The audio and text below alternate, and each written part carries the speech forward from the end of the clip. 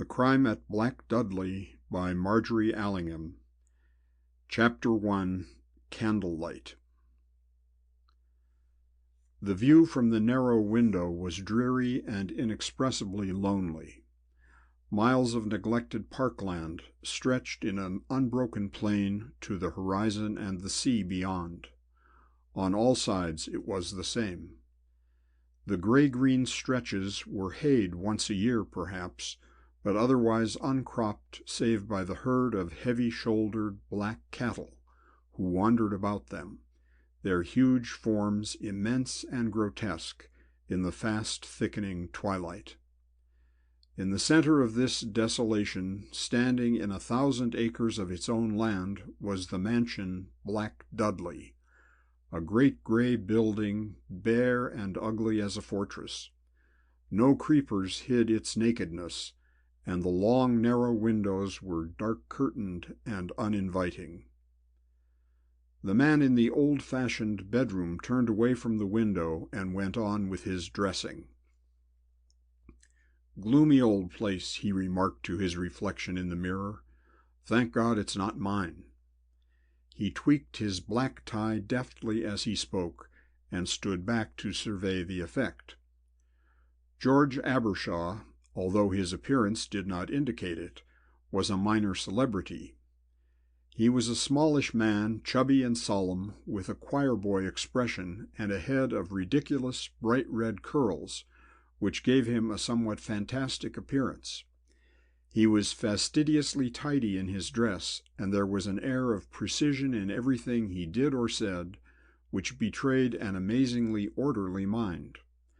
Apart from this, however, there was nothing about him to suggest that he was particularly distinguished or even mildly interesting. Yet in a small and exclusive circle of learned men, Dr. George Abbershaw was an important person. His book on pathology, treated with special reference to fatal wounds and the means of ascertaining their probable causes, was a standard work, and in view of his many services to the police in the past, his name was well known and his opinion respected at the Yard. At the moment he was on holiday, and the unusual care which he took over his toilet suggested that he had not come down to Black Dudley solely for the sake of recuperating in the Suffolk air. Much to his own secret surprise and perplexity, he had fallen in love.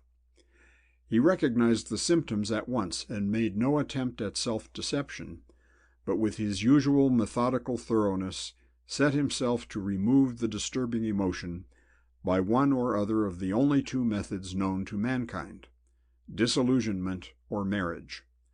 For that reason, therefore, when Wyatt Petrie had begged him to join a week-end party at his uncle's house in the country, he had been persuaded to accept by the promise that Margaret Oliphant should also be of the party. Wyatt had managed it, and she was in the house. George Abbershaw sighed and let his thoughts run on idly about his young host. A queer chap, Wyatt. Oxford turned out a lot of interesting young men with bees in their bonnets. Wyatt was a good lad, one of the best. He was profoundly grateful to Wyatt. Good Lord, what a profile she had! And there was brain there, too, not empty prettiness.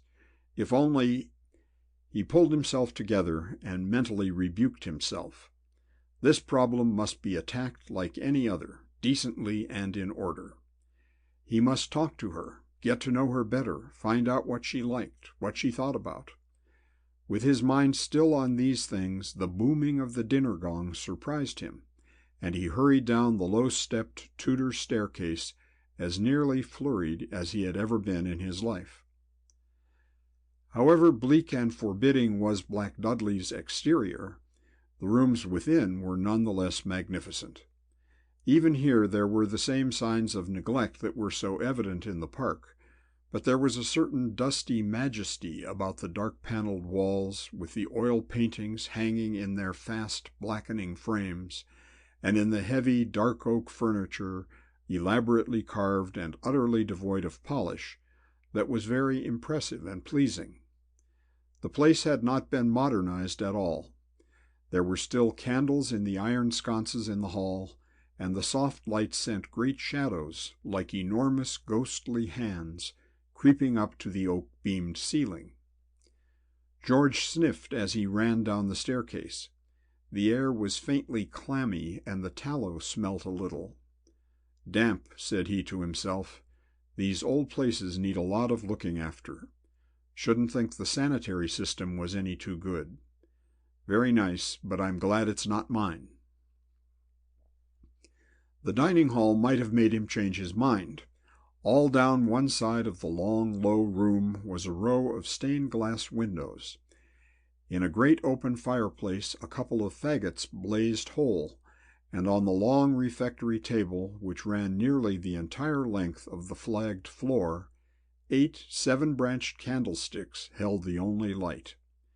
There were portraits on the walls, strangely differing in style, as the artists of the varying periods followed the fashions set by the masters of their time, but each face bearing a curious likeness to the next. The same straight noses, the same long thin lips, and above all the same slightly rebellious expression. Most of the party had already assembled when Abbershaw came in, and it struck him as incongruous to hear the babble of bright young conversation in this great tomb of a house with its faintly musty air and curiously archaic atmosphere. As he caught sight of a gleam of copper-colored hair on the other side of the table, however, he instantly forgot any sinister dampness or anything at all mysterious or unpleasant about the house. Maggie Oliphant was one of those modern young women who manage to be fashionable without being ordinary in any way. She was a tall, slender youngster with a clean-cut white face, which was more interesting than pretty, and dark brown eyes, slightly almond-shaped, which turned into slits of brilliance when she laughed. Her hair was her chief beauty, copper-colored and very sleek. She wore it cut in a severe John bob, a straight, thick fringe across her forehead. George Abbershaw's prosaic mind quivered on the verge of poetry when he looked at her. To him she was exquisite. He found they were seated next to each other at table, and he blessed Wyatt for his thoughtfulness. He glanced up the table at him now and thought what a good fellow he was. The candlelight caught his clever, thoughtful face for an instant, and immediately the young scientist was struck by the resemblance to the portraits on the wall. There was the same straight nose, the same wide, thin-lipped mouth. Wyatt Petrie looked what he was, a scholar of the new type. There was a little careful disarrangement in his dress. His brown hair was not quite so sleek as his guest's, but he was obviously a cultured, fastidious man. Every shadow on his face, every line and crease of his clothes, indicated as much in a subtle and elusive way. Abbershaw regarded him thoughtfully and to a certain degree affectionately. He had the admiration for him that one first-rate scholar always has for another out of his own line. Idly he reviewed the other man's record. Head of a great public school, a first in classics at Oxford, a recognized position as a minor poet, and above all a good fellow.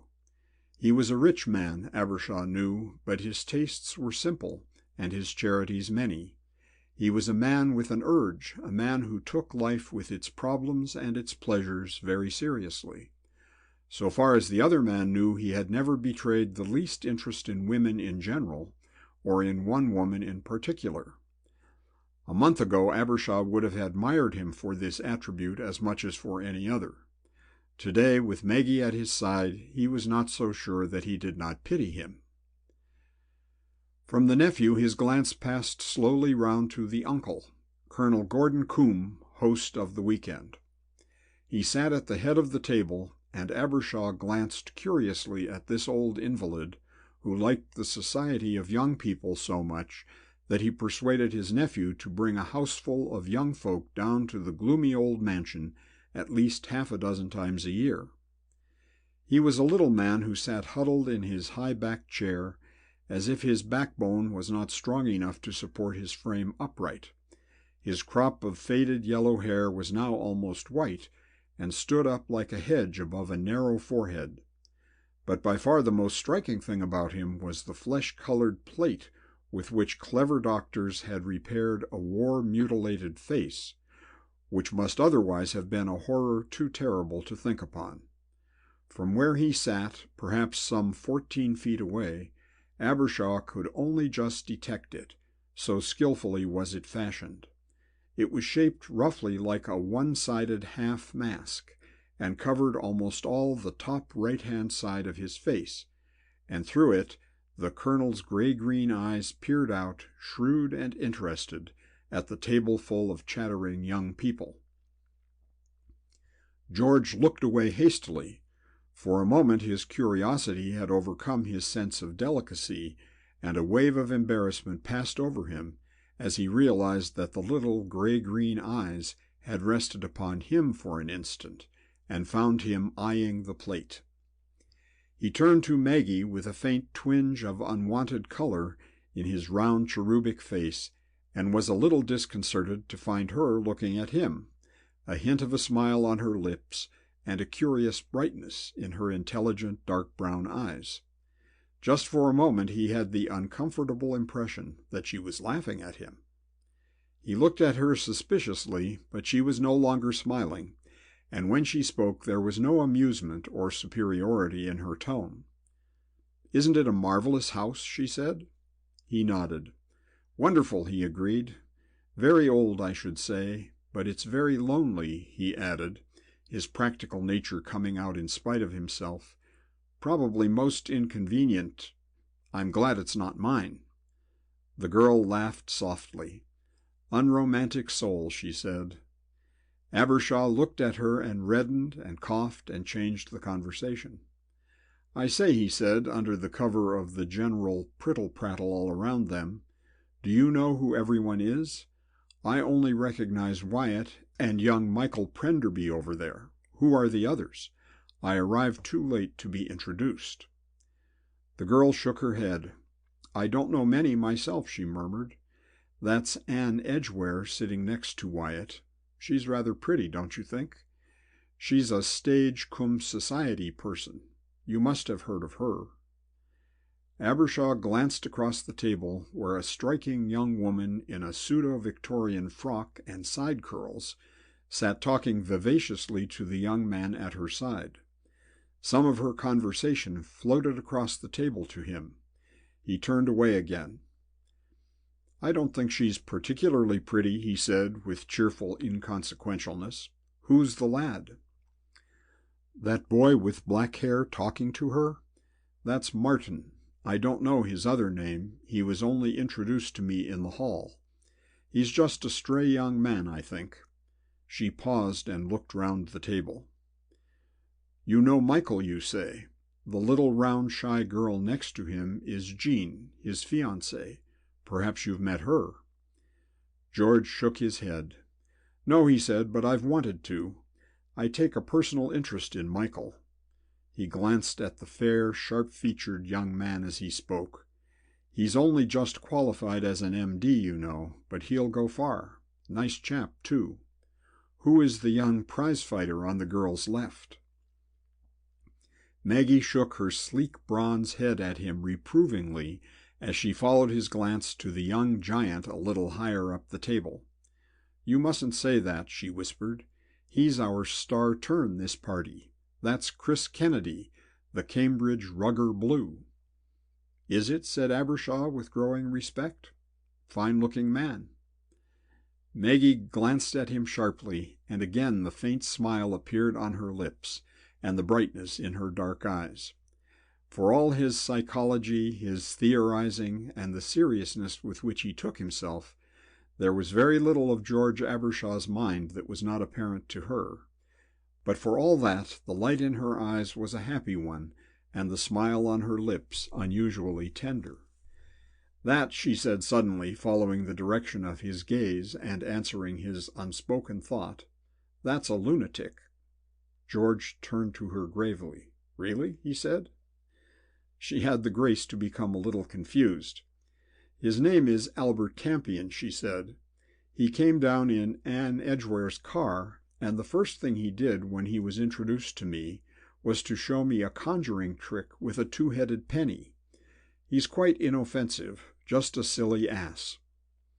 Abbershaw nodded and stared covertly at the fresh-faced young man with the tow-colored hair and the foolish pale blue eyes behind tortoise-shell-rimmed spectacles, and wondered where he had seen him before. The slightly receding chin and mouth so unnecessarily full of teeth was distinctly familiar. "Albert Campion," he repeated under his breath. "Albert Campion, Campion, Campion." But still his memory would not serve him, and he gave up calling on it, and once more his inquisitive glance flickered round the table. Since the uncomfortable little moment 10 minutes ago when the colonel had observed him scrutinizing his face, he had been careful to avoid the head of the table. But now his attention was caught by a man who sat next to his host, and for an instant he stared unashamedly. The man was a foreigner, so much was evident at a glance, but that in itself was not sufficient to interest him so particularly. The man was an arresting type. He was white-haired, very small and delicately made, with long, graceful hands, which he used a great deal in his conversation, making gestures, swaying his long, pale fingers gracefully, easily. Under the sleek white hair which waved straight back from a high forehead, his face was gray, vivacious, and peculiarly wicked. George could think of no other word to describe the thin-lipped mouth that became one-sided and O-shaped in speech, the long, thin nose, and more particularly the deep-set, round, black eyes, which glistened and twinkled under enormous, shaggy gray brows. George touched Maggie's arm. "Who is that?" he said. The girl looked up and then dropped her eyes hurriedly. "I don't know," she murmured, "save that his name is Gideon or something, and he is a guest of the colonel's. Nothing to do with our crowd." "Weird-looking man," said Abbershaw. "Terrible," she said, so softly and with such earnestness that he glanced at her sharply and found her face quite grave. She laughed as she saw his expression. "I'm a fool," she said. "I didn't realize what an impression the man had made on me until I spoke. But he looks a wicked type, doesn't he? His friend, too, is rather startling, don't you think? The man sitting opposite to him." The repetition of the word wicked, the epithet which had arisen in his own mind, surprised Abbershaw, and he glanced covertly up the table again. The man seated opposite Gideon on the other side of the colonel was striking enough indeed. He was a foreigner, grossly fat and heavily jowled, and there was something absurdly familiar about him. Suddenly it dawned upon George what it was. The man was the living image of the little busts of Beethoven, which are sold at music shops. There were the same heavy-lidded eyes, the same broad nose, and to cap it all, the same shock of hair, worn long and brushed straight back from the amazingly high forehead. "Isn't it queer?" murmured Maggie's voice at his side. "See, he has no expression at all." As soon as she had spoken, George realized that it was true. Although he had been watching the man for the last few minutes, he had not seen the least change in the heavy red face. Not a muscle seemed to have moved, nor the eyelids to have flickered, and although he had been talking to the colonel at the time, his lips seemed to have moved independently of the rest of his features. It was as if one watched a statue speak. "I think his name is Dawlish, Benjamin Dawlish," said the girl. "We were introduced just before dinner." Abbershaw nodded, and the conversation drifted on to other things, but all the time he was conscious of something faintly disturbing in the back of his mind, something which hung over his thoughts like a black shadow, vaguely ugly and uncomfortable. It was a new experience for him, but he recognized it immediately. For the first time in his life he had a presentiment, a vague, unaccountable apprehension of trouble ahead. He glanced at Maggie dubiously.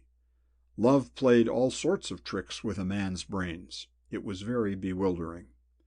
The next moment he had pulled himself together, telling himself soberly not to be a fool. But wriggle and twist as he might, always the black shadow sat behind his thoughts, and he was glad of the candlelight and the bright conversation and the laughter of the dinner table. End of Chapter 1.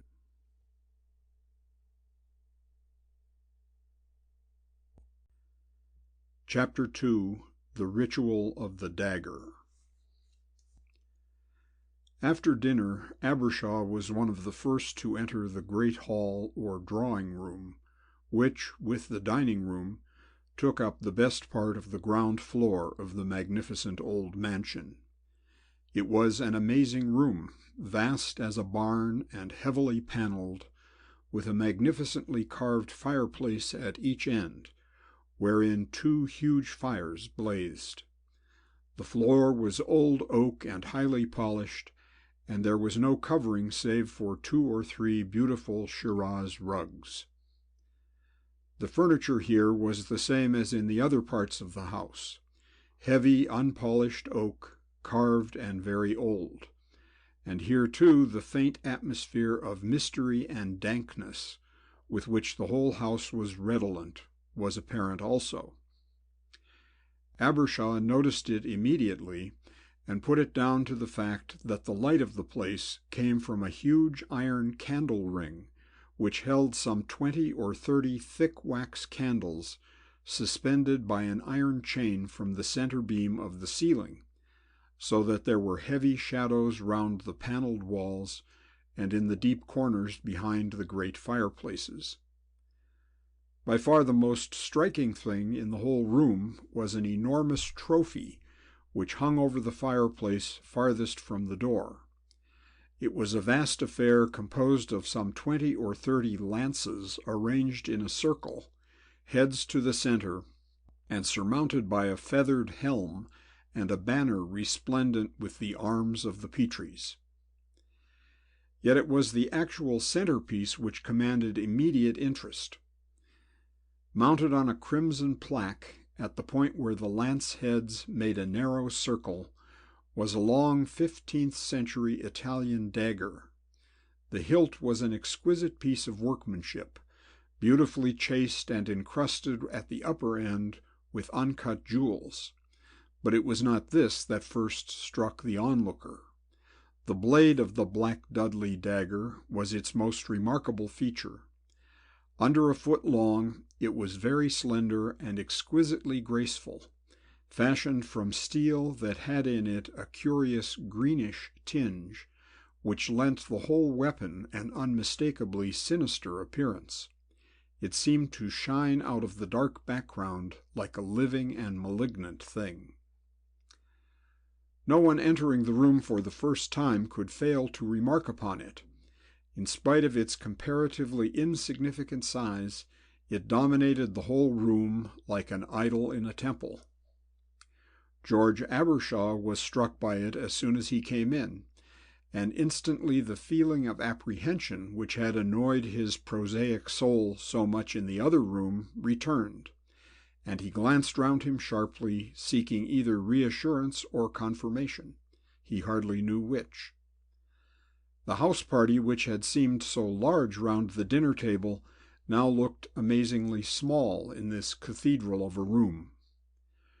Colonel Combe had been wheeled into a corner just out of the firelight by a manservant, and the old invalid now sat smiling benignly on the group of young people in the body of the room. Gideon and the man with the expressionless face sat one on either side of him, while a gray-haired, sallow-faced man, whom Abbershaw understood was a Dr. White Whitby, the colonel's private attendant, hovered about them in nervous solicitude for his patient. On closer inspection, Gideon and the man who looked like Beethoven proved to be even more unattractive than Abbershaw had supposed from his first somewhat cursory glance. The rest of the party was in high spirits, and Edgware was illustrating the striking contrast between Victorian clothes and modern manners, and her vivacious air and somewhat outrageous conversation made her the center of a laughing group. Wyatt Petrie stood amongst his guests, a graceful, lazy figure, and his well-modulated voice and slow laugh sounded pleasant and reassuring in the forbidding room. It was Anne who first brought up the subject of the dagger, as someone was bound to do. "What a perfectly revolting thing, Wyatt," she said, pointing at it. "I've been trying not to mention it ever since I came in here. I should toast your muffins with something else, my dear." "Shh!" Wyatt turned to her with mock solemnity. "You mustn't speak disrespectfully of the Black Dudley dagger. The ghosts of 100 dead Petries will haunt you out of sheer outraged family pride if you do." The words were spoken lightly, and his voice had lost none of its quiet suavity. But whether it was the effect of the dagger itself, or that of the ghostly old house upon the guests, none could tell. But the girl's flippancy died away, and she laughed nervously. "I'm sorry," she said. "I should just loathe to be haunted. But quite seriously, then, if we mustn't laugh, what an incredible thing that dagger is." The others had gathered round her, and she and Wyatt now stood in the center of a group, looking up at the trophy. Wyatt turned round to Abbershaw. "What do you think of it, George?" he said. Very interesting indeed. It is very old, of course. I don't think I've ever seen one like it in my life." The little man spoke with genuine enthusiasm. "It's a curio, some old family relic, I suppose." Wyatt nodded, and his lazy gray eyes flickered with faint amusement. "Well, yes, it is," he said. "My ancestors seem to have had high old times with it, if family legends are true." "Ah," said Maggie, coming forward, "a ghost story?" Wyatt glanced at her. "Not a ghost," he said, "but a story." "Let's have it." It was Chris Kennedy who spoke. The young rugger blue had more resignation than enthusiasm in his tone. Old family stories were not in his line. The rest of the party was considerably more keen, however, and Wyatt was pestered for the story. "It's only a yarn, of course," he began. "I don't think I've ever told it to anyone else before. I don't think even my uncle knows it." He turned questioningly as he spoke, and the old man shook his head. "I know nothing about it," he said. "My late wife brought me to this house," he explained. "It had been in the family for hundreds of years. She was a Petrie, Wyatt's aunt. He naturally knows more about the history of the house than I. I should like to hear it, Wyatt." Wyatt smiled and shrugged his shoulders. Then, moving forward, he climbed onto one of the high oak chairs by the fireplace, stepped up from one hidden foothold in the paneling to another, and stretching out his hand, lifted the shimmering dagger off its plaque and carried it back to the group, who pressed round to see it more closely. The Black Dudley dagger lost none of its sinister appearance by being removed from its setting. It lay there in Wyatt Petrie's long, cultured hands, the green shade in the steel blade more apparent than ever, and a red jewel in the hilt glowing in the candlelight. "This," said Wyatt, displaying it to its full advantage, "is properly called the Black Dudley ritual dagger. In the time of Quentin Petrie, somewhere about 1500, a distinguished guest was found murdered with this dagger sticking in his heart." He paused and glanced round the circle of faces. From the corner by the fireplace, Gideon was listening intently, his gray face livid with interest, and his little black eyes wide and unblinking. The man who looked like Beethoven had turned towards the speaker also, but there was no expression on his heavy red face. Wyatt continued in his quiet voice, choosing his words carefully, and speaking with a certain scholastic precision. "I don't know if you know it," he said, "but earlier than that date there had been a superstition which persisted in outlying places like this, that a body touched by the hands of the murderer would bleed afresh from the mortal wound, or failing that, if the weapon with which the murder was committed were placed into the hand which struck the blow, it would become covered with blood as it had been at the time of the crime. You've heard of that, haven't you, Abbershaw?" he said, turning towards the scientist, and George Abbershaw nodded. "Go on," he said briefly. Wyatt returned to the dagger in his hand. "Quentin Petrie believed in this superstition, it appears," he said, "for anyway it is recorded that on this occasion he closed the gates and summoned the entire household, the family, servants, laborers, herdsmen, and hangers-on, and the dagger was solemnly passed around. That was the beginning of it all. The ritual sprang up later, in the next generation, I think." "But did it happen? Did the dagger spout blood and all that?" Anne Edgware spoke eagerly, her round face alive with interest. Wyatt smiled. "I'm afraid one of the family was beheaded for the murder," he said, "and the chronicles have it that the dagger betrayed him. But I fancy that there was a good deal of juggling in affairs of justice in those days." "Yes, but where does the ritual come in?" said Albert Campion in his absurd falsetto drawl. "It sounds most intriguing. I knew a fellow once who, when he went to bed, made a point of taking off everything else first before he removed his topper. He called that a ritual." "It sounds more like a conjuring trick," said Abbershaw. "It does, doesn't it?" agreed the irrepressible Albert. "But I don't suppose your family ritual was anything like that, was it, Petrie? Something more lurid, I expect." "It was a little, but nearly as absurd," said Wyatt, laughing. "Apparently it became a custom after that for the whole ceremony of the dagger to be repeated once a year, a sort of family rite as far as I can ascertain. That was only in the beginning, of course. In later years it degenerated into a sort of mixed hide-and-seek and relay race played all over the house. I believe it was done at Christmas as late as my grandfather's time. The procedure was very simple. All the lights in the house were put out, and the head of the family, a Petrie by name and blood, handed the dagger to the first person he met in the darkness. Acceptance was, of course, compulsory, and that person had to hunt out someone else to pass the dagger on to, and the game continued in that fashion, each person striving to get rid of the dagger as soon as it was handed to him, for 20 minutes. Then the head of the house rang the dinner gong in the hall, the servants relit the lights, and the person discovered with the dagger lost the game, and paid a forfeit which varied, I believe, from kisses to silver coins all round." He stopped abruptly. "That's all there is," he said, swinging the dagger in his fingers. "What a perfectly wonderful story!" Anne Edgware turned to the others as she spoke. "Isn't it?" she continued. "It just sort of fits in with this house." "Let's play it."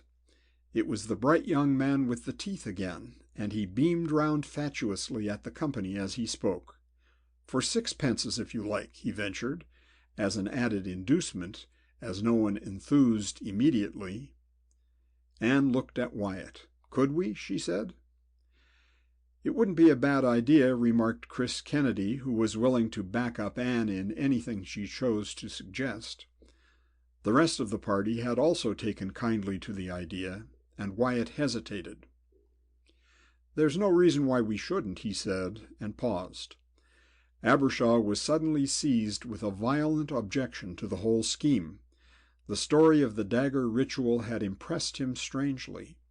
He had seen the eyes of Gideon fixed upon the speaker with curious intensity, and had noticed the little huddled old man with the plate over his face harking to the barbarous story with avid enjoyment. Whether it was the great, dank, gloomy house, or the disturbing effects of love upon his nervous system, he did not know. But the idea of groping round in the dark with the malignant-looking dagger filled him with a distaste more vigorous than anything he had ever felt before. He had an impression also that Wyatt was not too attracted by the idea, but in the face of the unanimous enthusiasm of the rest of the party, he could do nothing but fall in with the scheme. Wyatt looked at his uncle. "But certainly, my dear boy, why should I?" The old man seemed to be replying to an unspoken question. "Let us consider it a blessing that so innocent and pleasing an entertainment can arise from something that must at one time have been very terrible." Abbershaw glanced at him sharply. There had been a touch of something in the voice that did not ring quite true, something hypocritical, insincere. Colonel Coombe glanced at the men on either side of him. "I don't know," he began dubiously. Gideon spoke at once. It was the first time Abbershaw had heard his voice, and it struck him unpleasantly. It was deep, liquid, and curiously caressing, like the purring of a cat. "To take part in such an ancient ceremony would be a privilege," he said. The man, who had no expression, bowed his head. "I too," he said, a trace of foreign accent in his voice, "would be delighted." Once the ritual had been decided upon, preparations went forward with all ceremony and youthful enthusiasm. The manservant was called in, and his part in the proceedings explained carefully. He was to let down the great iron candle ring, extinguish the lights, and haul it up to the ceiling again. The lights in the hall were to be put out also, and he was then to retire to the servants' quarters and wait there until the dinner gong sounded, at which time he was to return with some of the other servants and relight the candles with all speed. He was a big man with a chest like a prize fighter, and a heavy, florid face with enormous pale blue eyes, which had in them an innately sullen expression. A man who could become very unpleasant if the occasion arose, Abbershaw reflected inconsequentially. As head of the family, Wyatt, the last of the Petries, took command of the proceedings. He had the manner, Abbershaw considered, of one who did not altogether relish his position. There was a faintly unwilling air about everything he did, a certain over-deliberation in all his instructions, which betrayed, the other thought, a distaste for his task. At length the signal was given. With a melodramatic rattle of chains, the great iron candle ring was let down and the lights put out, so that the vast hall was in darkness, save for the glowing fires at each end of the room.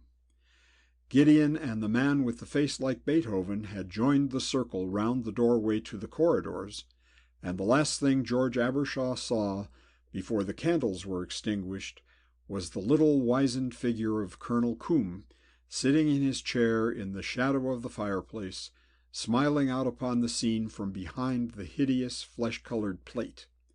Then he followed the others into the dim halls and corridors of the great eerie house, and the Black Dudley ritual began. End of Chapter 2.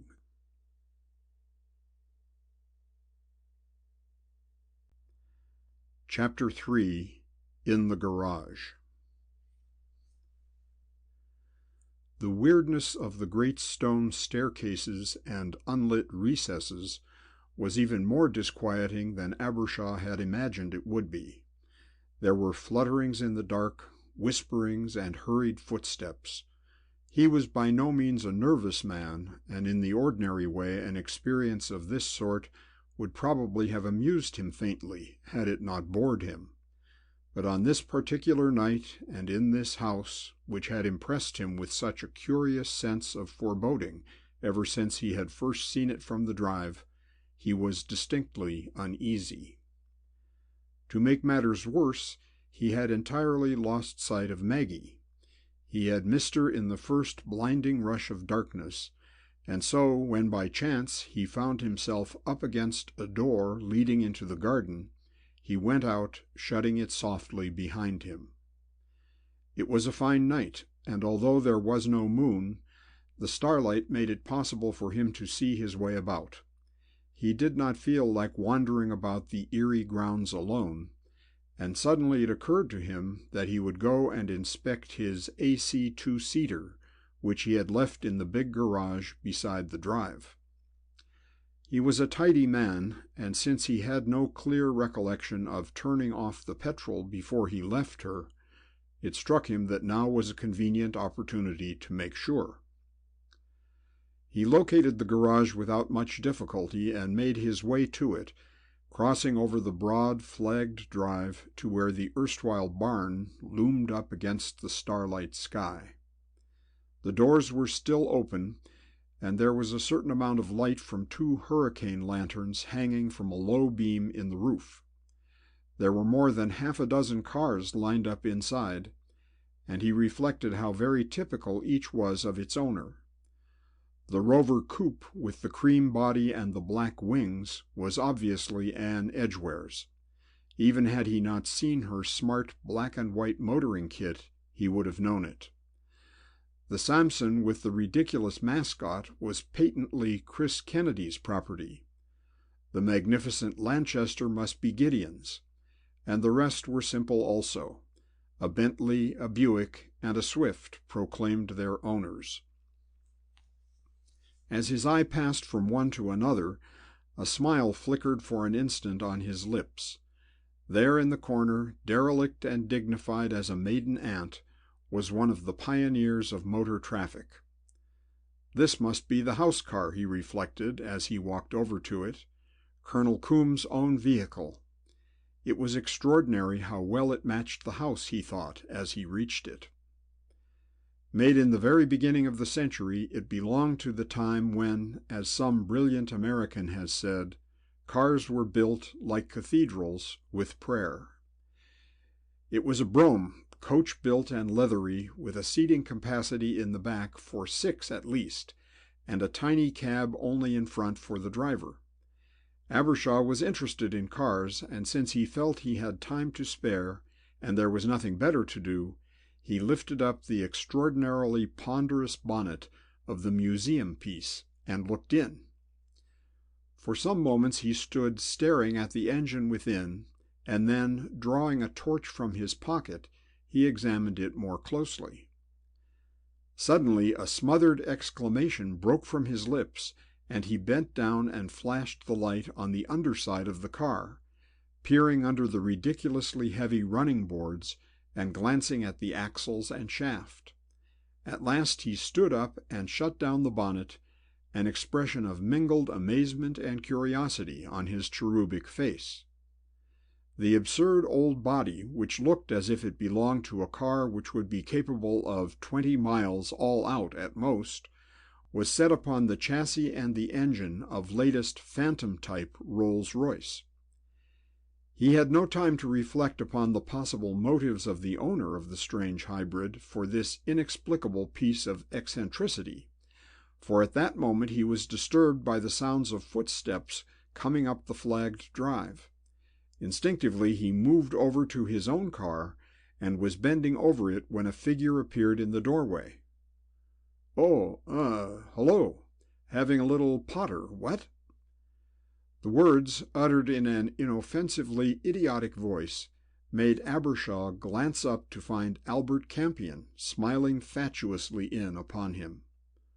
"Hello," said Abbershaw, a little nettled to have his occupation so accurately described. "How's the ritual going?" Mr. Campion looked a trifle embarrassed. "Oh, jogging along, I believe. 2 hours clean fun, don't you know?" "You seem to be missing yours," said Abbershaw pointedly. The young man appeared to break out into a sort of Charleston, apparently to hide further embarrassment. "Well, yes, as a matter of fact, I got fed up with it in there," he said, still hopping up and down in a way Abbershaw found peculiarly irritating. "All this running about in the dark with daggers doesn't seem to me healthy. I don't like knives, you know, people getting excited and all that. I came out to get away from it all." For the first time Abbershaw began to feel a faint sympathy for him. "Your car here?" he remarked casually.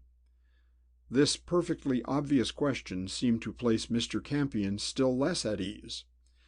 "Well, no, as a matter of fact it isn't. To be exact," he added in a sudden burst of confidence, "I haven't got one at all. I've always liked them, though," he continued hastily. "Nice, useful things. I've always thought that. Get you where you want to go, you know. Better than a horse." Abbershaw stared at him. He considered that the man was either a lunatic or drunk, and as he disliked both alternatives, he suggested stiffly that they should return to the house. The young man did not greet the proposal with enthusiasm, but Abbershaw, who was a determined little man when roused, dragged him back to the side door through which he had come without further ado. As soon as they entered the great gray corridor and the faintly dank, musty breath of the house came to meet them, it became evident that something had happened. There was a sound of many feet, echoing voices, and at the far end of the passage a light flickered and passed. "Someone kicking up a row over the forfeit, what?" The idiotic voice of Albert Campion at his ear jarred upon Abbershaw strangely. "We'll see," he said, and there was an underlying note of anxiety in his voice which he could not hide.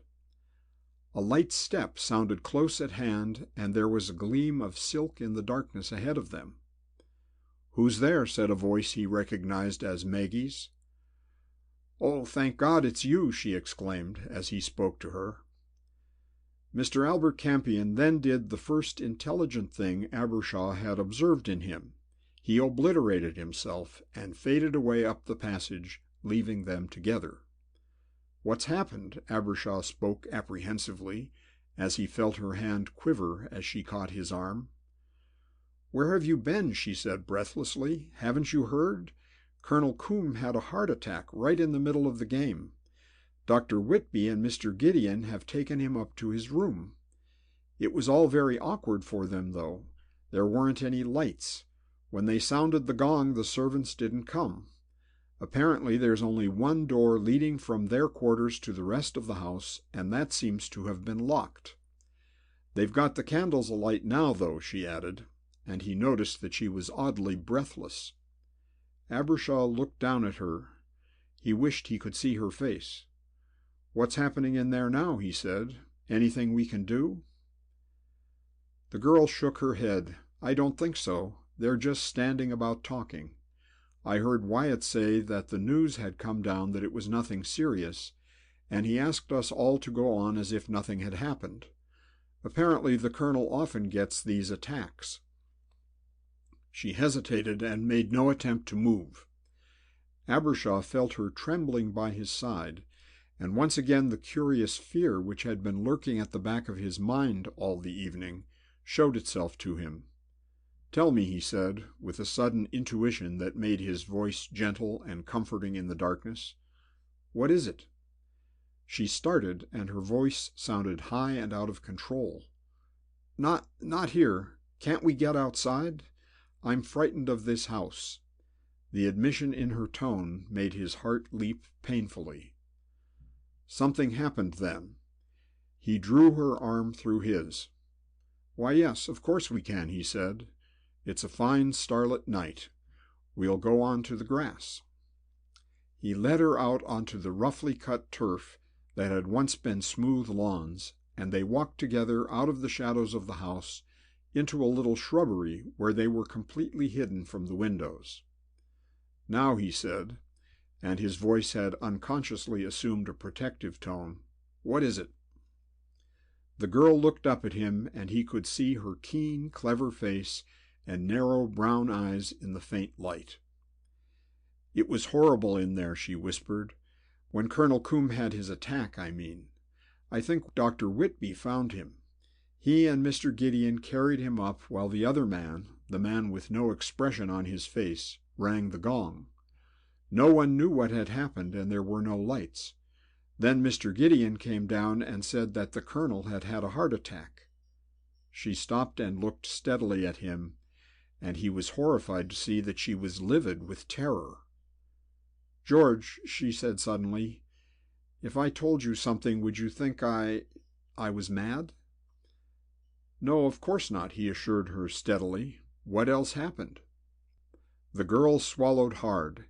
He saw she was striving to compose herself, and obeying a sudden impulse he slid his arm round her waist, so that she was encircled and supported by it. "In the game," she said, speaking clearly and steadily as if it were an effort, "about 5 minutes before the gong rang, someone gave me the dagger. I don't know who it was. I think it was a woman, but I'm not sure. I was standing at the foot of the stone flight of stairs which leads down into the lower hall when someone brushed past me in the dark and pushed the dagger into my hand. I suddenly felt frightened of it, and I ran down the corridor to find someone I could give it to." She paused, and he felt her shudder in his arm. "There is a window in the passage," she said, "and as I passed under it, the faint light fell upon the dagger, and— don't think I'm crazy or dreaming or imagining something, but I saw the blade was covered with something dark. I touched it. It was sticky.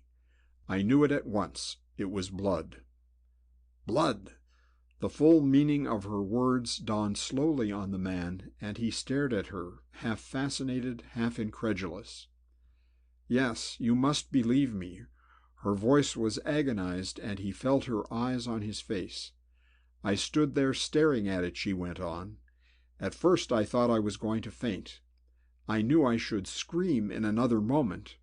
And then, quite suddenly and noiselessly, a hand came out of the shadows and took the knife. I was so frightened I felt I was going mad. Then, just when I felt my head was bursting, the gong rang." Her voice died away in the silence, and she thrust something into his hand. "Look," she said, "if you don't believe me, I wiped my hand with it." Abbershaw flashed his torch upon the little crumpled scrap in his hand. It was a handkerchief, a little filmy wisp of a thing of lawn and lace, and on it, clear and unmistakable, was a dull red smear. Dry blood. End of chapter 3.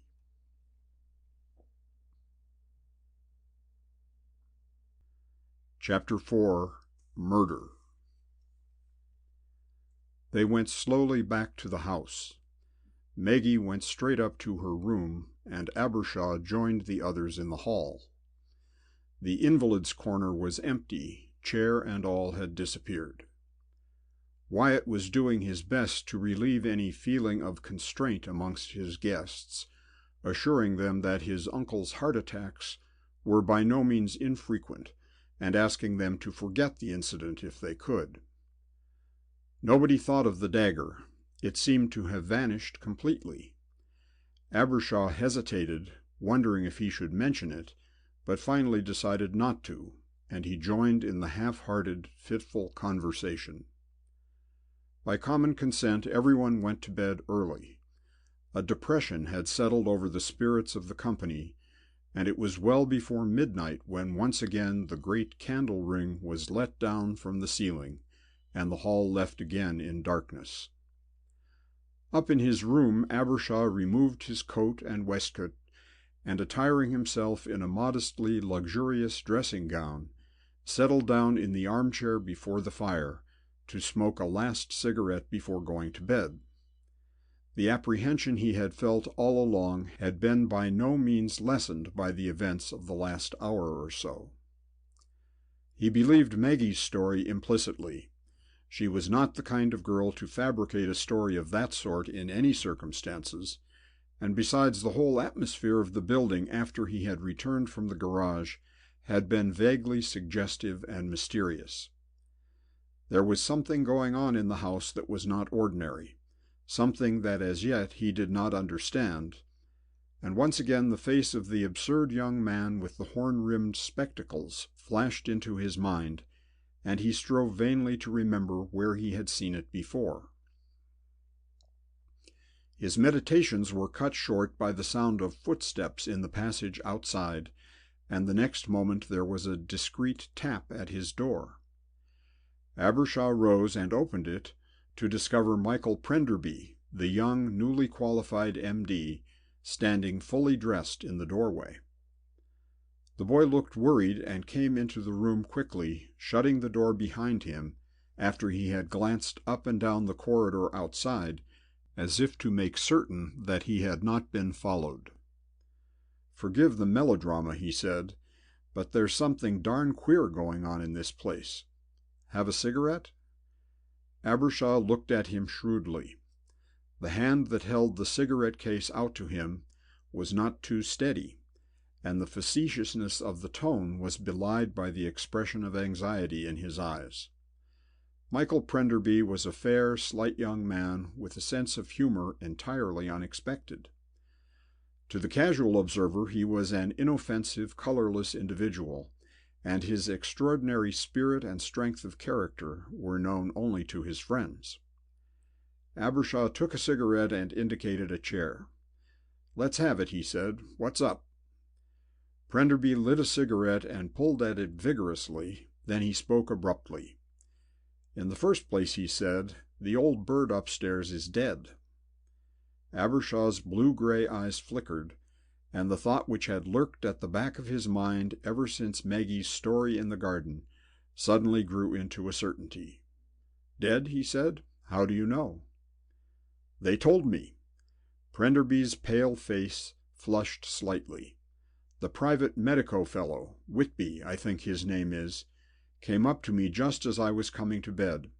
He asked me if I would go up with him and have a look at the old boy." He paused awkwardly, and Abbershaw suddenly realized that it was a question of professional etiquette that was embarrassing him. "I thought they'd be bound to have got you up there already," the boy continued, "so I chased up after the fellow and found the colonel stretched out on the bed, face covered up and all that. Gideon was there too, and as soon as I got up in the room I grasped what it was they wanted me for. Mine was to be the signature on the cremation certificate." "Cremation? They're in a bit of a hurry, aren't they?" Prenderby nodded. "That's what I thought, but Gideon explained that the old boy's last words were a wish that he should be cremated, and the party should continue, so they didn't want to keep the body in the house a moment longer than was absolutely necessary." "Wanted the party to go on?" repeated Abbershaw stupidly. "Absurd!" The young doctor leaned forward. "That's not all by any means," he said. "When I found what they wanted, naturally I pointed out that you were the senior man and should be first approached. That seemed to annoy them both. Old Whitby, who was very nervous, I thought, got very upstage and talked a lot of rot about practicing MDs. But it was the foreigner who got me into the really unpleasant hole. He pointed out, in that disgustingly sticky voice he has, that I was a guest in the house, and could hardly refuse such a simple request. It was all damn cheek and very awkward, but eventually I decided to rely on your decency to back me up, and so—" He paused. "Did you sign?" Abbershaw said quickly. Prenderby shook his head. "No," he said with determination, adding explanatorily, "they wouldn't let me look at the body." "What?" Abbershaw was startled. Everything was tending in the same direction. The situation was by no means a pleasant one. "You refused?" he said. "Rather." Prenderby was inclined to be angry. Whitby talked a lot of the usual bilge, trotted out all the good old phrases. By the time he'd finished, the poor old bird on the bed must have been dead about a year and a half, according to him. But he kept himself between me and the bed, and when I went to pull the sheet down, Gideon got in my way deliberately. Whitby seemed to take it as a personal insult that I should think even an ordinary examination necessary, and then I'm afraid I lost my temper and walked out." He paused and looked at the older man awkwardly. "You see," he said with a sudden burst of confidence, "I've never signed a cremation certificate in my life, and I didn't feel like starting on an obviously fishy case. I only took my finals a few months ago, you know." "Oh, quite right, Abbershaw spoke with conviction. "I wonder what they're doing." Prenderby grinned. "You'll probably find out," he said dryly. "They'll come to you now. They thought I should be easier to manage, but having failed, and since they're in such a hurry, I should think you were for it. It occurred to me to nip down and warn you." "Good of you. Thanks very much." Abbershaw spoke genuinely. "It's a most extraordinary business. Did it look like heart failure?" Prenderby shrugged his shoulders. "My dear fellow, I don't know," he said. "I didn't even see the face. If it was heart failure, why shouldn't I examine him? It's more than fishy, you know, Abbershaw. Do you think we ought to do anything?" "No, that is, not at the moment." George Abershaw's round and chubby face had suddenly taken on an expression which immediately altered its entire character. His mouth was firm and decided, and there was confidence in his eyes. In an instant he had become the man of authority, eminently capable of dealing with any situation that might arise. "Look here," he said, "if you've just left them, they'll be round for me any moment. You'd better get out now so that they don't find us together. You see," he went on quickly, "we don't want a row here, with women about and that sort of thing. Besides, we couldn't do anything if they turned savage. As soon as I get to town, I can trot along and see old Deadwood at the yard and get everything looked into without much fuss. That is, of course, once I've satisfied myself that there is something tangible to go upon. So if they press me for that signature, I think I shall give it 'em. You see, I can arrange an inquiry afterwards if it seems necessary. It's hardly likely they'll get the body cremated before we can get on to 'em. I shall go up to town first thing in the morning." "That's the stuff," said Prenderby with enthusiasm.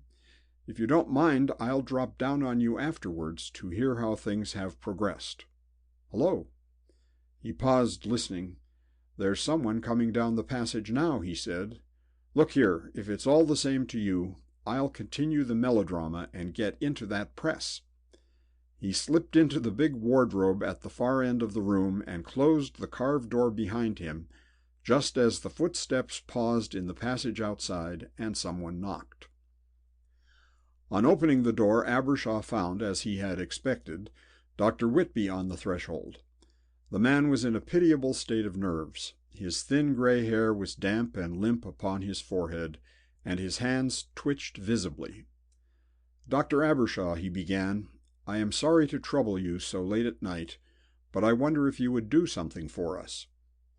"My dear sir, of course." Abbershaw radiated good humor, and the other man warmed immediately. "I think you know," he said, "I am Colonel Coombs' private physician. He has been an invalid for some years, as I dare say you are aware. In point of fact, a most unfortunate thing has happened, which, although we have known for some time that it must come soon, is none the less a great shock. Colonel Coombs' seizure this evening has proved fatal."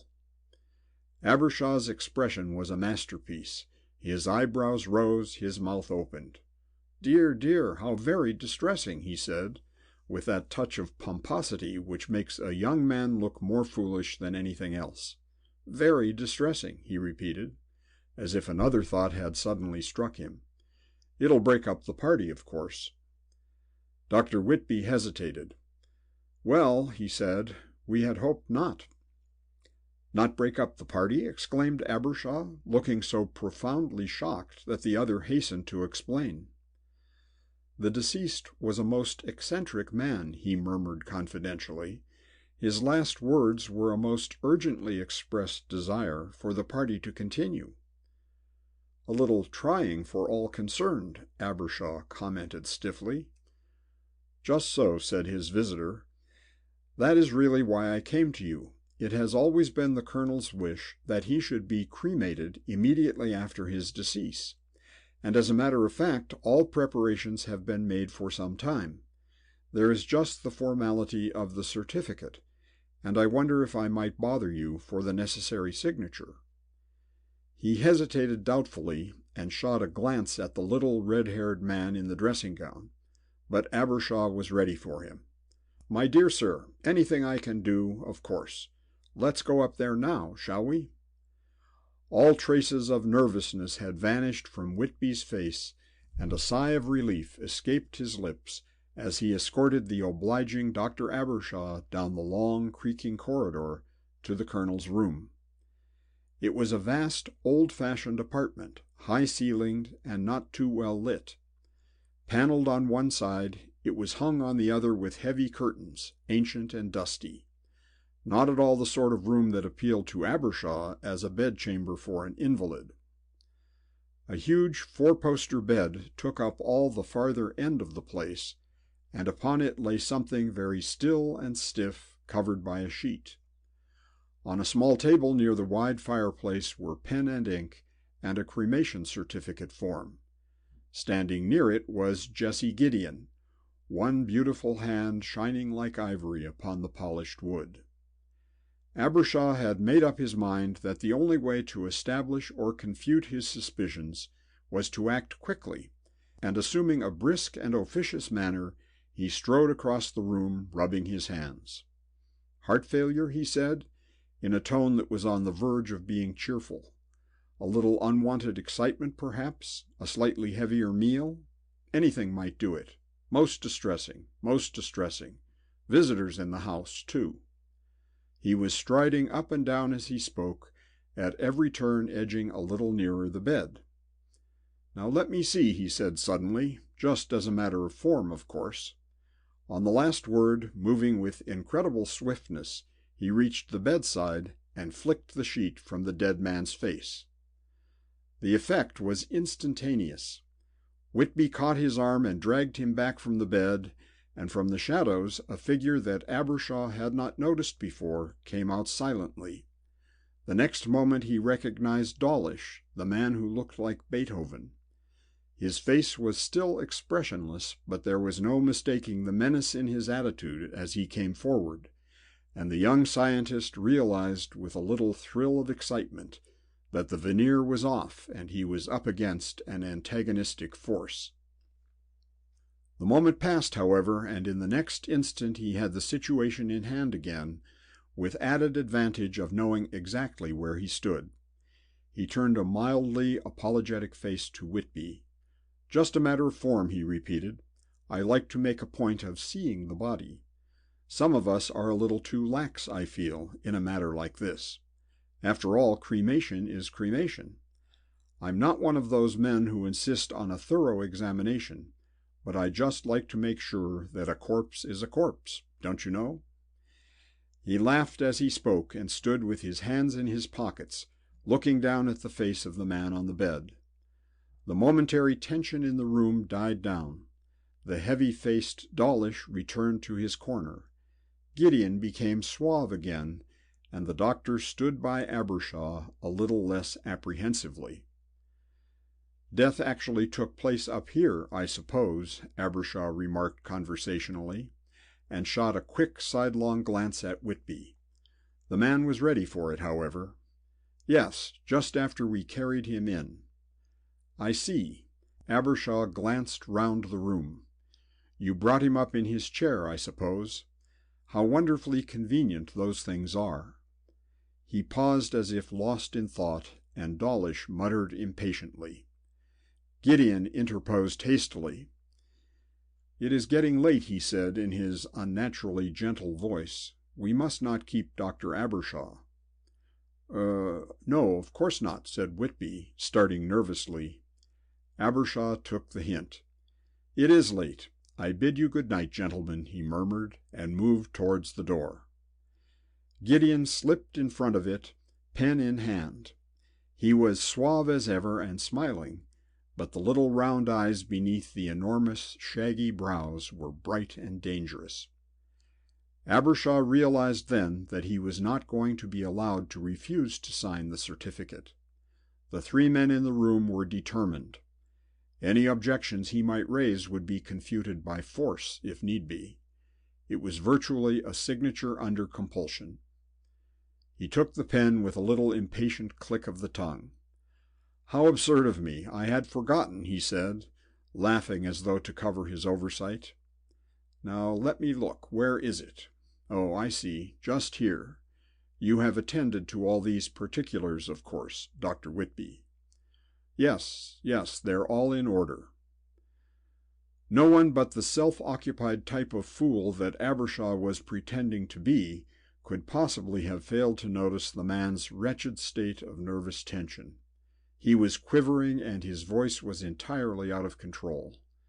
Abbershaw wrote his signature with a flourish and returned the pen. There was a distinct sigh of relief in the room as he moved towards the door. On the threshold he turned and looked back. "Poor young Petrie knows all about this, I suppose?" he inquired. "I trust he's not very cut up. Poor lad." "Mr. Petrie has been informed, of course," Dr. Whitby said stiffly. "He felt the shock, naturally, but like the rest of us, I fancy he must have expected it for some time. He was only a relative by his aunt's marriage, you know, and that took place after the war, I believe." "Still," said Abbershaw, with a return of his old fussiness of manner, "very shocking and very distressing. Very distressing. Good night, gentlemen." On the last words he went out and closed the door of the great sombre room behind him. Once in the corridor his expression changed. The fussy, pompous personality that he had assumed dropped from him like a cloak, and he became at once alert and purposeful. There were many things that puzzled him, but of one thing he was perfectly certain. Colonel Gordon Combe had not died of heart disease. End of Chapter 4.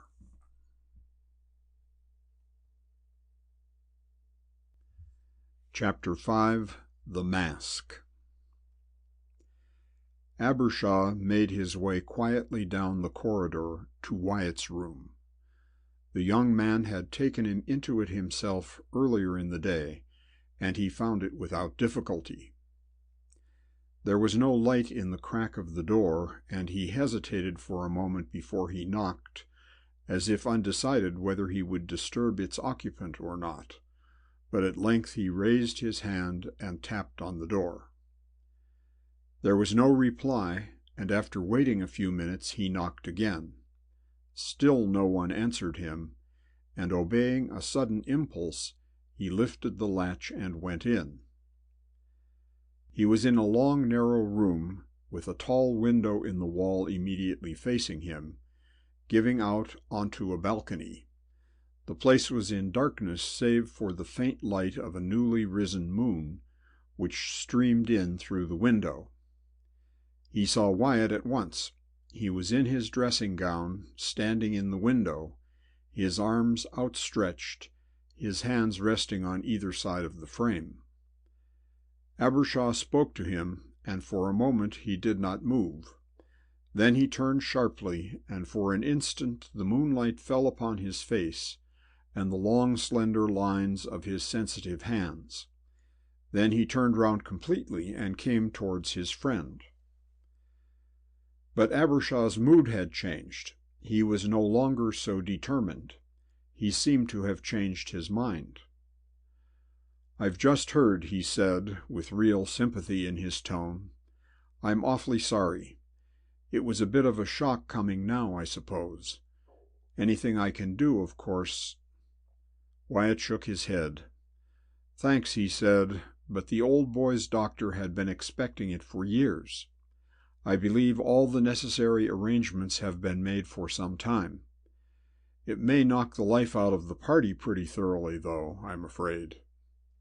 "My dear man," Abbershaw spoke hastily, "we'll all sheer off first thing tomorrow morning, of course. Most people have got cars." "Oh, don't do that," Wyatt spoke with sudden insistence. "I understand my uncle was very anxious that the party should go on," he said. "Really, you'd be doing me a great service if you'd stay on till Monday and persuade the others to do the same. After all, it isn't even as if it was his house. It's mine, you know. It passed to me on Aunt's death, but my uncle, her husband, was anxious to go on living here, so I rented it to him. I wish you'd stay. He would have liked it, and there's no point in my staying down here alone. He was no blood relative of mine, and he had no kin, as far as I know." He paused and added, as Abbershaw still looked dubious, "The funeral and cremation will take place in London. Gideon has arranged about that. He was his lawyer, you know, and a very close friend. Stay if you can, won't you? Good night. Thanks for coming down." Abbershaw went slowly back to his room, a slightly puzzled expression in his eyes. He had meant to tell Wyatt his discoveries, and even now he did not know quite why he had not done so. Instinct told him to be cautious. He felt convinced that there were more secrets in Black Dudley that night than the old house had ever known, secrets that would be dangerous if they were too suddenly brought to light. He found Prenderby sitting up for him, the ashtray at his side filled with cigarette stubs. "So you've turned up at last," he said peevishly. "I wondered if they'd done a sensational disappearing act with you. This house is such a ghostly old show. I've been positively sweltering with terror up here. Anything transpired?" Abbershaw sat down by the fire before he spoke. "I signed the certificate," he said at last. "I was practically forced into it. They had the whole troupe there, old Uncle Tom Beethoven and all." Prenderby leaned forward, his pale face becoming suddenly keen again. "They are up to something, aren't they?" he said. "Oh, undoubtedly." Abbershaw spoke with authority. "I saw the corpse's face. There was no heart trouble there. He was murdered. Stuck in the back, I should say." He paused and hesitated as if debating something in his mind. Prenderby looked at him curiously. "Of course, I guessed as much," he said. "But what's the other discovery? What's on your mind?" Abbershaw looked up at him, and his round gray-blue eyes met the boy's for an instant. "A darned queer thing, Prenderby," he said. "I don't understand it at all. There's more mystery here than you'd think. When I twitched back the sheet and looked at the dead man's face, it was darkish in that four-poster, but there was light enough for me to see one thing. Extreme loss of blood had flattened the flesh down over his bones till he looked dead, very dead, and that plate he wore over the top of his face had slipped out of place, and I saw something most extraordinary." Prenderby raised his eyes inquiringly. "Very foul?" he said. "Not at all. That was the amazing part of it." Abbershaw leaned forward in his chair, and his eyes were very grave and hard. "Prenderby, that man had no need to wear that plate. His face was as whole as yours or mine." Good God! The boy sat up, the truth slowly dawning on him. "Then it was simply—" Abbershaw nodded. "A mask," he said. End of Chapter 5.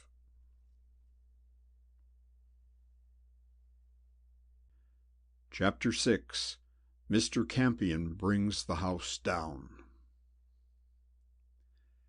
Abbershaw sat up for some time smoking after Prenderby left him, and when at last he got into bed he did not sleep at once, but lay staring up into the darkness of the beamed ceiling, thinking. He had just fallen into a doze in which the events of the evening formed themselves into a fantastic nightmare, when a terrific thud above his head and a shower of plaster upon his face brought him hurriedly to his senses. He sat up in bed, every nerve alert and tingling, waiting for the next development. It came almost immediately. From the floor directly above his head came a series of extraordinary sounds. It seemed as if heavy pieces of furniture were being hurled about by some infuriated giant, and between the crashes Abbershaw fancied he could discern the steady murmur of someone cursing in a deep, unending stream. After a second or so of this he decided that it was time to get up and investigate, and slipping on his dressing-gown he dashed out into the corridor, where the gray light of morning was just beginning to pierce the gloom. Here the noise above was even more distinct. A tremendous upheaval seemed to be in progress. Not only Abbershaw had been awakened by it, The whole house appeared to be stirring. He ran up the staircase in the direction from which the noise was coming, to discover that an old-time architect had not built another room above the one in which he slept, but a wide gallery from which a second staircase descended. Here he was confronted by an extraordinary scene. The manservant he had noticed so particularly on the evening before was grappling with someone who was putting up a very stout resistance. The man was attacking his opponent with an amazing ferocity. Furniture was hurled in all directions, and as Abbershaw came up, he caught a stream of oaths from the infuriated footman. His first thought was that a burglar had been surprised red-handed, but as the two passed under a window in their violent passage around the place, the straggling light fell upon the face of the second combatant, and Abbershaw started with surprise, for in that moment he had caught a glimpse of the vacant and peculiarly inoffensive features of Mr. Albert Campion. By this time there were many steps on the stairs, and the next moment half the house party came crowding round behind Abbershaw. Chris Kennedy, in a resplendent dressing-gown, was well to the fore. "Hello, a scrap?" he said, with something very near satisfaction in his voice, and threw himself upon the two without further preliminaries. As the confusion increased with this new development, Abbershaw darted forward, and stooping suddenly, picked up something off the floor by the head of the second staircase. It was very swiftly done, and no one noticed the incident. Chris Kennedy's weight and enthusiasm brought the fight to an abrupt finish. Mr. Campion picked himself up from the corner where he had been last hurled. He was half strangled, but still laughing idiotically. Meanwhile, Chris Kennedy inspected the butler, whose stream of rhetoric had become much louder but less coherent. "The fellow's roaring tight," he announced upon closer inspection. "Absolutely fighting canned, but it's wearing off a bit now." He pushed the man away from him contemptuously, and the erstwhile warrior reeled against the stairhead and staggered off down out of sight. "What's happened? What's the trouble?" Wyatt Petrie came hurrying up the passage, his voice anxious and slightly annoyed. Everybody looked at Mr. Campion. He was leaning up against the balustrade, his fair hair hanging over his eyes, and for the first time it dawned upon Abbershaw that he was fully dressed, and not, as might have been expected, in the dinner jacket he had worn on the previous evening. His explanation was characteristic. "Most extraordinary," he said, in his slightly high-pitched voice. "The fellow set on me, picked me up and started doing exercises with me, as if I were a dumbbell. I thought it was one of you fellows joking at first, but when he began to jump on me, it percolated through that I was being massacred, butchered to make a butler's beano, in fact." He paused and smiled fatuously. "I began to hit back then," he continued. "The bird was tight, of course, but I'm glad you fellows turned up. I didn't like the idea of him chipping bits off the ancestral home with me." "My dear fellow, I'm frightfully sorry this has happened. The man shall be discharged tomorrow. I'll see to it." Wyatt spoke with real concern, but Abbershaw was not nearly so easily satisfied. "Where did he get at you?" he said, suddenly stepping forward. "Where were you?" Mr. Campion met the question with charming ingenuousness. "Just coming out of my room. That's the door over there," he said. "I opened it and walked out into a war." He was buttoning up his waistcoat, which had been ripped open in the fight, as he spoke. Abbershaw glanced at the grandfather clock at the head of the staircase. It showed the hour at 8 minutes past 4. Mr. Campion followed the direction of his eyes. "Yes," he said foolishly, I always get up early." "Amazingly early," said Abbershaw pointedly. "I was this morning," agreed Mr. Campion cheerfully, adding by way of explanation, I'm one of those birds who can never sleep in a strange bed. And then, I'm so afraid of ghosts. I didn't see any, of course," he went on hastily, "but I said to myself as I got into bed last night, 'Albert, this place smells of ghosts,' and somehow I couldn't get that idea out of my head all night. So as soon as it began to get light, I thought a walk was indicated. So I got up, dressed, and sallied forth into the fray." He paused and yawned thoughtfully. "I do believe I shall go back to bed now," he remarked, as they all stared at him. "I don't feel much like my walk now. In fact, I don't feel much like anything. Bung ho, everybody! Uncle Albert is now closing down until 9:30, when the breakfast program will begin, I hope." On the last word he waved his hand to them and disappeared into his own room, shutting the door firmly behind him. As Abbershaw turned to go back to his bedroom, he became aware of a slender figure in a dressing gown at his side. It was Maggie. Seized by a sudden impulse, he spoke to her softly. "Who brought Campion down?" She looked at him in surprise. "Why, Anne," she said, "I told you. They arrived together about the same time that I did. Why the interest? Anything I can do?" Abbershaw hesitated. "Well, yes," he said at last.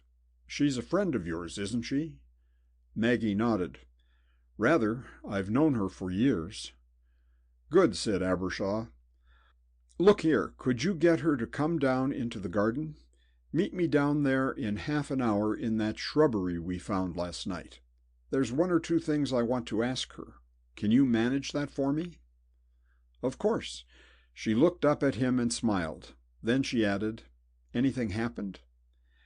Abbershaw looked at her and noticed for the first time that there was a faintly scared expression in her narrow brown eyes, and a sudden desire to comfort her assailed him. Had he been a little less precise, a little less timid in these matters, he would probably have kissed her. As it was, he contented himself by patting her hand rather foolishly and murmuring, "Nothing to get excited about," in a way which neither convinced her nor satisfied himself. "In half an hour," she murmured, and disappeared like a fragile ghost down the corridor. End of chapter 6.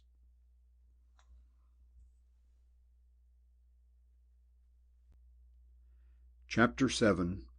5 o'clock in the morning.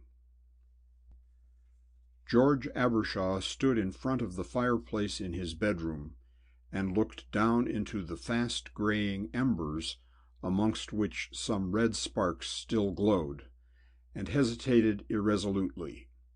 In 10 minutes he was to meet Maggie and Anne Edgware in the garden. He had until then to make up his mind. He was not a man to do anything impulsively, and the problem which faced him now was an unusual one. On the mantelpiece near his head lay a small leather wallet, the silk lining of which had been ripped open and something removed, leaving the whole limp and empty. Abbershaw looked down on a sheaf of paper which he held in one hand, and tapped it thoughtfully with the other. If only, he reflected, he knew exactly what he was doing. The thought occurred to him, in parenthesis, that here arose the old vexed question as to whether it was permissible to destroy a work of art on any pretext whatsoever. For 5 minutes he deliberated, and then, having made up his mind, he knelt down before the dying fire and fanned the embers into a flame, and after coolly preparing a small bonfire in the grate, stood back to watch it burn. The destruction of the leather case was a problem which presented more difficulties. For a moment or two he was at a loss, but then taking it up he considered it carefully. It was of a usual pattern, a strip of red leather folded over at either end to form 2 inner pockets. He took out his own case and compared the two. His own was new. An aunt had sent it to him for his birthday, and in an excess of kindliness had caused a small gold monogram stud to be made for it, a circular fretted affair which fastened through the leather with a small clip. This stud Abbershaw removed, and gouging a hole in the red wallet, effected an exchange. A liberal splodging with ink from his fountain pen completed the disguise, and satisfied that no one at a first or second glance would recognize it, he ripped out the rest of the lining, trimmed the edges with a pair of nail scissors, and calmly transferred his papers, with the exception of a letter or two, to it, and tucked it in his pocket. His own wallet he put carefully into the inner pocket of his dinner jacket, hanging up in the wardrobe. Then, content with his arrangements, he went softly down the wide staircase and let himself out into the garden. Maggie was waiting for him. He caught a glimpse of her red-gold hair against the dark green of the shrubbery. She was dressed in green, and despite his preoccupation with the affairs on hand, he noticed how very much it suited her. "Anne is just coming," she said. "I expect her any moment. I hope it's something important you want to ask her. I don't think she'll relish getting up just to see the sunrise." Abbershaw looked dubious. "I'm afraid that didn't occur to me," he said. "It is important, as it happens, although it may not sound so." The girl moved a step closer to him. "I told you," she said, looking up into his face. "Tell me, what are the developments?" "I don't know," he said, "yet. There's only one thing I can tell you, and that will be common property by breakfast time. Colonel Combe is dead." The girl caught her breath sharply and looked at him with fear in her brown eyes. "You don't mean he was—" She broke off, not using the word. Abbershaw looked at her steadily. "Dr. Whitby has pronounced it heart failure," he said. The girl's eyes widened and her expression became puzzled. Then the dagger?" she began.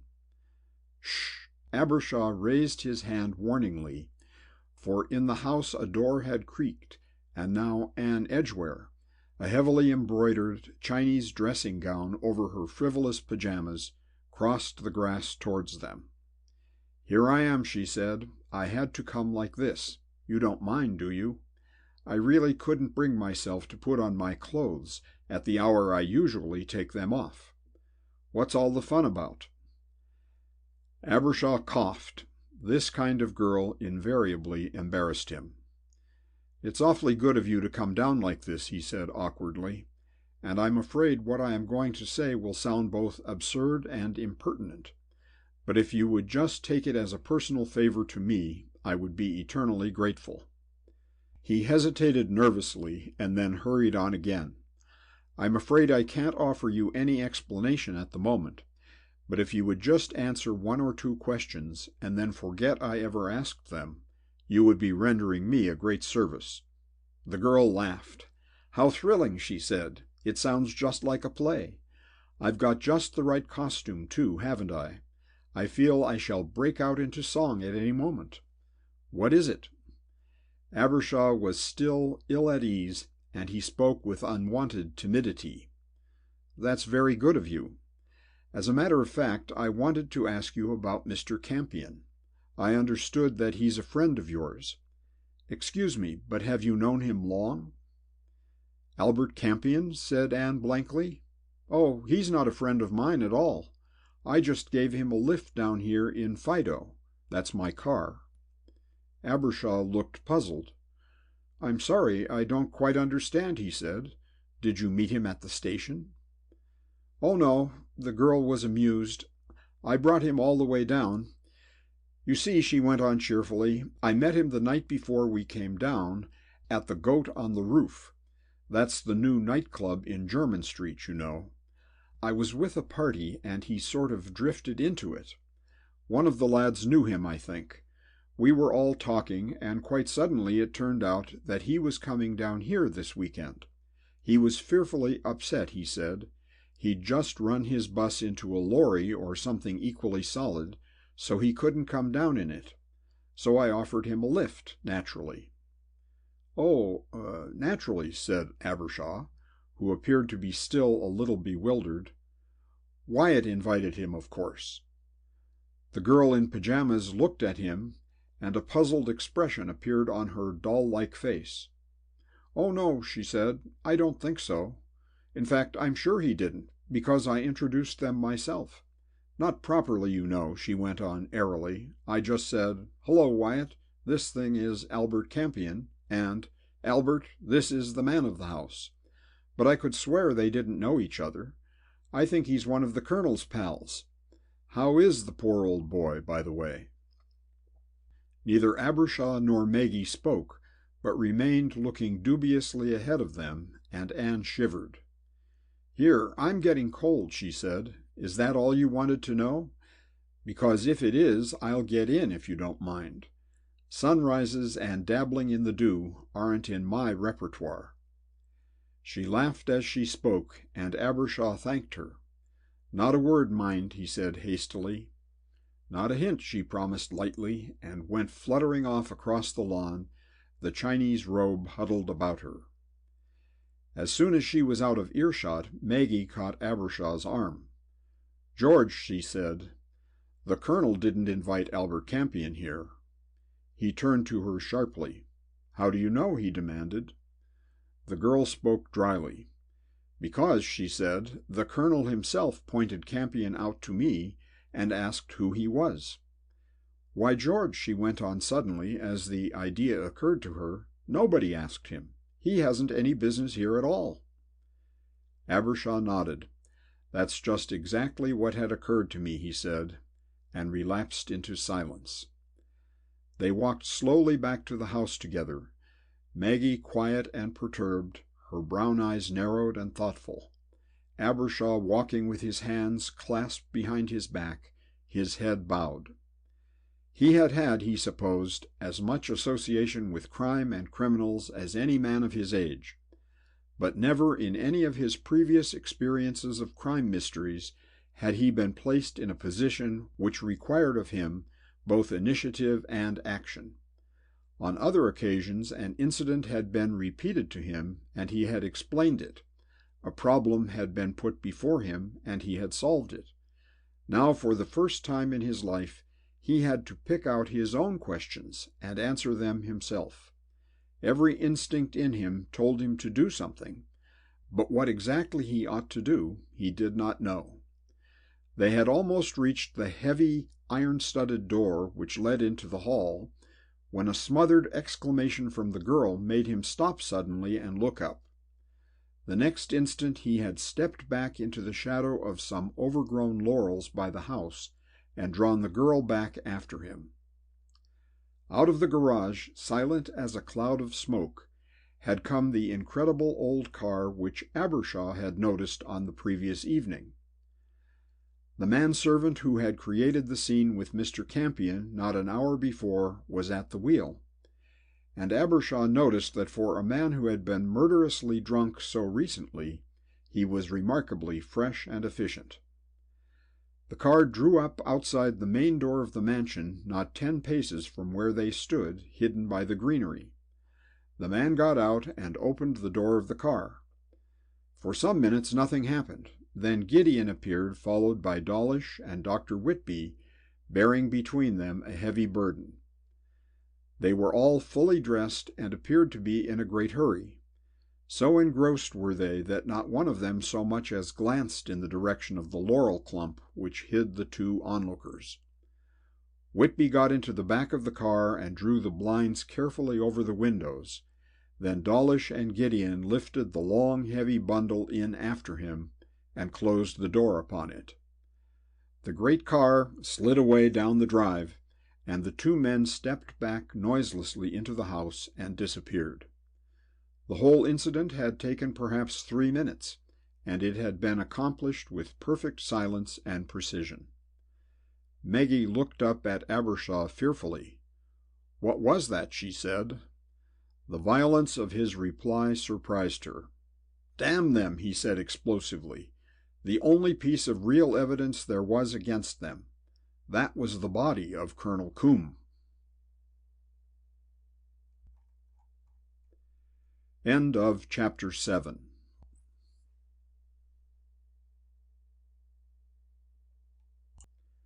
Chapter 8. Open Warfare. Breakfast that morning showed every promise of being a gloomy and uncomfortable meal. Wyatt had discreetly announced his uncle's death, and the news had circulated amongst the guests with inevitable speed. The general opinion was that a tactful farewell and a speedy departure was the obvious procedure of the day. The story of the old man's last wish had not tended greatly to alter anyone's decision, as it was clear that no party was likely to be a success, or even bearable, in such circumstances. The wishes of the dead seemed more kindly in intention than in fact. Wyatt seemed very crestfallen, and a great deal of sympathy was felt for him. Events could not well have turned out more unfortunately for him. He sat at the end of the table, a little paler than usual, but otherwise the same graceful, courteous scholar as ever. He wore the colored tie of one of the more obscure Oxford clubs, and had not attempted to show any outward signs of mourning. Albert Campion, looking none the worse for his nocturnal adventure, sat next to Anne Edgware. They were talking quietly together, and from the sullen look upon Chris Kennedy's handsome face, it was evident to anybody who cared to see that the irrepressible young lady was indulging in the harmless feminine sport of encouraging one admirer in order to infuriate and thereby gain the interest of another more valued suitor, even though the occasion was so inauspicious. Mr. Campion was amazingly suited to his present role, and in low tones they planned their journey back to town together. Coming departures were indeed a subject for the general conversation of the rather dispirited assembly in the big sunlit hall. Michael Prenderby was late for breakfast, and he came in a trifle flushed and hurried, and took his place at the table between little Jean Dacre, his fiancée, and Martin Watt, the black-haired, beaky youngster whom Maggie had described as just a stray young man. He was, in point of fact, a chartered accountant in his father's office, a pleasing youth with more brains than energy. Neither Gideon nor Dawlish had appeared, nor had places been set for them, but the moment that Prenderby sat down and the number of the guests was completed, the door opened, and the two men who most interested Abbershaw in the house that day walked into the room. Dawlish came first, and in the sunlight his face appeared more unprepossessing than it had seemed on the evening before. For the first time it became apparent what an enormous man he was. He was fat to the point of grossness, but tall with it and powerfully built. The shock of long gray hair brushed straight back from the forehead hung almost to his shoulders, and the eyes, which seemed to be the only live thing in his face, were bright now and peculiarly arresting. Gideon, who came in behind him, looked small and insignificant by comparison. He was languid and sinuous as before, and he glanced over the group of young people round the table with a thoughtful, mildly appraising eye, as if he were estimating their combined weight or strength. Wyatt looked up as they came in and bade them a polite good morning. To everyone's surprise, they ignored him. Dawlish moved ponderously to the top of the table, where he stood looking round at the astonished faces with no expression on his own. "Let there be silence," he said. The words were so utterly unexpected and out of keeping with the situation that it is probable that a certain amount of amusement would have greeted them, had not the tone in his deep Teutonic voice been singularly menacing. As it was, the silence was complete, and the German went on, his expression still unchanged, so that it seemed that his voice came to them through a mask. "Something has been lost," he said, dividing the words up as he uttered them and giving equal emphasis to each. "It must be returned to me. There is no need to explain what it is. Whoever has stolen it will know of what I speak." At this colossal piece of impudence a sensation ran round the table, and Wyatt sprang to his feet. He was livid with anger, but he kept his voice under perfect control, and the polished intensity of his icy tone contrasted sharply with the other's heavy rudeness. "Mr. Dawlish," he said, "I think your anxiety to recover your property has upset your sense of proportion.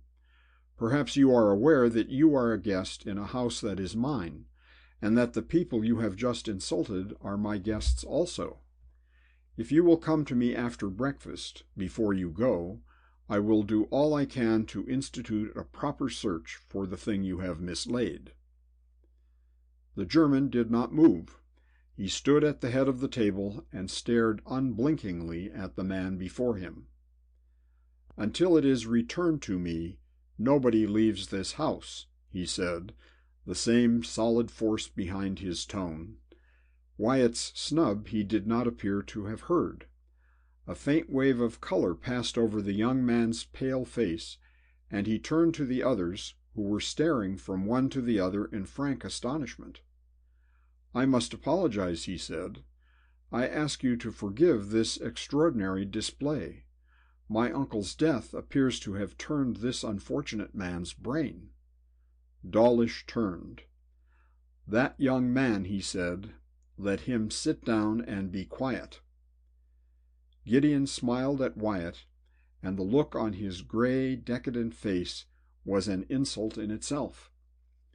"My dear Mr. Petrie," he said, and his peculiarly oily voice was suave and ingratiating, "I don't think you quite realize the position you are in, you and your friends. Consider, this house is 2 miles from the public road. There is no telephone. We have 2 women servants and 6 men and a gatekeeper. All of these people are in Mr. Dawlish's employ. Your cars have been drained of petrol. I am afraid you are entirely helpless."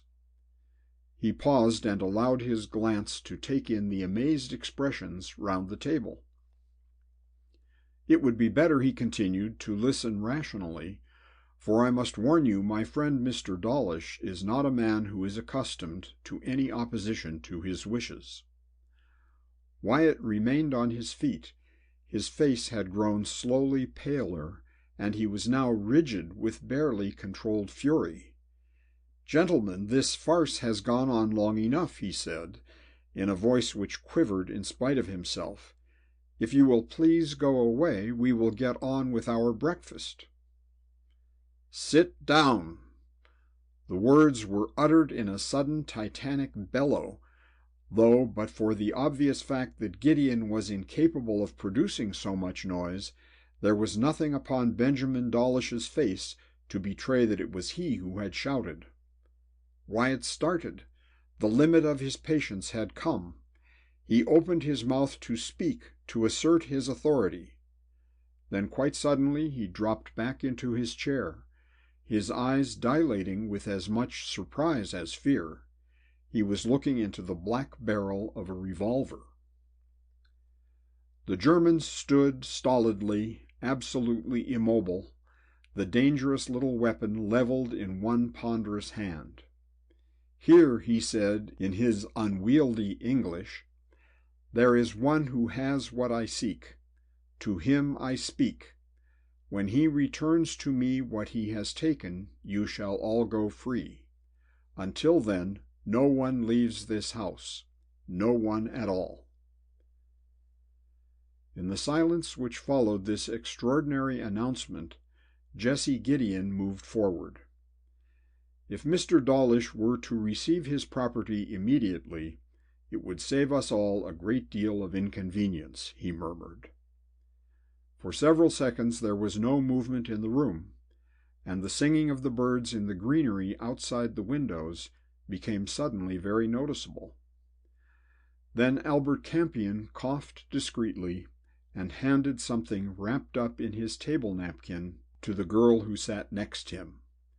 She passed it to her neighbor, and in utter stillness it went the whole length of the table, until Gideon pounced on it avidly and set it before the German on the table. With a grunt of satisfaction, the big man thrust the revolver into his coat pocket and threw aside the white napery. Then an exclamation of anger escaped him, and he drew back so that Mr. Campion's offering lay exposed. It was a breakfast egg, the very one, in fact, which the fatuous young man had been on the verge of broaching when the extraordinary interruptions had occurred. The effect was instantaneous, the reaction from the silent tension of a moment before complete. The entire table shook with laughter. The German stood stiffly as before. There was still no expression of any sort upon his face, and his little eyes became dull and lifeless. Gideon, on the other hand, betrayed his anger vividly. His eyes were narrowed with fury, and his long, thin lips were drawn back over his teeth like an angry dog's. Gradually the laughter subsided. Benjamin Dawlish's personality was one that could not be ignored for long. When at last there was perfect silence in the room, he put his hand in his pocket and drew out his revolver again. "You laugh," he said heavily. "I do not laugh. And she, the little one," he tossed the gun in his hand with incredible delicacy for one who looked so clumsy, "she does not laugh either."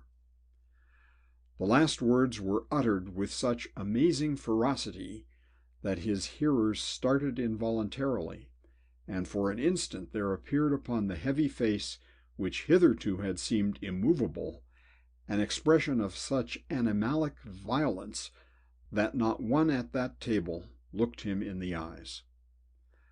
A moment later his features relapsed into their usual stolidity, and followed by Jessie Gideon he walked slowly from the room.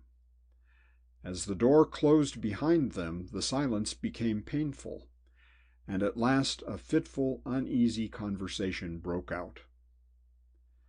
"What an unpleasant old bird," said Prenderby, looking at Abbershaw. He spoke lightly, but there was a worried expression in his eyes. One hand rested over his fiancée's, who sat very pale by his side, apparently on the verge of tears. Even Anne Edgeware's magnificent sang-froid seemed a little shaken, and Maggie, although the least alarmed of the three girls, looked very white. Wyatt was still angry. He gave up trying to apologize for the incident, however, and joined with the others in discussing it. "He's loony, of course," said Martin Watt lazily. "Campion got his goat beautifully, I thought." "Still, even if he is potty, if what he says is true, things are going to be pretty sportive," remarked Chris Kennedy cheerfully. "I fear I may be called upon to bash his head in." Abbershaw rose to his feet. "I don't know what you think, Wyatt," he said, "but it occurs to me that it might be an idea if we all went into the other room and talked this thing over. The servants won't disturb us there. I don't think there's any real danger," he went on reassuringly, "but perhaps we ought to find out if what Gideon says about the cars is true." Chris Kennedy got up eagerly. "I'll toddle down and discover, shall I?" he said. "Really, I should like to," he added, as Wyatt regarded him doubtfully, and he went off whistling. The party adjourned to the next room, as Abbershaw had suggested. They still talked lightly, but there was a distinctly constrained atmosphere amongst them. Jean was frankly scared, Anne Edgeware out of her depth, and the rest apprehensive. Abbershaw was the last to step into the enormous hall that was now a blaze of sunlight. It poured in through long diamond-paned windows, glinted on the polished floor, and shone softly on Tudor rose and linen fold. But it was not these which caught his eye, and made him start back with a half-concealed exclamation. Over the far fireplace, set in the circle of lance-heads, its clear blade dazzling in the sun and gleaming as brightly as if it had never left its plaque, sinister and beautiful, was the Black Dudley dagger. End of chapter 8.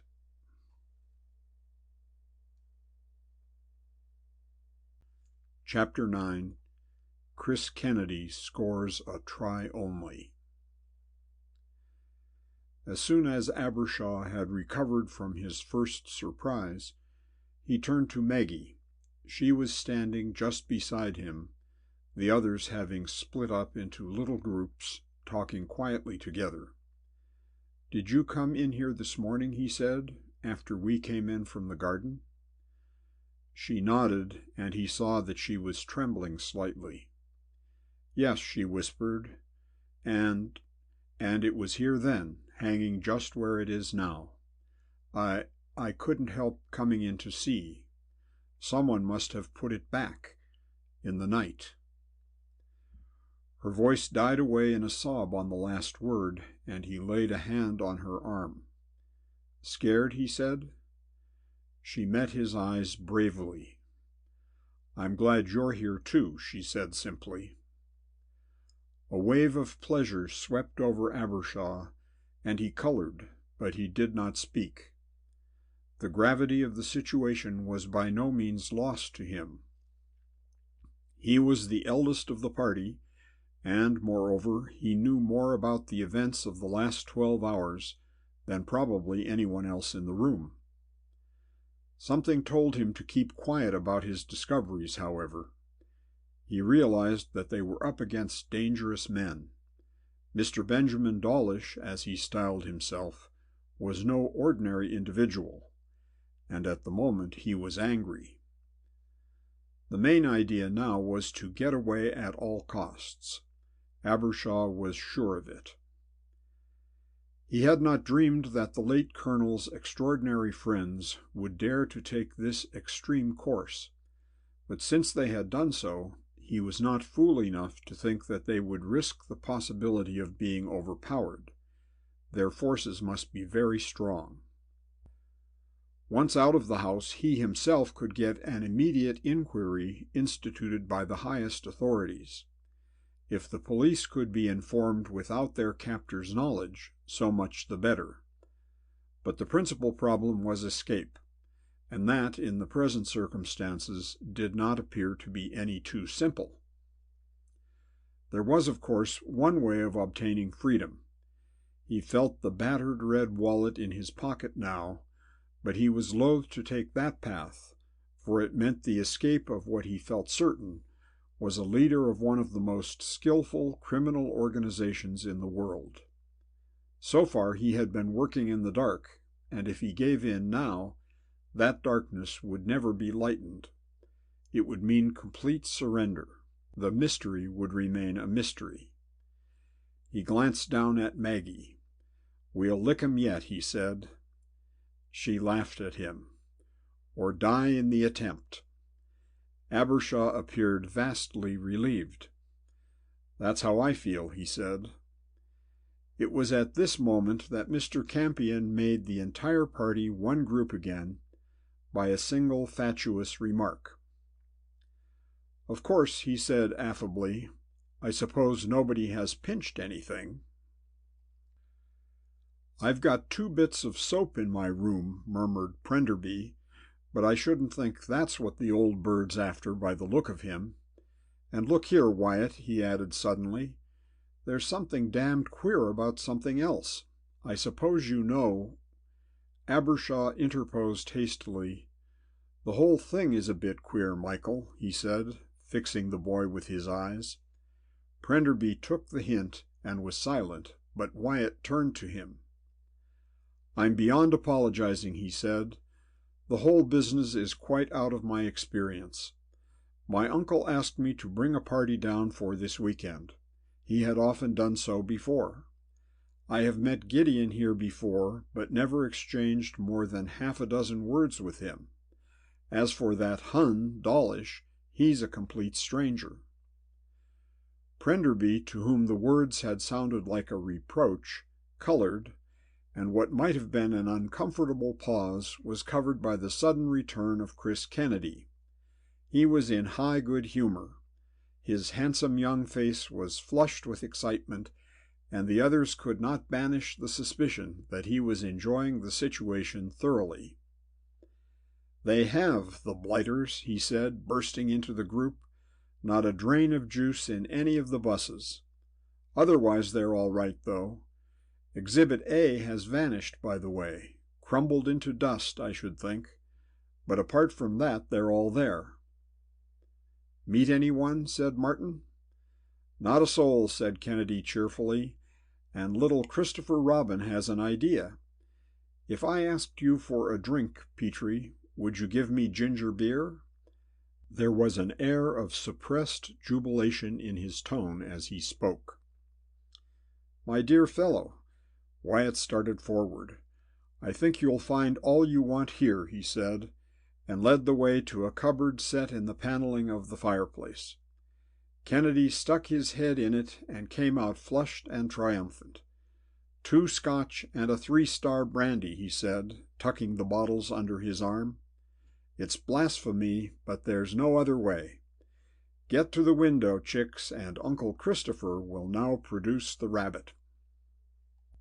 "What are you going to do with that stuff?" said Watt, who was not an admirer of the athletic type. "Fill yourself up with it and run amok?" Kennedy grinned at him over his shoulder. He was already half out of the room. "No fear," he said, pausing with his hand on the door handle. "But the Samson is, watch the garage. Keep your eyes upon the performance, ladies and gentlemen. This trick cannot be repeated." The somewhat bewildered little group regarded him doubtfully. "I'm afraid I don't follow you even now," said Martin, still coldly. "I'm probably infernally thick, but I don't get your drift." Michael Prenderby suddenly lifted his head. "Good Lord," he said, "I do believe you might do it. What a stunt!" "That's what I thought," said Kennedy. He went out, and they heard him racing down the corridor. Abbershaw turned to Michael. "What's the idea?" he said. Prenderby grinned. "He's going to use the booze as juice," he said. "Rather an idea, don't you think? A car like that ought to run on pure spirit, I suppose. Let's watch him." He led the way to the windows, and the others followed him. By craning their necks, they could just see the doors of the barn, both of which stood open. For some minutes nothing happened, and Martin Watt was just beginning to assure himself that his first impression of Kennedy's ideas in general was going to be justified, when a terrific backfire sounded from the garage. "Good heavens," said Abbershaw, "he's going to do it." Someone began to laugh. "What a pack of fools they'll look," said Prenderby. Another small explosion sounded from the garage, and the next moment the little car appeared in a cloud of blue smoke, with Mr. Kennedy at the wheel. It was moving slowly but triumphantly, and emitting a stream of backfires like a machine gun. "Isn't he marvelous?" Anne Edgware clasped her hands as she spoke, and even Martin Watt admitted grudgingly that the lad had initiative. Kennedy waved to them, and they saw his face flushed and excited as a child's. As he changed gear, the car jerked forward and set off down the drive at an uneven but ever-increasing pace. "That'll show 'em," said Prenderby with a chuckle. "They haven't even tried to stop him," said little Jean Dacre. At that moment Mr. Kennedy changed into top gear with a roar, and immediately there was a sharp report, followed by a second, which seemed to come from a window above their heads. Instantly, even as they watched it, the Samson swerved violently, skidded drunkenly across the drive, and turned over, pitching its occupant out upon the grass beside the path. "Good God!" Michael Prenderby's voice was hoarse in the silence. Martin Watts spoke quickly. "Dawlish's gun. They've got him. The Hun was in earnest. Come on, you fellows." He thrust open the window and leaped out upon the lawn, the men following him. Chris Kennedy was already picking himself up when they reached him. He was very white, and his left hand grasped his other wrist, from which the blood was streaming. "They got my near side front wheel and my driving arm," he gasped as they came up. "There's a bloke somewhere about who can shoot like hell." He swayed a little on the last word and smiled valiantly. "Do you mind if we get in?" he murmured.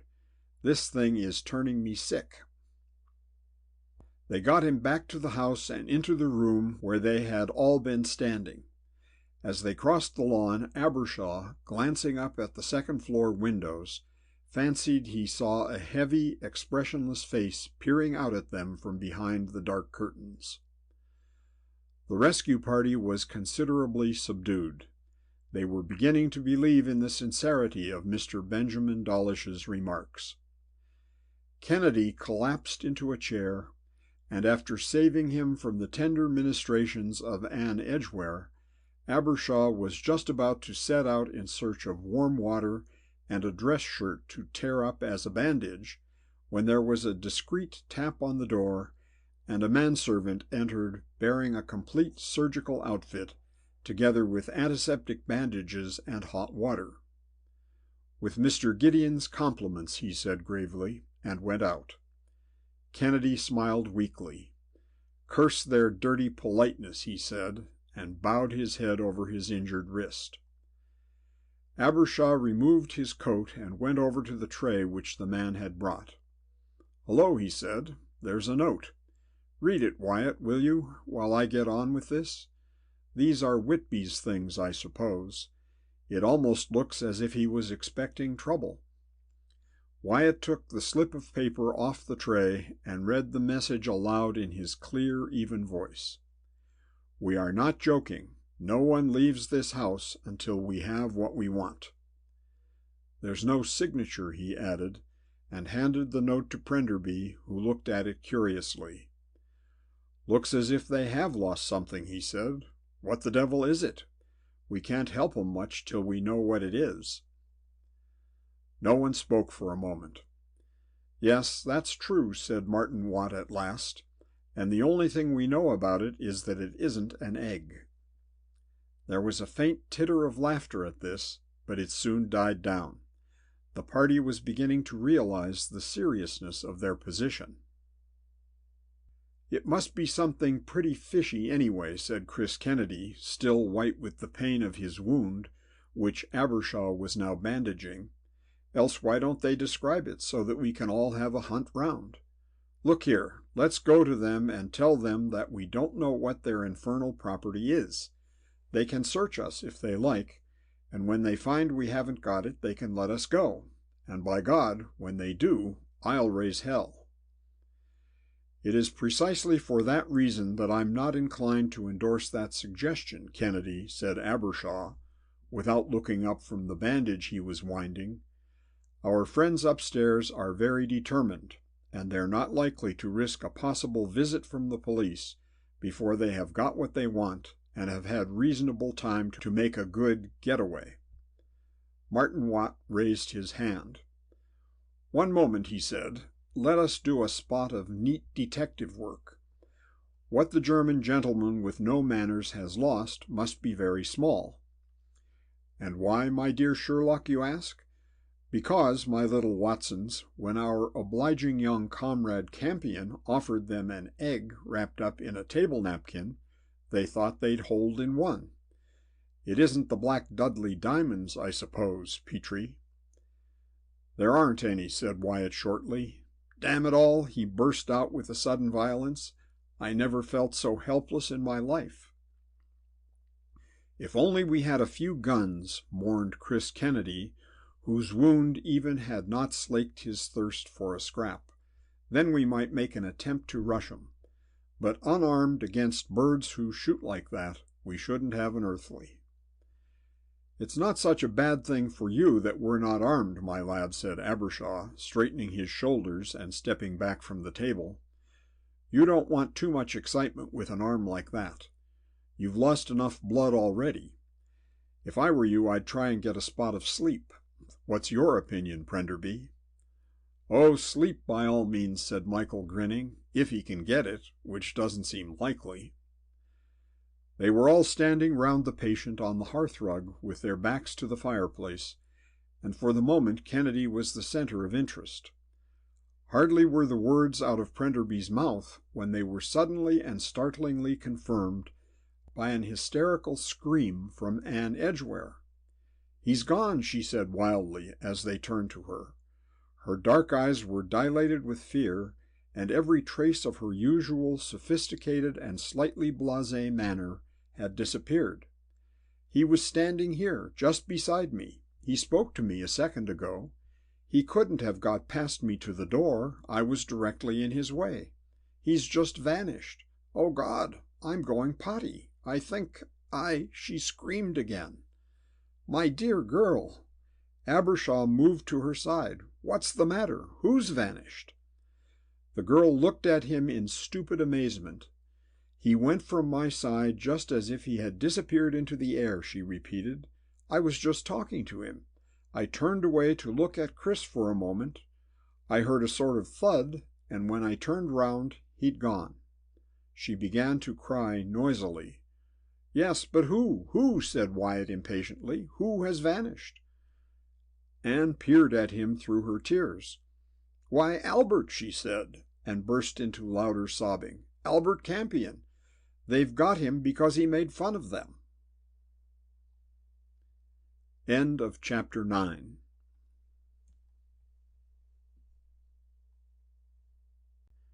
Chapter 10. The Impetuous Mr. Abbershaw. A hasty search revealed the fact that Mr. Campion had indeed disappeared, and the discovery, coupled with Chris Kennedy's experience of the morning, reduced the entire company to an unpleasant state of nerves. The terrified Anne Edgware and the wounded Rugby Blue comforted each other in a corner by the fire. Prenderby's little fiancée clung to his hand as a frightened child might have done. The others talked volubly, but every minute the general gloom deepened. In the midst of this, the lunch gong in the outer hall sounded, as if nothing untoward had happened. For some moments nobody moved. Then Wyatt got up. "Well, anyway," he said, "they seem to intend to feed us. Let's go in, shall we?" They followed him dubiously into the other room, where a cold luncheon had been prepared at the long table. 2 men-servants waited on them, silent and surly, and the meal was a quiet one. No one felt in the mood for trivialities, and Mr. Campion was not there to provide his usual harmless entertainment. There was a certain amount of apprehension also, lest Mr. Dawlish might reappear, and the experience of breakfast be repeated. Everyone felt a little relieved, therefore, when the meal ended without a visitation. The explanation of this apparent neglect came 10 minutes or so later, when Martin Watt, who had gone up to his room to replenish his cigarette case, came dashing into the hall where they were all sitting, the lazy expression for once startled out of his gray eyes. "I say," he said, "the blighters have searched my room. Had a real old beano up there by the look of it, clothes all over the place, half the floorboards up. I should say the Hun has done it himself. It looks as if an elephant had run amuck there. If I were you people, I'd trot up to your rooms and see if they've done the thing thoroughly." This announcement brought everybody to their feet. Wyatt, who still considered himself the host of the party, fumed impotently. Chris Kennedy swore lurid deeds of revenge under his breath, and Prenderby and Abbershaw exchanged glances. Abbershaw smiled grimly. "I think perhaps we had better take Watt's suggestion," he said, and led the way out of the hall. Once in his room, he found that their fears had been justified. His belongings had been ransacked, his meticulously arranged suitcase lying open on its side, and his clothes strewn in all directions. The door of the big oak press with the carved front, which was built into the wall and took up all one end of the room, stood open, its contents all over the floor. A wave of uncontrollable anger passed over him, and with that peculiarly precise tidiness which was one of his most marked characteristics, he began methodically to put the room straight again. Prisoners they might be, shots could be fired, and people could disappear apparently into thin air. None of these could shake him, but the sight of his belongings jumbled into this appalling confusion all but unnerved him completely. He packed up everything he possessed very neatly and stowed it in the press. Then, slamming the heavy oaken door, he turned the key in the lock and thrust it into his pocket. It was at this precise moment that an extraordinary mental revolution took place in Abbershaw. It happened as he put the cupboard key in his pocket. During the actual movement he suddenly saw himself from the outside. He was naturally a man of thought, not of action, and now for the first time in his life he was thrust into a position where quick decisions and impulsive actions were forced from him. So far, he realized suddenly, he had always been a little late in grasping the significance of each situation as it had arisen. This discovery horrified him, and in that moment of enlightenment Dr. George Abbershaw, the sober, deliberate man of science, stepped into the background, and George Abbershaw, the impulsive, energetic enthusiast, came forward to meet the case. He did not lose his head, however. He realized that at the present juncture infinite caution was vital. The next move must come from Dawlish. Until that came they must wait patiently, ready to grasp at the first chance of freedom. The present state of siege was only tenable for a very short time. For a weekend, Black Dudley might be safe from visitors, tradespeople, and the like. But after Monday, inquiries must inevitably be made. Dawlish would have to act soon. There was the affair of Albert Campion. Wyatt had been peculiarly silent about him, and Abbershaw did not know what to make of it at all. His impulse was to get the idiot back into their own circle at all costs, but there was no telling if he had been removed or if he had vanished of his own free will. No one knew anything about him. Abbershaw went slowly out of the room and down the corridor to the staircase, and was just about to descend when he heard the unmistakable sound of a woman crying. He paused to listen, and discovered that the noise came from behind a door on his left. He hesitated. Half an hour before, a fear of being intrusive would have prevented him from doing anything, but a very considerable change had taken place in him in that time, and he listened again. The sound continued. The thought dawned upon him that it was Maggie. He fancied that this was her room, and the idea of her alone and in distress banished his last vestige of timidity and caution. He knocked at the door. Her voice answered him. "It's George," he said almost defiantly. "Anything the matter?" She was some seconds opening the door, and when at last she came, he saw that although she had hastily powdered her face, the tear-stains were still visible upon it. For one moment Abbershaw felt that he was going to have a relapse into his old staid self, but he overcame it, and there was an expression of fiery determination in his chubby round face which astonished the girl so much that her surprise showed in her eyes. Abbershaw recognized it, and it annoyed him. In a flash he saw himself as she must have seen him all along, a round, self-important little man, old for his years, inclined to be pompous, perhaps, terrible thought, even fussy. A horrible sense of humiliation swept over him, and at the same time a growing desire to teach her she was wrong, to show her that she had been mistaken, to prove to her that he was a man to be reckoned with, a personality, a man of action, vigorous, resourceful, a he-man, He drew a deep breath. "I can't have you crying like this," he said, and picked her up and kissed her. Maggie could not have responded more gracefully. Whether it was relief, shock, or simply the last blow to her tortured nerves, he never knew, but she collapsed into his arms. At first he almost thought she had fainted. He led her firmly down the long corridor to the wide window seat at the far end. It was recessed and hung with heavy curtains. He sat down and drew her beside him, her head on his shoulder. "Now," he said, still bristling with his newly discovered confidence, "you're going to escape from here tomorrow, certainly, if not tonight, and you're going to marry me because I love you. I love you. I love you." He paused breathlessly and waited, his heart thumping against his side like a schoolboy's. Her face was hidden from him, and she did not speak.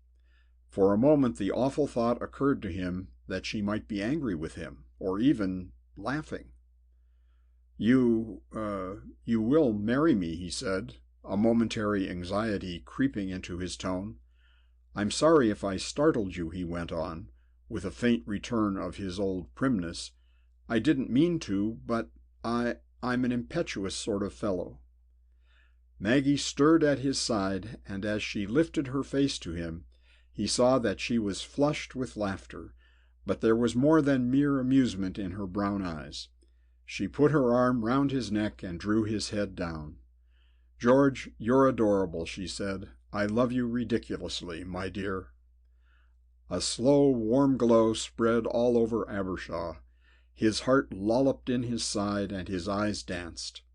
He kissed her again. She lay against his breast, very quiet, very happy, but still a little scared. He felt like a giant refreshed. After all, he reflected, his first essay in his new role had been an unparalleled success. End of Chapter 10.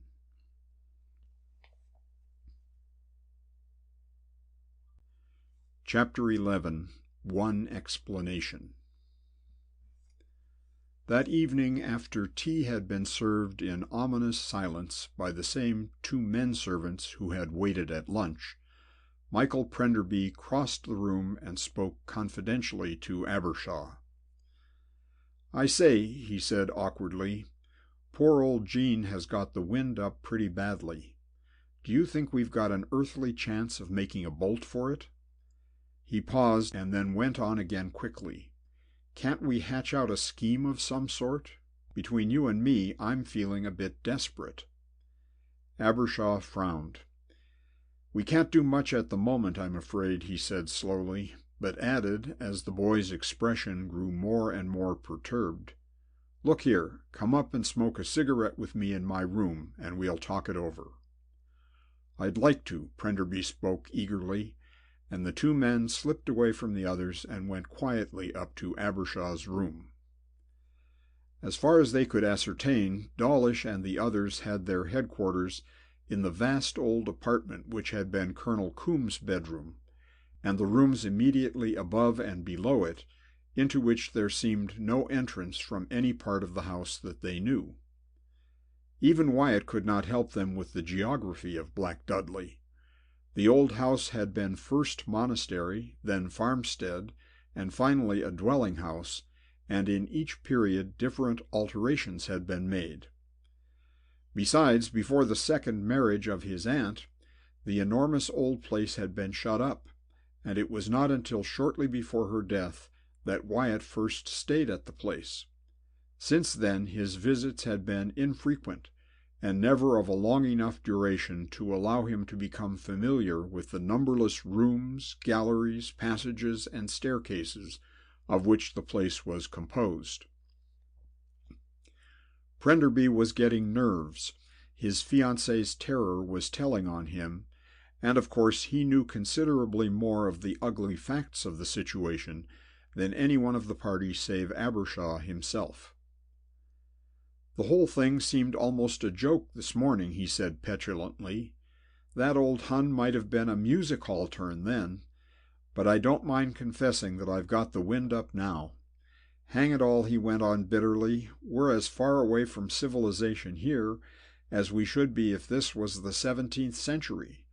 The modern majesty of the law and all that has made us so certain of our own safety that when a trap like this springs, we're fairly caught. Damn it, Abbershaw, brute force is the only real power anyway." "Perhaps," said Abbershaw guardedly, "but it's early yet. Some opportunity is bound to crop up within the next 12 hours.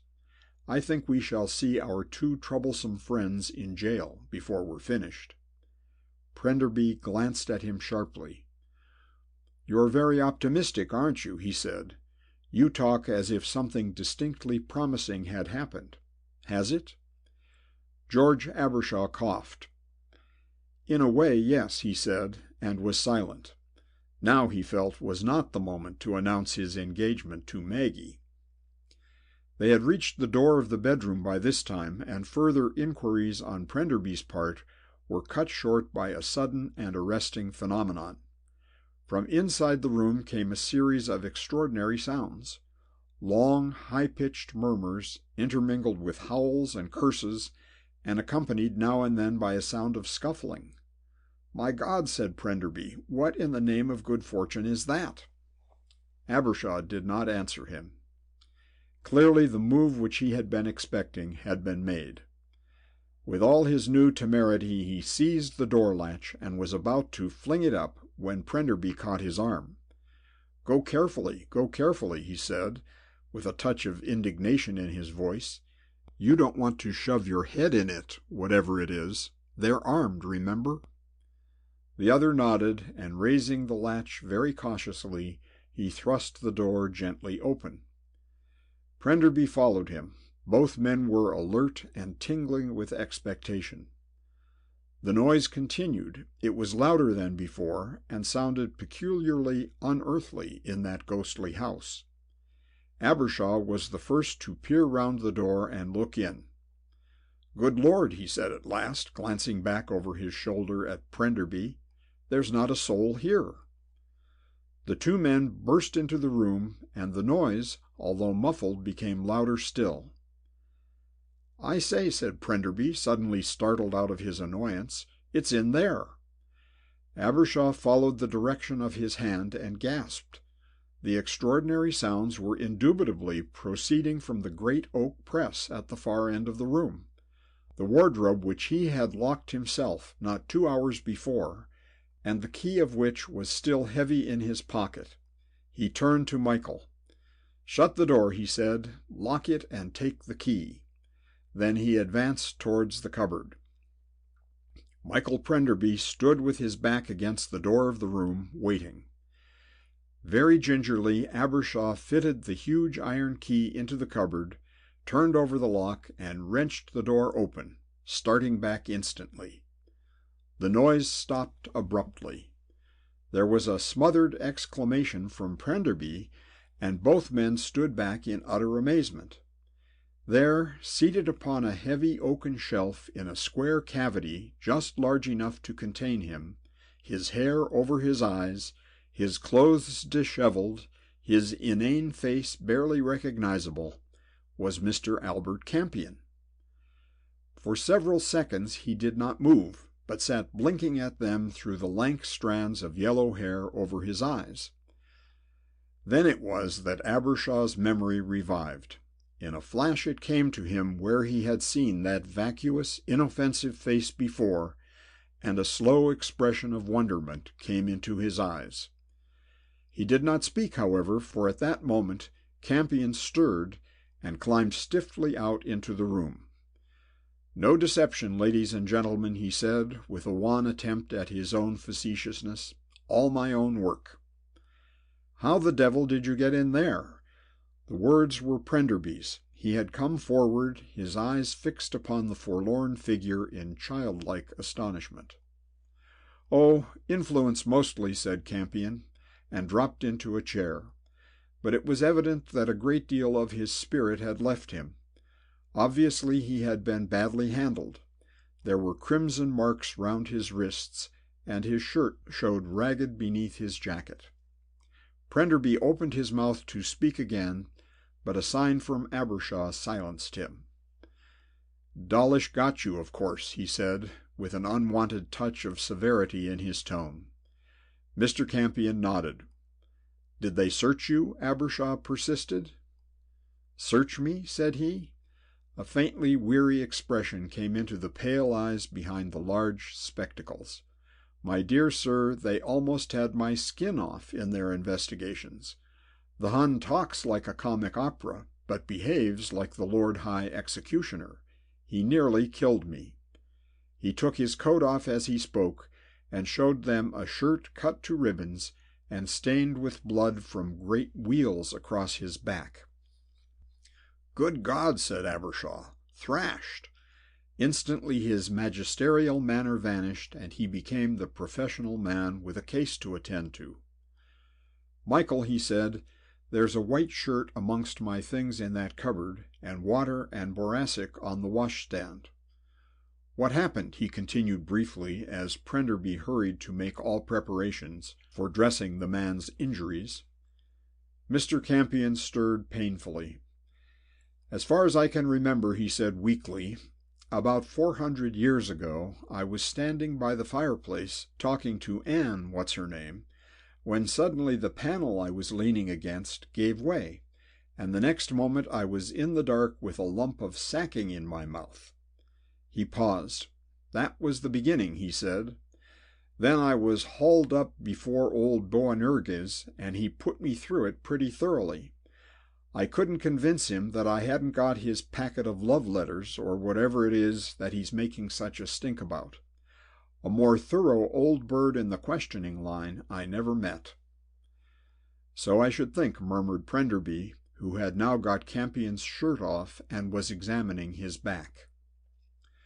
"When they convinced themselves that I was as innocent as a newborn babe," continued the casualty, some of his old cheerfulness returning, "they gave up jumping on me and put me into a box room and locked the door." He sighed.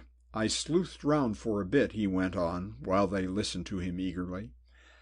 "The window was about 2,000 feet from the ground, with a lot of natty ironwork on it. And finally, looking round for a spot soft enough for me to lie down without yowling, I perceived an ancient chest, under the other cardboard whatnots and fancy basket-work about the place, and I opened it." He paused and drank the tooth glass of water which Prenderby handed to him. "I thought some grandmotherly garment might be there," he continued, "something I could make a bed of. All I found, however, was something that I took to be a portion of an ancient bicycle, most unsuitable for my purpose. I was so peeved that I jumped on it with malicious intent, and immediately the whole show gave way, and I made a neat but effective exit through the floor. When I got the old brain working again, I discovered that I was standing on the top of a flight of steps, my head still half out of the chest. The machinery was the ancients' idea of a blind, I suppose. So I shut the lid of the trunk behind me, and lighting a match, toddled down the steps." He stopped again. The two men were listening to him intently. "I don't see how you got into the cupboard, all the same," said Prenderby. "Nor do I, frankly," said Mr. Campion. "The steps stopped after a bit, and I was in a sort of tunnel, a ratty kind of place. The little animals put the wind up me a bit, but eventually I crawled along and came up against a door which opened inwards, got it open, and sneaked out into your cupboard. That didn't help me much," he added dryly. "I didn't know where I was, so I just sat there reciting the mistletoe bough to myself and confessing my past life. Such sport." He grinned at them and stopped. "That's all," he said. Abbershaw, who had been watching him steadily as he talked, came slowly down the room and stood before him. "I'm sorry you had such a bad time," he said, and added very clearly and distinctly, "but there's really no need to keep up this bright conversation, Mr. Mornington Dodd." For some seconds Mr. Campion's pale eyes regarded Abbershaw blankly. Then he started almost imperceptibly, and a slow smile spread over his face. "So you've spotted me," he said, and to Abbershaw's utter amazement chuckled inanely. "But," went on Mr. Campion cheerfully, "I assure you you're wrong about my magnetic personality being a disguise. There is absolutely no fraud. I'm like this, always like this. My best friends could tell me." This announcement took the wind out of Abbershaw's sails. He had certainly not expected it. Mr. Campion's personality was a difficult one to take seriously. It was not easy, for instance, to decide when he was lying and when he was not. Abbershaw had reckoned upon his thrust going home, and although it had obviously done so, he did not seem to have gained any advantage by it. Prenderby, however, was entirely in the dark, and now he broke in upon the conversation with curiosity. "Here, I say, I don't get this," he said. "Who and what is Mr. Mornington Dodd?" Abbershaw threw out his hand, indicating Mr. Albert Campion. "That gentleman," he said, "is Mornington Dodd." Albert Campion smiled modestly. In spite of his obvious pain, he was still lively. "In a way, yes, and in a way, no," he said, fixing his eyes on Abbershaw. "Mornington Dodd is one of my names. I have also been called the Honorable Tootles Ash, which I thought was rather neat when it occurred to me. Then there was a girl who used to call me Cuddles, and a man at the Guards Club called me something quite different." "Campion, this is not a joke." Abbershaw spoke sternly. "However many and varied your aliases have been, now isn't the time to boast of them. We are up against something pretty serious now." "My dear man, don't I know it?" said Mr. Campion peevishly, indicating the state of his shoulders. "Even better than you do, I should think," he said dryly. "Now look here," said Abbershaw, whose animosity could not but be mollified by this extraordinary naivete. "You know something about this business, Campion. That is your name, I suppose." "Well, no," said the irrepressible young man. "But," he added, dropping his voice a tone, "my own is rather aristocratic, and I never use it in business. Campion will do quite well." Abbershaw smiled in spite of himself. "Very well, then, Mr. Campion," he said. "As I remarked before, you know something about this business, and you're going to tell us here and now. But, my dear lad, consider," he went on as the other hesitated, "we're all in the same boat. You, I presume, are as anxious to get away as anyone, and whereas I am intensely interested in bringing Dawlish and his confederates to justice, there is no other delinquency that I am concerned with. I am not a policeman." Mr. Campion beamed. "Is that so?" he inquired. "Certainly it is," said Abbershaw. "I am a consultant only as far as the yard is concerned." Mr. Campion looked vastly relieved. "That's rather cheered me up," he said. "I liked you. When I saw you pottering with your car, I thought, there's a little Joss who might be quite good fun if he once got off the lead. And when you mentioned Scotland Yard just now, all that good impression just faded away." He paused, and Abbershaw cut in quickly. "This doesn't get us very far," he said quietly, "does it? You know the explanation of this extraordinary outrage. Let's have it." Mr. Campion regarded him frankly. "You may not believe me," he said, "but I don't know quite what they're driving at even now. But there's something pretty serious afoot, I can tell you that." It was obvious that he was telling the truth, but Abbershaw was not satisfied. "Well, anyway, you know one thing," he said. "Why are you here?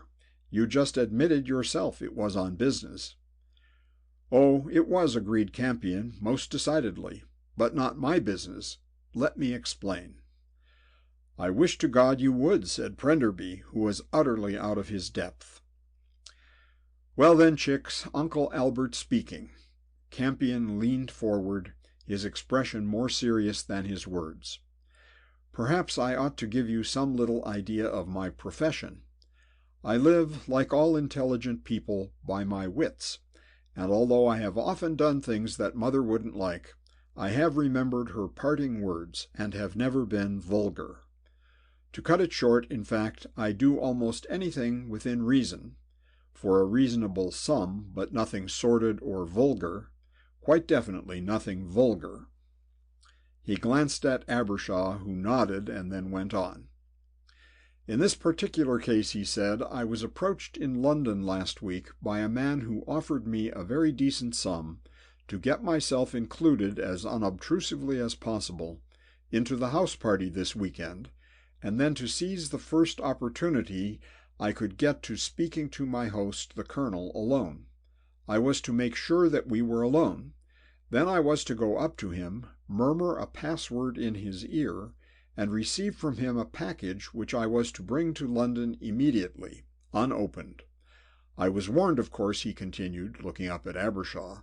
"They told me I was up against men who would have no compunction in killing me to prevent me getting away with the package.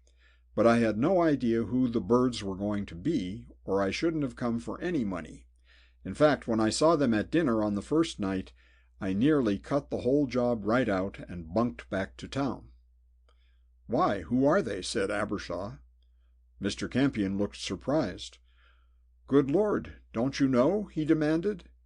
"And little George, a Scotland Yard expert, too. Jesse Gideon calls himself a solicitor. As a matter of fact, he's rather a clever fence. And the Hun is no one else but Eberhard von Faber himself." Prenderby still looked blank, but Abbershaw started.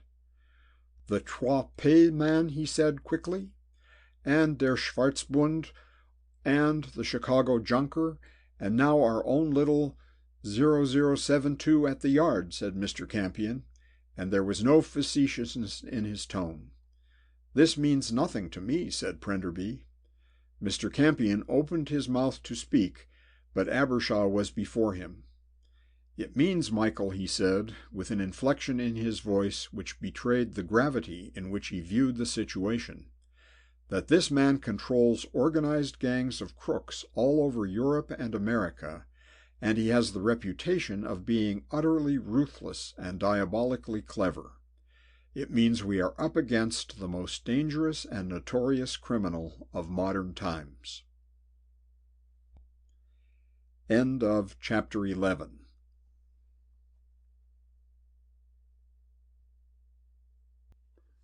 Chapter 12. "Furthermore," said Mr. Campion. After the little silence that followed Abbershaw's announcement, Prenderby spoke. "What's in this mysterious package they've lost?" he said. Abbershaw looked at Mr. Campion inquiringly. "Perhaps you could tell us that," he said pointedly. Albert Campion's vacuous face became even more blank than usual. "I don't know much about it," he said. "My client didn't go into all that, naturally. But I can tell you this much. It's something sewn in the lining of a red leather wallet. It felt to me like paper. Might have been a couple of fivers, of course, but I shouldn't think so." "How do you know?" said Prenderby quietly. Mr. Campion turned to him cheerfully. "Oh, I collected the doings all right," he said, "and I should have got away with them if little George here hadn't been a car fiend." Abbershaw frowned. "I think you'd better explain," he said. "Explain?" said Mr. Campion. "My dear chicks, there was nothing in it. As soon as I saw old Uncle Ben and his friends at the table, my idea was to get the package and then beat it, manners or no manners. So when the story of the ritual came up, I thought, and very nice too, and suggested the game. Then while all you people were playing bats in the belfry with the ancestral skewer, I toddled over to the old boy, whispered Inky Pinky in his ear, got the wallet, and made a beeline for the garage." He paused and sighed. "It was all very exhilarating," he went on easily. "My only trouble was that I was afraid that the wretched game would come to an end before I got away. With great presence of mind, therefore, I locked the door leading to the servants' quarters, so that any serenade on the dinner gong would not bring out the torchlight procession immediately.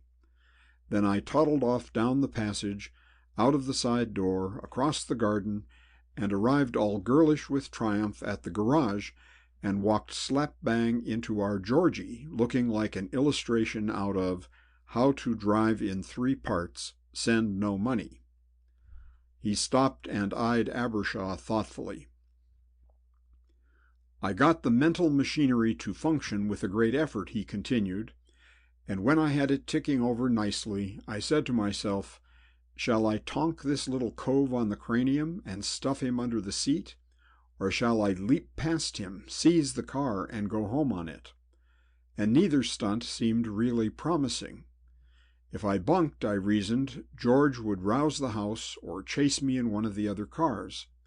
I couldn't afford to risk either just then. The only other expedient, therefore, was to tonk him, and the more I looked at him, the less I liked the notion. Georgie is a sturdy little fellow, a pugnacious little cove, who might quite easily turn out to be a flyweight champ somewhere or other.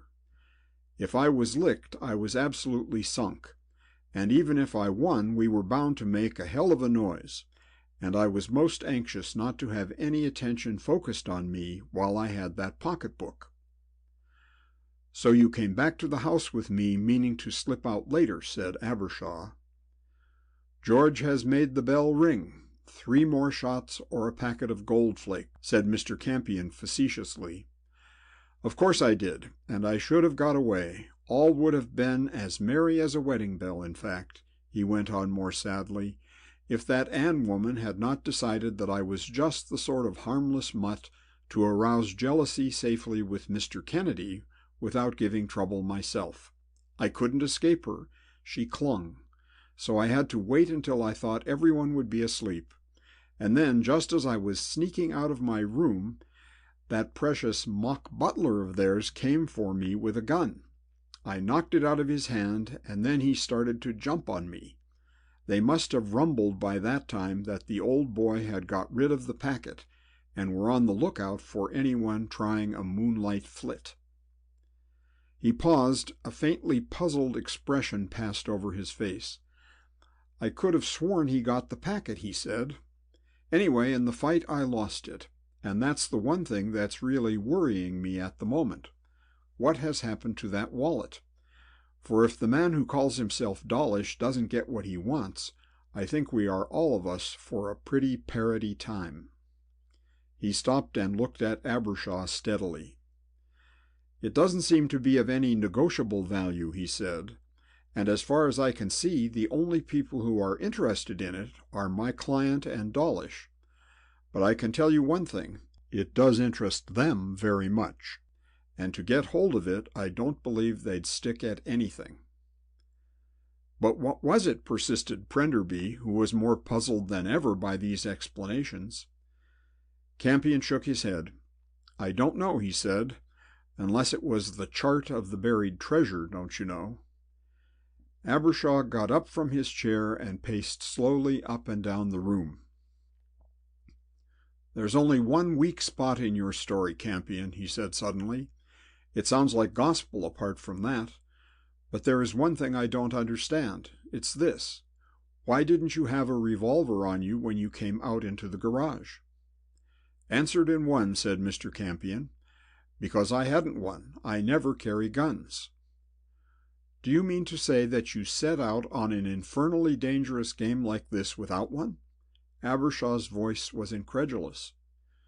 Mr. Campion became momentarily grave. It's a fact, he said simply. I'm afraid of them. Horrible things, guns. Always feel they might go off in a fit of temper, and I should be left with the body, and no bag to put it in either. Then poor little Albert would be in the soup. He shuddered slightly. Let's talk about something else, he said. I can keep up my pecker in the face of anything else but a corpse.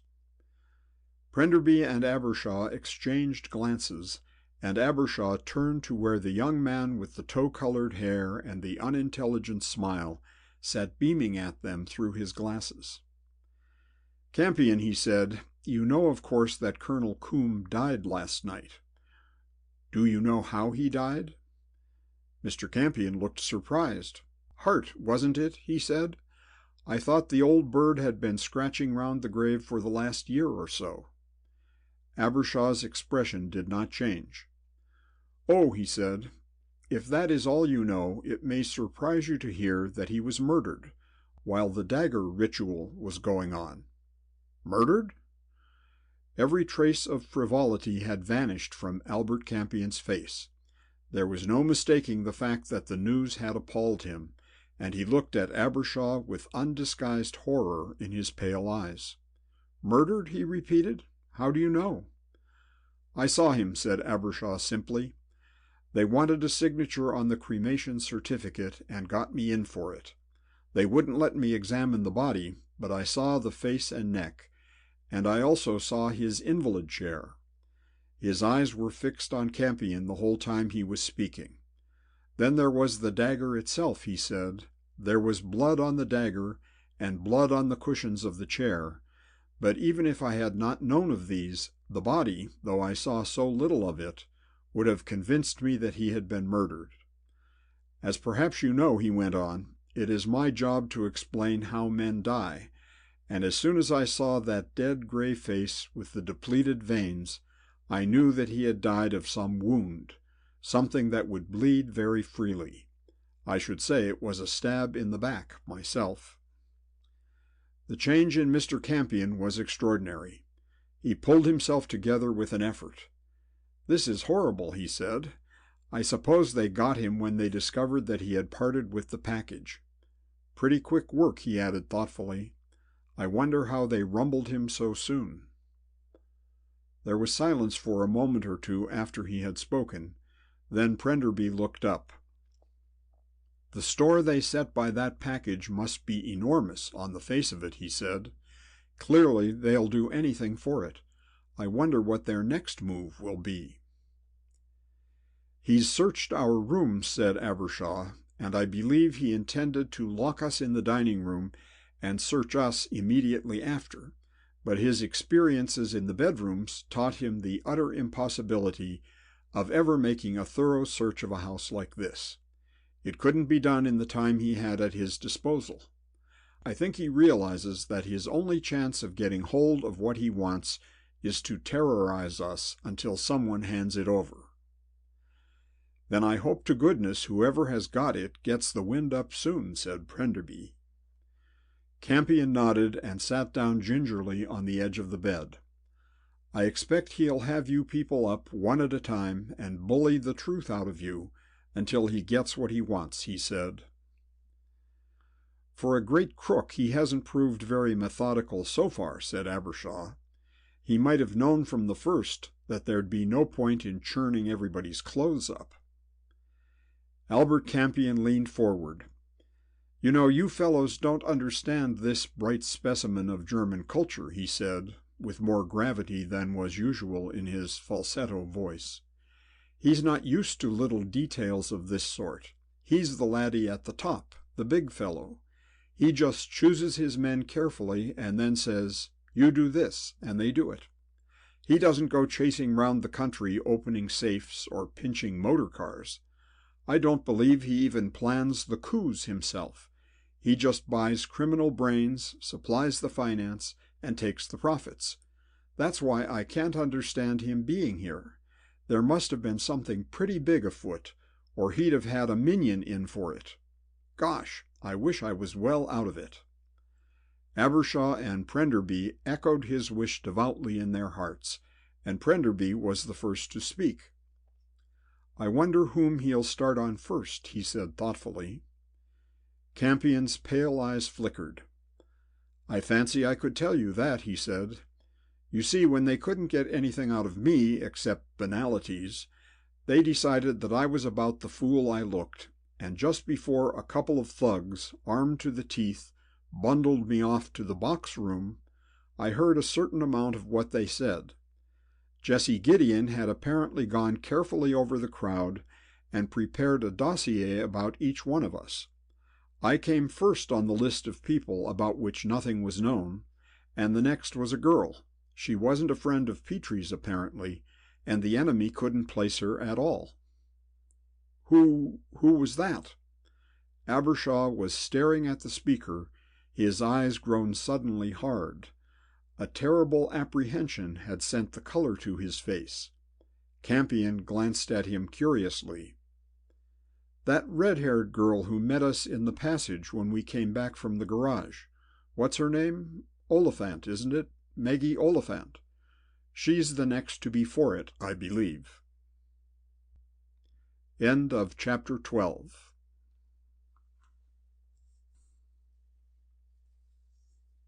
Chapter 13.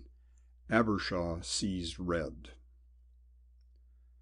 My God, Abbershaw, he was right. They've got her.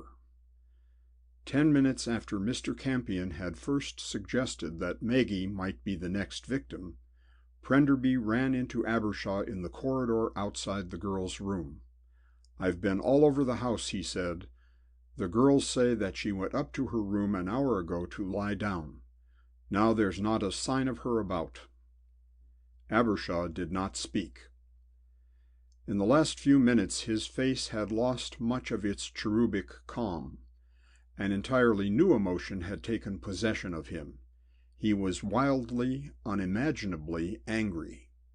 Never, in all his life before, had he experienced anything that could compare with it, and even as Prenderby watched him, he saw the last traces of the cautious, methodical expert vanish, and the new, impulsive, pugnacious fighter come into being. "Michael," he said suddenly, "keep an eye on Campion. His story may be absolutely true. It sounds like it. But we can't afford to risk anything. Keep him up in my room so that he can hide in the passage if need be. You'll have to smuggle food up to him somehow. Cheer the others up if you can." Prenderby looked at him anxiously. "What are you going to do?" he said. Abbershaw set his teeth. "I'm going to see them," he said. "There's been enough of this mucking about. There is going to be some sort of understanding anyway. Damn it all, they've got my girl." Turning on his heel, he strode off down the passage. A green-beige door cut off that portion of the house where Dawlish had established his headquarters. He passed through it without any interruption and reached the door of the room that had once been Colonel Coombs' bedchamber. He tapped on it loudly, and it was opened immediately by a man he had never seen before, a heavy bull of a fellow whom he guessed to be one of the servants. "What do you want?" he demanded suspiciously. "Mr. Dawlish," said Abbershaw, and attempted to push past him. A single blow, violent as a mule kick, sent him flying back against the opposite wall of the corridor, and the giant glowered at him. "Nobody comes in here," he said. "Mr. Dawlish isn't seeing anybody for another hour at least," he added with a laugh that sent Abbershaw cold, as he grasped its inference. "Look here," he said, "this is very important. I must get in to Mr. Dawlish. Does this interest you?" He drew a note-case from his pocket as he spoke. The man advanced towards him and stood glaring down at him, his heavy red face darker than ever with anger. Suddenly his hand shot out, and Abbershaw's throat was encased in a band of steel. "You just haven't realized, you and your lot downstairs, what you're playing about with," he said. "This here isn't no Sunday school hunt the thimble set out. There's 9 of us, we're armed, and he isn't joking." The hand round Abbershaw's throat tightened as the thug thrust his face close against his victim's. "He ain't ordered about by nobody. Makes his own laws, he does, as you'll soon find out. At the moment he's busy, talking to a lady, and when he's done with her, I'll take your message into him, and not before. Now get out, if I haven't killed yer." On the last words he flung the half-strangled Abbershaw away from him as if he had been a terrier, and re-entering the room slammed the door behind him, shooting home the bolts. Abbershaw scrambled to his feet, flung himself against the door, beating it with his hands in a paroxysm of fury. At last he paused in despair. The heavy oak would have withstood a battering ram. He stood back, helpless and half-maddened with apprehension for Maggie's safety. Then from somewhere far away he fancied he heard a muffled cry. The effect upon him was instantaneous. His impotent fury vanished, and he became once more cold and reasoning. His one chance of saving her was to get round the other way, to break in upon Dawlish's inquisition from an unguarded point, and, once there, declare all he knew about the red wallet and the fate of its contents, regardless of the revenge the German would inevitably take. Campion had been imprisoned conceivably somewhere near the room where Dawlish had dealt with him. It was just possible, therefore, that the passage through the cupboard would lead him to Maggie. He turned quickly. There was no time to be lost. Even now Dawlish might be trying some of the same methods of urging a confession as he had employed upon Campion earlier in the day. The thought sickened him, and he dashed down the passage into his own room. Brushing the astonished Campion aside, he threw open the cupboard door and pressed against the back of the shelf steadily. It gave before his weight and swung open, revealing a dark cavity behind. He took out his pocket torch and flashed it in front of him. The passage was wood-lined and very dusty. Doubtless it had not been used for years before Campion stumbled upon it by chance that afternoon. It was narrow also, admitting only just enough space for a man to pass along it, crawling on his hands and knees. But Abbershaw set off down it eagerly. The air was almost unbearably musty, and there was a scuttling of rats in front of him as he crawled on, shining the torch ahead of him as he went. At length he reached the steps of which Campion had spoken. They were steep and solid, leading straight up into the darkness which had opened above his head. He mounted them cautiously, and a moment later found himself cut off by an apparently solid floor over him. A closer examination, however, showed a catch, which, upon being released, allowed the trap to drop slowly open, so that he had to retreat some steps in order to avoid its catching him. The machinery which Campion had referred to as a piece of old bicycle was in fact an ancient iron device worked with a pedal for opening the trap. As soon as he had lifted this hatch, Abbershaw hauled himself into the open space above it, which he knew must be the chest itself. The lid was down, and he waited for some moments, breathless, listening. He could hear nothing, however, save the scuffling of the rats behind him, and at length, very cautiously, he put his hands above his head, pressed the lid up an inch or two, and peered out. No one appeared to be about, and he climbed silently out of the box. He was in a longish, vaulted room, one of the relics of the days when Black Dudley had been a monastery. Its stone walls were unpaneled, and a small window high up was closely barred. It was, as Campion had said, used as a box room, and filled with lumber of every description. Abbershaw looked round eagerly for a door, and saw it built almost next door to the fireplace in the wall opposite him. It was small, iron, hinged, and very heavy. He tried it cautiously, and found to his relief that it was unlocked. So Campion's escape had been discovered, he reflected, and went warily. He let himself out cautiously. He had no desire to be apprehended before he reached Dawlish himself. The door opened out onto a small stone landing in which were two similar doors. A steep spiral staircase descended almost at his feet. He listened attentively, but there was no sound, and he decided that Dawlish's inquisition could not be taking place on that floor. He turned down the steps, therefore, treading softly and hugging the wall. Once round the first bend, he heard a sound which made him stiffen and catch his breath, the muffled murmur of voices somewhere quite close. He went on eagerly, his ears strained to catch the first recognizable word. The stairs ended abruptly in a small oak door, to the right of which a narrow passage led off into the darkness. Through the door he could hear clearly Dawlish's deep German voice raised menacingly. Abbershaw took a deep breath, and pressing up the latch, carefully pushed the door open.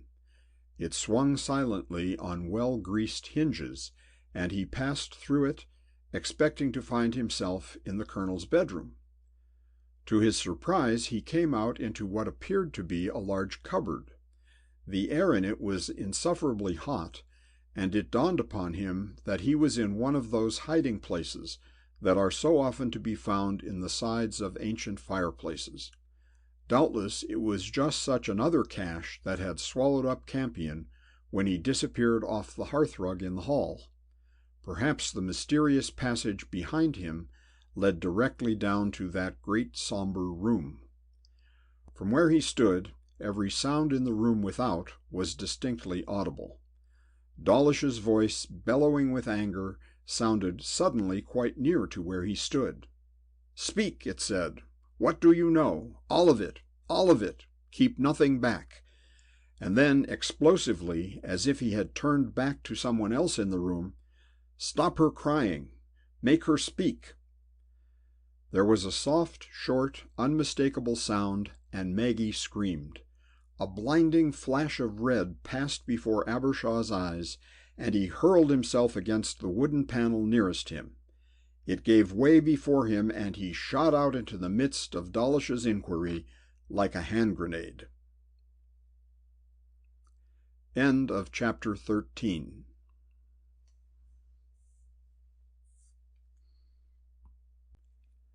Chapter 14. Abbershaw Gets His Interview. When Abbershaw picked himself up, he discovered that he was not in Colonel Coomb's bedroom, as he had supposed, but in a smaller and more luxurious apartment, presumably leading off it. It was lined with books, and had been used apparently as a study or library. At a heavy oak table desk set across one end sat Dawlish, his face mask-like as ever, and his ponderous hands resting among the papers in front of him. Before him stood Jessie Gideon, looking down at Maggie, who sat on a chair, a man Abbershaw had never seen before, leaning over her.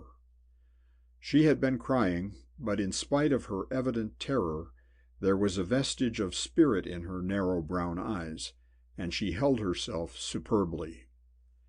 Abbershaw's somewhat precipitate entrance startled everybody, and he was on his feet again before Dawlish spoke. The German's dull, expressionless eyes rested on his face. "You," he said in his peculiarly stilted English, "how foolish you are. Since you have come out of your turn, you may stay. Sit down." As the young man stared at him, he repeated the last words violently, but without any movement or gesture. The man was almost unbelievably immobile. Abbershaw remained where he was. His anger was slowly getting the better of him, and he stood there stiffly, his flaming red hair on end, and his round face white and set. "I insist that you listen to me," he said. "This terrorizing of women has got to stop. What are you gaining by it anyway? Have you learnt anything of value to you from this girl?" His voice rose contemptuously. "Of course you haven't. You're making fools of yourselves." The German looked at him steadily, unblinkingly. Not a muscle of his face moved. "Gideon," he said, "tell me, who is this foolish, red-headed young man who so loves to hear his own voice?" Gideon glided forward obsequiously and stood beside the desk, his gray face and glittering eyes hideous beneath his white hair. He used his hands as he talked, emphasizing his words with graceful, fluttering gestures. "His name is George Abbershaw," he said. "He is a doctor of medicine, a pathologist, an expert upon external wounds and abrasions, with a special regard to their causes. In this capacity he has been often consulted by Scotland Yard. As a university friend of Wyatt Petree's, there is no reason to suppose that he came here with any ulterior motive." The German continued to regard Abbershaw steadily. "He is not a detective, ja?" "No," Gideon spoke emphatically. "That is obvious. English detectives are a race apart. They are evident at the first glance. No one who knew anything about the English police force could possibly suspect Dr. Abbershaw of holding any rank in it. The German grunted. "So," he said, and returned to Abbershaw, "you are just an ordinary headstrong young man who, like the others downstairs, is under the impression that this affair is a melodrama which has been especially devised in order that they may have the opportunity of posing heroically before the young ladies of your party. This is an old house suitable for such gaming, but I, one of the chief actors in your theater, I am not playing." He paused, and Abbershaw was conscious of a faint change in his face, although he did not appear to have moved a muscle. "What does it matter to me," he continued, "if you hide yourselves in priest-holes or spring upon me out of cupboards? Climb from one room to another, my friend, make yourself dusty in disused passages, attempt to run your motor cars upon alcohol. It does me no harm. My only interest is in a package I have lost, a thing that can be of no use to anyone but myself, and possibly one other man in the world. It is because I believe that there is in this house someone who is in the employ of that other man that I am keeping you all here until I recover my property." The dull, rasping voice stopped for a moment, and Abbershaw was about to speak when Dawlish again silenced him. "To recover that property," he repeated, "at whatever cost. I am not playing a game. I am not jumping out of cupboards in an attempt to be heroic. I am not pretending. I think the boy who attempted to drive off in his motor car and the madman who escaped from the room upstairs where I had locked him understood me. The girl here, too, should begin to understand by now, and the rest of you shall be convinced even as they have been." Abbershaw's anger had by no means died down under this harangue, and when he spoke his voice was frigid and very formal. "If you carry out those threats, Herr Eberhard von Faber," he said, "you will be wasting your time." Gideon started violently at the name, but the German did not appear even to have heard. "I had your packet," Abbershaw continued bitingly. They were listening intently, and he fancied he discerned a change in Dawlish's dull eyes. "And in the morning, before you had the audacity to place us under this restraint, I destroyed it in the grate in my bedroom." He paused, breathless. The truth was out now. They could do what they liked with him. The German's reply came, very cold and as contemptuous as his own. "In the present situation, you cannot expect to be believed," he said. "Do not they tell me after every crime in which great public interest is taken, at least 4 or 5 imbeciles approach the police, confessing to it? Forgive me if I say that you remind me of one of those imbeciles, Dr. Abbershaw."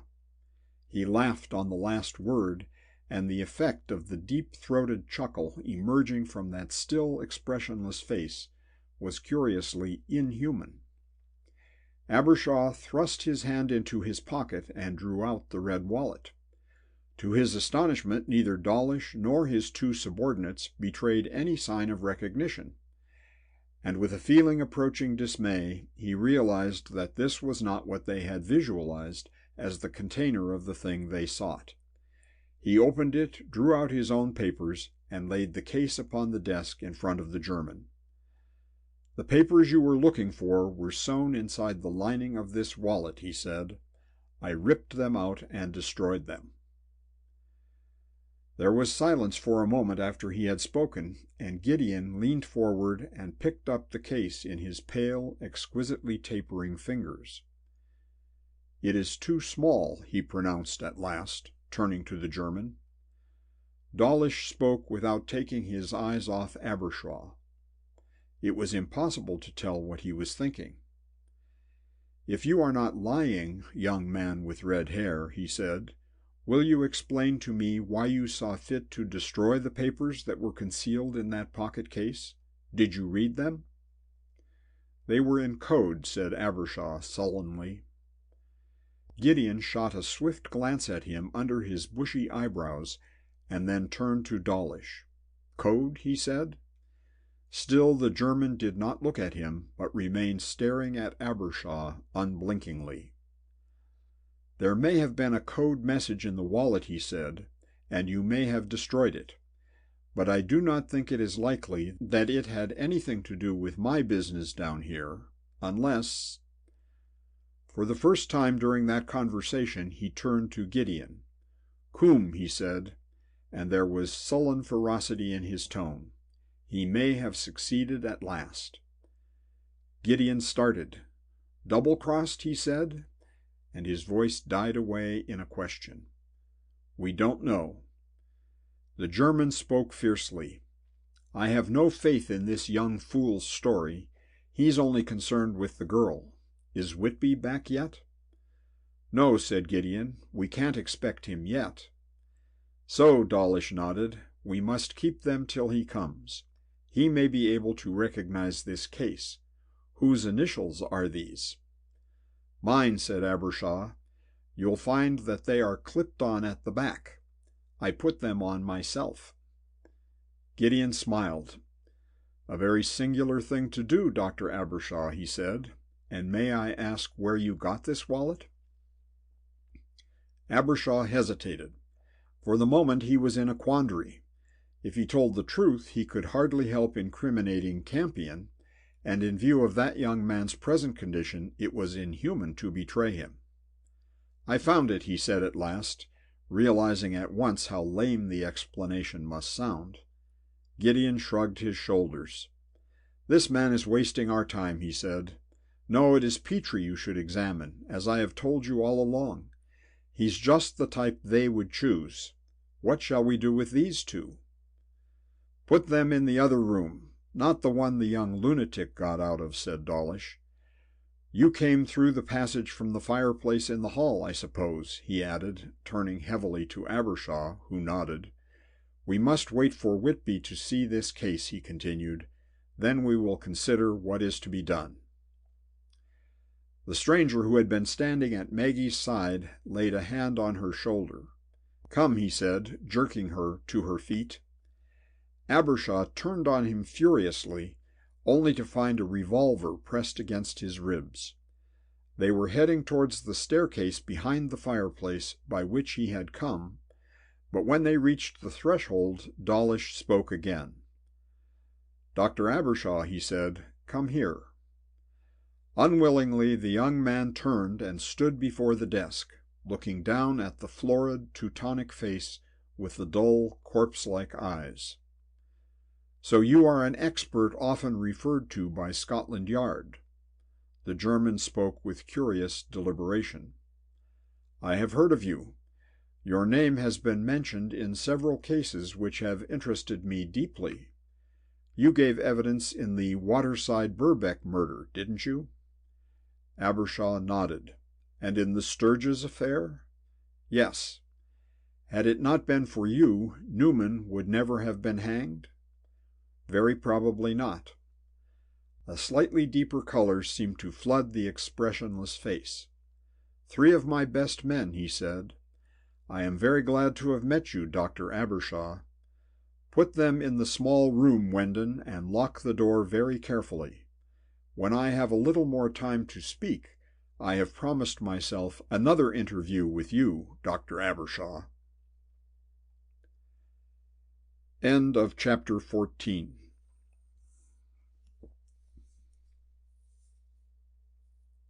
Chapter 15.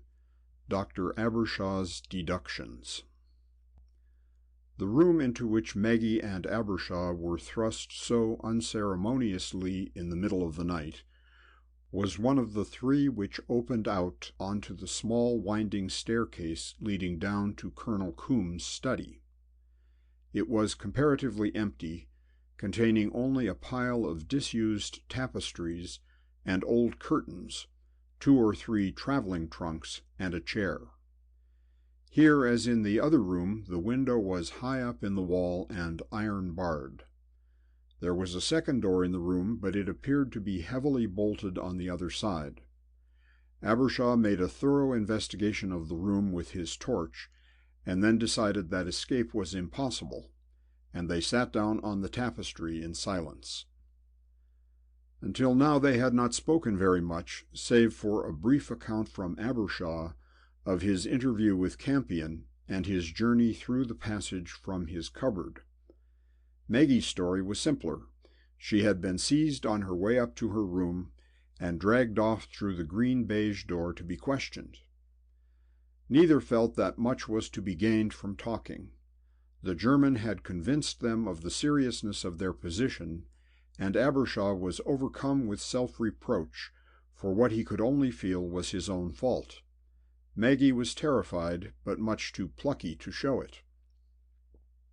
As the utter silence of the darkness descended upon them, however, the girl laid her hand on Abbershaw's arm. "We'll be all right," she murmured. "It was wonderful of you to come and get me out like that." Abbershaw laughed bitterly. "I didn't get you very far," he said. The girl peered at him through the shadow. "Oh, I don't know," she said. "It's better up here than it was down there." Abbershaw took her hand and spoke with unusual violence. "My God, they didn't hurt you," he said. "Oh, no, nothing much." It was evident from her voice that she was trying to make light of a terrible experience. "I was frightened more than hurt," she said, "but it was good to see you. Who are they, George? What are they doing here? What's it all about?" Abbershaw covered his face with his hands and groaned in the darkness. "I could kick myself," he said. "It's all my fault. I did an absurd, a foolhardy, lunatic thing when I destroyed those papers. I didn't realize whom we were up against." The girl caught her breath. "Then what you said was true?" she said. "You did destroy what they are looking for?" "Yes," Abbershaw spoke savagely. "I've behaved like an idiot all the way through," he said. "I've been too clever by half, and now I've got you, of all people, the person I'd rather die than see any harm come to, into this appalling situation. I hit on the truth," he went on, "but only half of it, and like a fool I acted upon my belief without being sure. Oh, my God, what a fool I've been!" The girl stirred beside him and laid her head on his shoulders, her weight resting in the hollow of his arm. "Tell me," she said. Abbershaw was only too glad to straighten out his own thoughts in speech, and he began softly, keeping his voice down, lest there should be listeners on the landing behind the bolted door. "It was Colonel Coombs' murder that woke me up," he said, "and then when I saw the body and realized that the plate across his face was unneeded and served as a disguise, I realized then that it was crooks we had to deal with. And casting about in my mind, I arrived at something, not quite the truth, but very near it." He paused and drew the girl closer to him.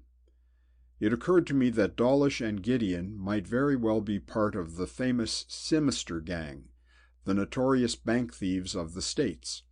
The descriptions of two of the leaders seemed to tally very well, and like a fool I jumped to the conclusion that they were the Sinister gangsters. So that when the documents came into my hands, I guessed what they were." The girl looked at him. "What were they?" she said. Abbershaw hesitated. "I don't want to lay down the law this time," he said, "but I don't see how I can be wrong. In these big gangs of crooks, the science of thieving has been brought to such perfection that their internal management resembles a gigantic business concern more than anything else. Modern criminal gangs are not composed of amateurs. Each man has his own particular type of work at which he is an expert. That is why the police experience such difficulty in bringing to justice the man actually responsible for a crime, and not merely capturing the comparatively innocent cat's paw who performs the actual thieving."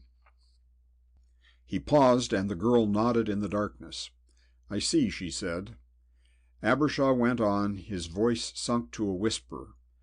"Very big gangs, like Sinisters, carry this cooperative spirit to an extreme," he continued, "and in more cases than one a really big robbery is planned and worked out to the last detail by a man who may be hundreds of miles away from the scene of the crime when it is committed.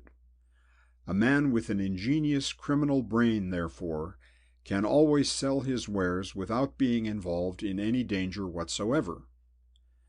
The thing I found was, I feel perfectly sure, a complete crime worked out to the last detail by the hand of a master. It may have been a bank robbery, but of that I'm not sure.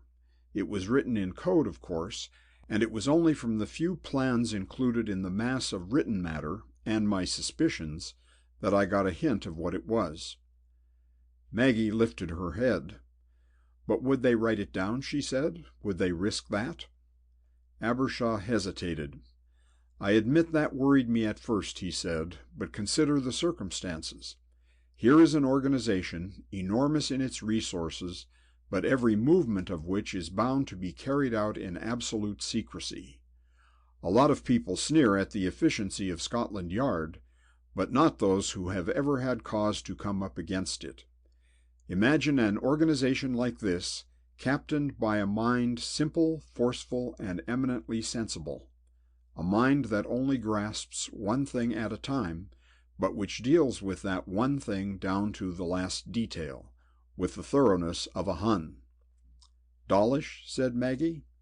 Abbershaw nodded in the darkness. "Yes," he said, "Mr. Benjamin Dawlish is one of his names." He paused and then went on again with new enthusiasm. "Then imagine the brains of his gang," he continued, "the man with the mind of a genius, plus just that one crooked kink which makes him a criminal instead of a diplomat. It is most important that this one man of all others shall evade the police." Maggie nestled closer to him. "Go on," she said. Abbershaw continued, his voice hardly raised above a whisper, but intense and vehement in the quietness. "He must be kept away from the gang then at all costs," he said. "So why not let him live at some out-of-the-way spot in the guise of an innocent old gentleman, an invalid, going out for long drives in his ramshackle old car for his health's sake, but in reality changing his personality on the road and becoming for a few hours an entirely different person. Not always the same man, you understand," he explained, "but adopting whatever guise seemed most suitable for the actual detail in hand. A respectable suburban householder, eager to open a small account when it was necessary to inspect a certain bank manager's office, an insurance man when a watchman was to be interviewed, a jovial, open-handed man about town when clerks were to be pumped, and all these different personalities vanishing into thin air as soon as their work was done, each one of them merging into the quiet, inoffensive old invalid driving about in his joke of a car." His voice died away in the darkness, and Maggie stiffened. "The Colonel," she whispered. "Yes," murmured Abbershaw, "I'm sure of it. He was the designer of the crimes. Dawlish organized them, and a carefully trained gang carried them out. The arrangements had to be written out," he went on, "because otherwise it would entail the Colonel spending some considerable time with the gang explaining his schemes, whereas it was much better that they should not know him or he them. You see," he went on suddenly, "that's what Dawlish had to guard against, double-crossing. Old Coombs' plans had a definite market value. They were worth money to any criminal gang who could get hold of them, and, as I have said, to minimize any danger of this, Coombs was kept here, practically as a prisoner, by Dawlish. I dare say the only time he saw any member of the gang was when Gideon and some other member as witness came down here to collect the finished scheme for one robbery or to discuss the next. On such occasions it was Coombs' practice to invite Wyatt to bring down a house party, as a blind to distract attention from any of his other visitors, who may in some cases have been characters known to the police." He stopped and sighed. "So far," he said, "I was practically right, but I had made one tremendous error." "And that?" The girl's voice quivered with excitement. "That," said Abbershaw gravely, "was the fatal one of taking Dawlish for Sinister. Sinister is a rogue about whom there are as many pleasant stories as unpleasant ones. But about Eberhard von Faber no one ever laughs. He is, without exception, the most notorious, unsavory villain this era has produced, and I have pitched us all, you too, into his hands." The girl repressed a shudder, but she clung to Abbershaw confidently. "But why," she said suddenly, "why didn't they succeed? Why didn't the colonel give Dawlish the papers, and the whole thing work out according to plan?" Abbershaw stirred. "It would have done," he said, "but there was double-crossing going on.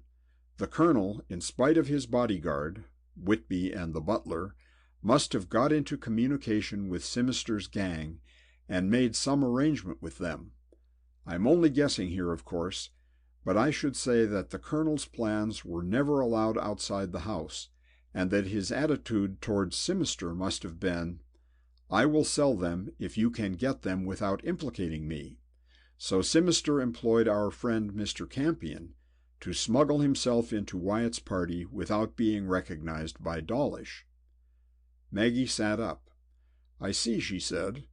"But then, George, who murdered the colonel?" "Oh, one of the gang, of course, evidently, when they discovered that he had double-crossed them." The girl was silent for a moment then. "They were very quick," she said thoughtfully. Abbershaw jerked his chin up. This was a point which it had never occurred to him to question. "What do you mean?" he demanded. Maggie repeated her former observation. "They were very quick," she said. "If the colonel didn't have a heart attack, he was murdered when we were playing with the dagger. Before I had the thing in my hand, in fact. Did they see the old man part with the papers? And if so, why did they kill him and not Albert Campion?" Abbershaw was silent. This point of view had not occurred to him. As far as he knew, apart from the single affair on the landing, they had not spotted Albert Campion at all. "Besides," said Maggie, "if you remember, Dawlish seemed to be surprised when something you said suggested that Coombe had double-crossed them." Abbershaw nodded. The incident returned to his mind. Maggie went on speaking, her voice very low. "So Albert Campion was the murderer?" she said. Abbershaw started. "Oh, no," he said. "I don't think that for a moment. In fact, I'm sure of it," he went on, as he remembered the scene. It seemed incredible that it was only that afternoon, when Mr. Campion had heard of the colonel's murder. "I'm sure of it," he repeated. "And besides," he added, as the extenuating circumstances occurred to him, "why should von Faber have taken all those precautions to conceal someone else's crime?" Maggie was silent at this, and Abbershaw continued. "There's no doubt that the colonel intended to cheat the gang," he said. "The documents were exquisite pieces of work, written on the finest paper, in a hand so small that it would have taken a reading glass to follow the words.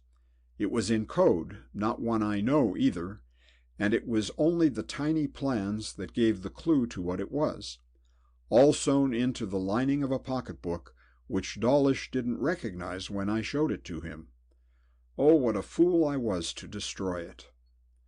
The regret in his tone was very poignant, and for some seconds the girl did not speak. Then she moved a little nearer to him, as if to compensate him for any embarrassment her question might cause him. "Why did you?" she said at last. Abbershaw was silent for some time before he spoke. Then he sighed deeply.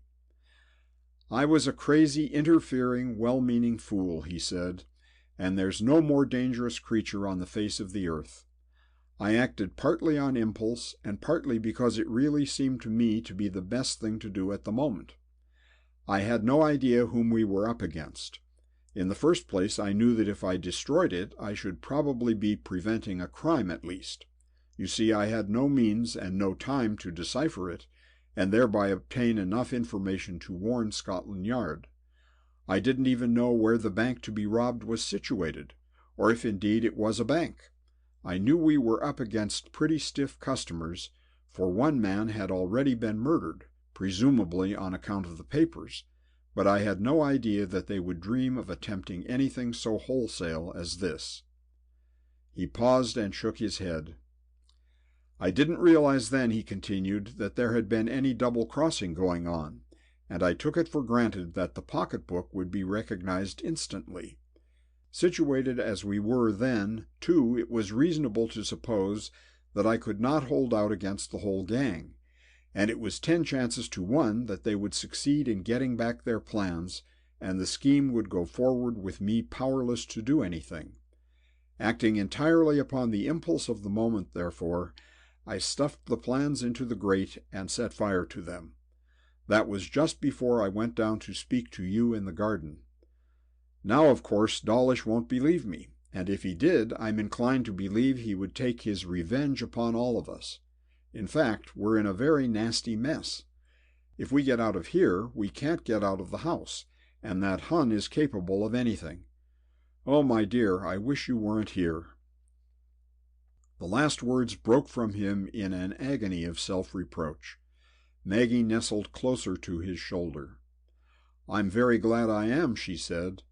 "If we're in for trouble, let's go through it together. Look, we've been talking for hours. The dawn's breaking. Something may turn up today. Don't these people ever have postmen or milkmen or telegram boys or anything?" Abbershaw nodded. "I've thought of that," he said, "but I think everyone like that is stopped at the lodge, and anyhow today's Sunday. Of course," he added brightly, "in a couple of days there'll be inquiries after some of us, but it's what Von Faber may do before then that's worrying me." Maggie sighed. "I don't want to think," she said. "Oh, George," she added pitifully, "I'm so terribly tired." On the last word her head lolled heavily against his breast, and he realized with sudden surprise that she was still a child who could sleep in spite of the horror of the situation. He sat there with his back against the wall, supporting her in his arms, staring out across the fast brightening room, his eyes fixed and full of apprehension. Gradually the room grew lighter and lighter, and the sun, pale at first and then brilliant, poured in through the high window with that warm serenity that is somehow peculiar to a Sunday morning. Outside he heard the far-away lowing of the cattle and the lively bickering of the birds. He must have dozed a little in spite of his disturbing thoughts, for he suddenly came to himself with a start and sat up listening intently, his ears strained, and an expression of utter bewilderment on his face. From somewhere close at hand, apparently in the room with the bolted door, there proceeded a curious collection of sounds. It was a hymn, sung with a malicious intensity unequaled by anything Abbershaw had ever heard in his life before. The voice was a feminine one, high and shrill. It sounded like some avenging fury. He could make out the words, uttered with a species of ferocious glee underlying the religious fervor. "O vain all outward sign of grief, and vain the form of prayer, unless the heart implore relief, and penitence be there." And then with still greater emphasis, "We smite the breast, we weep in vain in ashes mourn, unless with penitential pain." The quavering crescendo reached a pinnacle of self-righteous satisfaction that can never be known to more forgiving spirits. "Unless with penitential pain the smitten soul be torn." The last note died away into silence, and a long drawn-out "Amen" followed it. Then all was still. End of chapter 15.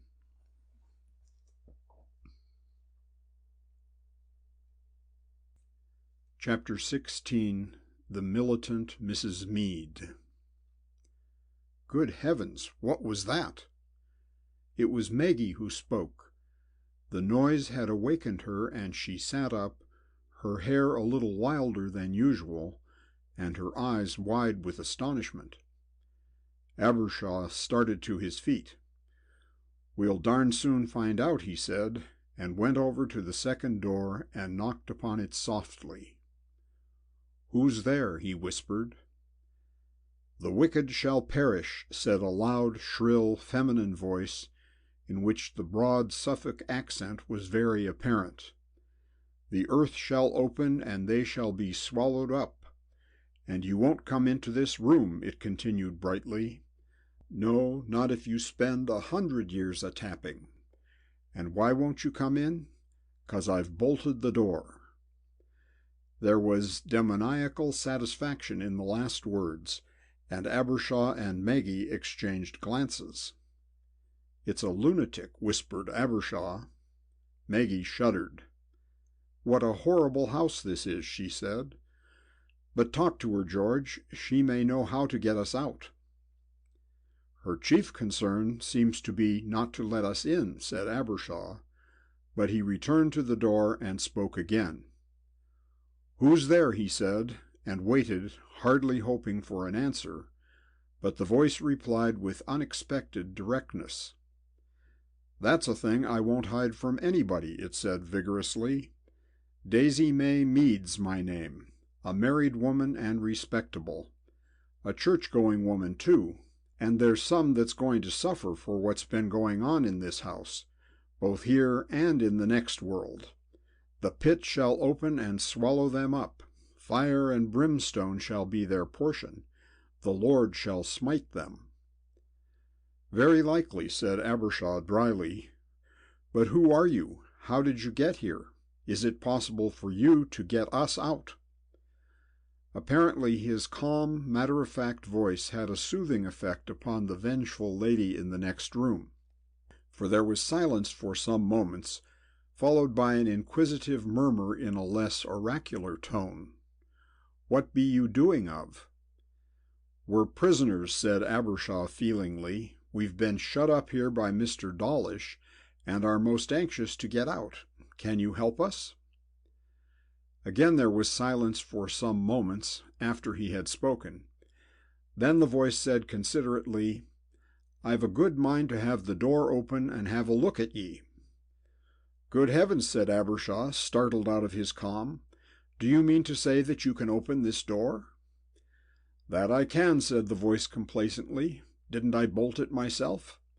I'm not having a lot of foreigners running round me. I told the German gentlemen so. Oh, they shall be punished. To the devil you'll go, I told them. Fire and brimstone and hot irons, I said." "Yes, I know," said Abbershaw soothingly. "But have you any idea how we can get out?" A grunt of consideration was clearly audible through the door. "I will have a look at ye," said the voice with sudden decision, and thereupon there began a fearsome noise of chains, bolts, and the scraping of heavy furniture, which suggested that Mrs. Meade had barricaded herself in with a vengeance. Soon after there was a creaking, and the door swung open an inch or two, a bright black eye appearing in the crack. After a moment or so, apparently satisfied, Mrs. Meade pushed the door open wide and stood upon the threshold looking in on them. She was a striking old woman, tall and incredibly gaunt, with a great bony frame on which her clothes hung skimpily. She had a brown puckered face in which her small eyes, black and quick as a bird's, glowed out at the world with a religious satisfaction at the coming punishment of the wicked. She was clothed in a black dress, green with age, and a stiff white apron starched like a board, which gave her a rotundity of appearance wholly false. She stood there for some seconds, her bright eyes taking in every nook and corner of the room. Apparently satisfied, she came forward. "That'll be your sister, I suppose," she said, indicating Maggie with a bony hand, "seeing you've both red hair." Neither of the two answered, and taking their silence for assent, she went on. "Your visitors, I suppose?" she demanded. "It's my belief the devil's own work is going on in this house. Haven't I seen it with me own eyes? Wasn't I permitted, praised be the Lord, to witness some of it? Its 4 shall swing from the gallows, their lives in the paper, before there's an end of this business." The satisfaction in her voice was apparent, and she beamed upon them. the maliciousness in her old face truly terrible to see. She was evidently bursting with her story, and they found it was not difficult to get her to talk. "Who are you?" demanded Abbershaw. "I know your name, of course, but that doesn't make me much wiser. Where do you live?" "Down in the village, 3 miles away," said the redoubtable Mrs. Meade, beaming at him. "I'm not a regular servant here, and I wouldn't be, for I've no need. But when they has company up here, I sometimes come in for the week to help. My time's up next Wednesday, and when I don't come home, my son'll come down for me. That's the time I'm waiting for. Then there'll be trouble." There was grim pleasure in her tone, and she wagged her head solemnly. "He'll have someone to reckon with then, the German gentleman will. My son don't hold with foreigners nohow. What with this on top of it, and him being a murderer too, there'll be a fight, I can tell you. My son's a rare fighter." "I shouldn't think the Hun would be bad at a scrap," murmured Abbershaw, but at the same time he marveled at the complacency of the old woman, who could time her rescue for 4 days ahead and settle down peacefully to wait for it. There was one phrase, however, that stuck in his mind. "Murderer," he said. The old woman eyed him suspiciously and came farther into the room. "What do you know about it?" she demanded. "We've told you who we are," said Maggie, suddenly sitting up, her clever pale face flushing a little and her narrow eyes fixed upon her face. "We're visitors, and we've been shut up here by Mr. Dawlish, who seems to have taken over charge of the house ever since Colonel Coombe had his seizure." The old woman pricked up her ears. "Seizure?" she said. "That's what they said it was, did they? The fiery furnace is made ready for them, and they shall be consumed utterly. I know it wasn't no seizure. That was murder, that was. A life for a life, and an eye for an eye, a tooth for a tooth. That's the law, and they shall come to it." "Murder? How do you know it was murder?" said Abbershaw hastily. The fanatical forebodings were getting on his nerves. Once again the crafty look came into the little black eyes, and she considered him dubiously. But she was much too eager to tell her story to be dissuaded by any suspicions. "It was on the Friday night," she said, dropping her voice to a confidential monotone. "After dinner had been brought out, Mrs. Browning, that's the housekeeper, sent me upstairs to see to the fires. I hadn't been up there more than 10 minutes when I come over faint." She paused and eyed the two defiantly. "I never touch liquor," she said, and hesitated again. Abbershaw was completely in the dark, but Maggie had a flash of intuition, born of long experience of Mrs. Meade's prototypes. "But as you weren't well, you looked about for something to revive you," she said. "Of course, why not?" Mrs. Meade's dubious expression faded. "Of course," she said. "What else was I to do?" "What else indeed?" said Maggie encouragingly. "What did I do?" said the old woman, lapsing once more into the rhetorical form she favored. "I remembered that in the Colonel's study, that's through his bedroom, you know, there was a little cupboard behind the screen by the window where he kept a drop of Scotch whiskey. That's soothing and settling to the stomach as much as anything is. So, coming over faint, and being in the Colonel's bedroom, I went into the study, and had just poured myself out a little drop, when I heard voices, and the German gentleman with his friend Mr. Gideon and Dr. Whitby come in." She stopped again and looked at Maggie. "I didn't holler out," she said, "because it would have looked so bad, me being there in the dark." Maggie nodded understandingly, and Mrs. Meade continued. "So I just stayed where I was behind the screen," she said. "Mr. Gideon was carrying a lamp, and he set it down on the desk. They was all very excited, and as soon as Dr. Whitby spoke, I knew something was up. 'What an opportunity,' he said. 'While they're playing around with that dagger, he'll just sit where he is. We're safe for 15 minutes at least.' Then the German gentleman spoke, very brusque he is. 'Get on with it,' says he. 'Where does he keep the stuff?' Mrs. Meade paused, and her little black eyes were eloquent. "Imagine the state I was in, me standing there with the bottle in me hand," she said. But the next moment Dr. Whitby set me at peace again. "In the secret drawer at the back of the desk," he said. I peeked round the edge of the screen and saw him fiddling about with the master's desk. She fixed Maggie with a bright black eye. "I was upset," she said. "If it hadn't been for the whiskey and the way it would have looked, I'd have gone out. But as it was, I couldn't very well, and so I stayed where I was. But I listened, for I said to myself, the humblest of us are sometimes the ministers of the Lord, and I realized someone would have to be brought to justice." Her self-righteousness was so sublime that it all but carried her hearers away with it, and she went on whilst they listened to her, fascinated. "I saw them open the drawer, and then there was such a swearing set out that I was ashamed. 'It's gone,' said Mr. Gideon, and Dr. Whitby, he started moaning like an idiot. He always kept them here, he kept saying over and over again. Then the German, him that's for hellfire as sure as I'll be with the lambs, he got very angry.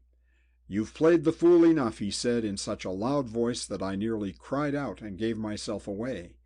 'Go and fetch him,' he said. 'Bring him up here. I've had enough of this playing.'"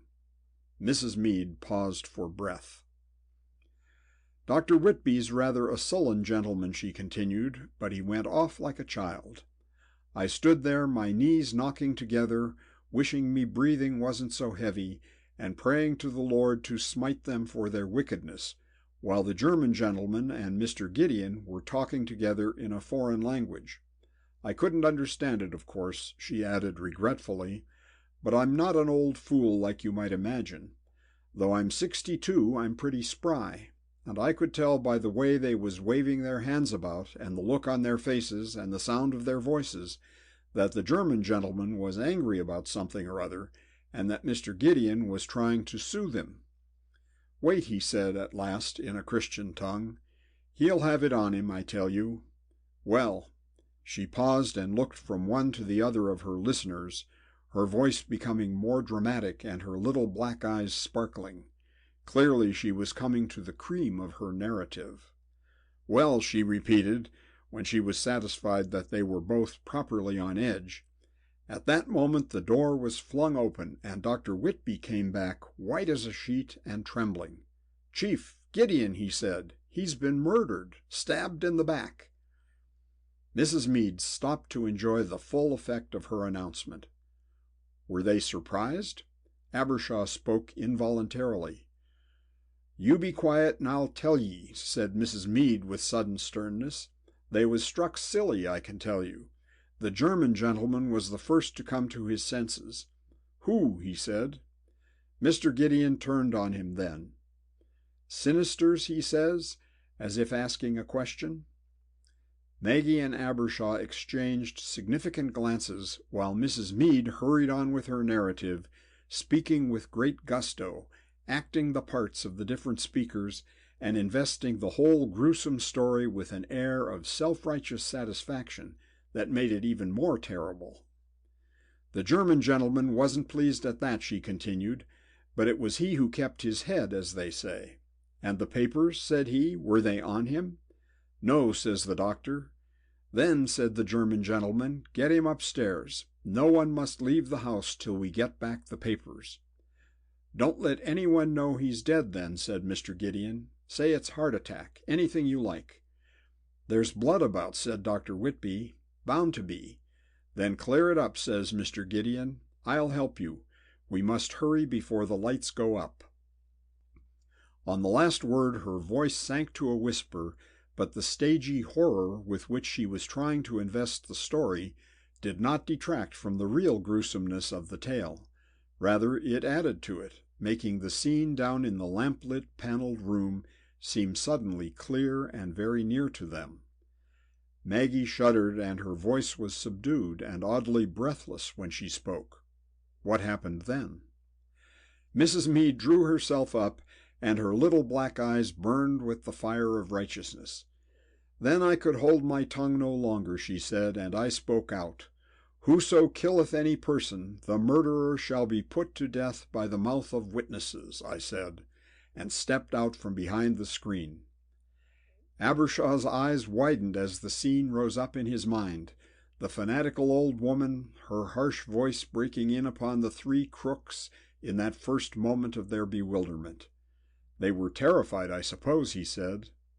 Mrs. Meade nodded, and an expression of grim satisfaction spread over her wrinkled old face. They was, she said. Mr. Gideon went pale as a sheet, and shrank away from me like an actor on the stage. Dr. Whitby stood there stupid-like, his eyes gone all fishy, and his mouth hanging open. She shook her head. You could see there was guilt there, she said, if not in deed, in the heart. The German gentleman was the only one to stay his natural color. And then Maggie hardly recognized her own voice, so toneless was it. Then he come up to me, the old woman continued, with a return of indignation in her voice. Slowly he come and put his great heavy face close to mine. You be off, said I, but that didn't stop him. How much have you heard, said he. All of it, says I, and what's more, I'm going to bear witness. Mrs. Meade took a deep breath. That did it, she said. He put his hand over my mouth, and the next moment Dr. Whitby had jumped forward and opened the cupboard by the fireplace. Put her in here, said he. We can see to her after we've got him upstairs. You struggled, of course, said Abbershaw. It's extraordinary someone in the house didn't hear you. Mrs. Meade regarded him with concentrated scorn. Me struggle, young man, she said. Not me. If there's going to be any scrabbling about, I said to myself, better leave it to my son, who knows something about fighting. So as soon as I knew where I was, I hurried up the stairs and shut myself in here. You can do what you like, I said to the German gentleman through the door, but I'm staying here until Wednesday, if needs be, when my son'll come for me. Then there'll be summat to pay, I can tell you. She paused, her pale cheeks flushing with the fire of battle as she remembered the incident. He soon went away after that, she went on, wagging her head. He turned the key on me, but that didn't worry me. I had the bolts on my side. But you couldn't get out? Interrupted Maggie, whose brain failed before this somewhat peculiar reasoning. Of course I couldn't get out, said Mrs. Meade vigorously. No more'n could he come in. As long as my tongue's in my head, someone'll swing for murder, and I'm quite willing to wait for my son on Wednesday. They won't get into me to kill me, I reckon, she continued, with a flicker of pleasure in her eyes, and so when my son comes along, there'll be someone to help cast out the wicked. I ain't a-holding my tongue, not for nobody. And that's all you know, then, said Maggie. All? Mrs. Meade's tone was eloquent. Some people will find it's quite enough. Those three didn't actually do the murder, but there's someone in the house who did, and... She broke off sharply and glanced from one to the other. Why are you two looking at one another so? She demanded. But she got no reply to her question. Maggie and Abbershaw were regarding each other fixedly. The same phrase in the old woman's remark had struck both of them, and to each it bore the same terrible significance. Those three didn't actually do the murder, but there's someone in the house who did. Dawlish, Gideon, Whitby were cleared of the actual crime in one word.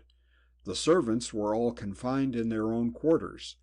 Albert Campion insisted that he locked the door upon them. Who then could be responsible? Albert Campion himself, or one of their own party? Neither spoke. The question was too terrifying to put into words. End of chapter 16.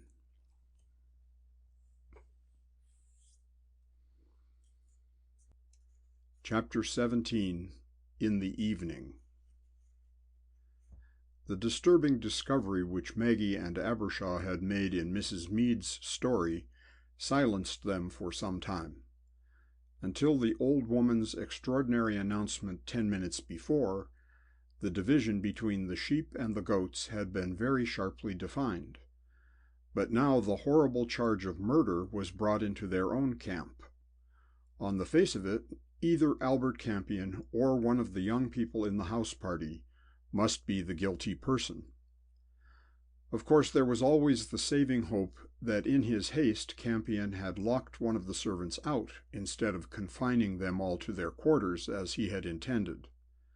But even so, neither Abbershaw nor the girl could blind themselves to the fact that in the light of present circumstances the odds were against the murderer lying in that quarter. The entire staff of the house was employed by von Faber or his agents. That is to say, that they were actually of the gang themselves.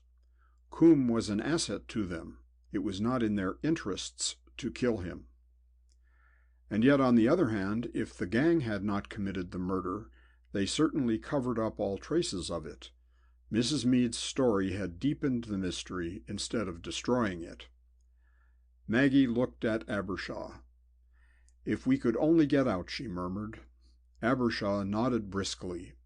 Conjectures and theories could wait until afterwards. The main business in hand at the moment was escape, if not out of the house, at least back to the others. He turned to the old woman. "I don't suppose there's any chance of getting out through there," he suggested, indicating the inner room in the doorway of which she still stood. She shook her head. "There's nobbut a fireplace and a door," she said, "and you'll not get through the door because I've bolted it and he's locked it. You can have a look at the fireplace if you like, but the chimney'll only land you up on the roof, even if you could get up it.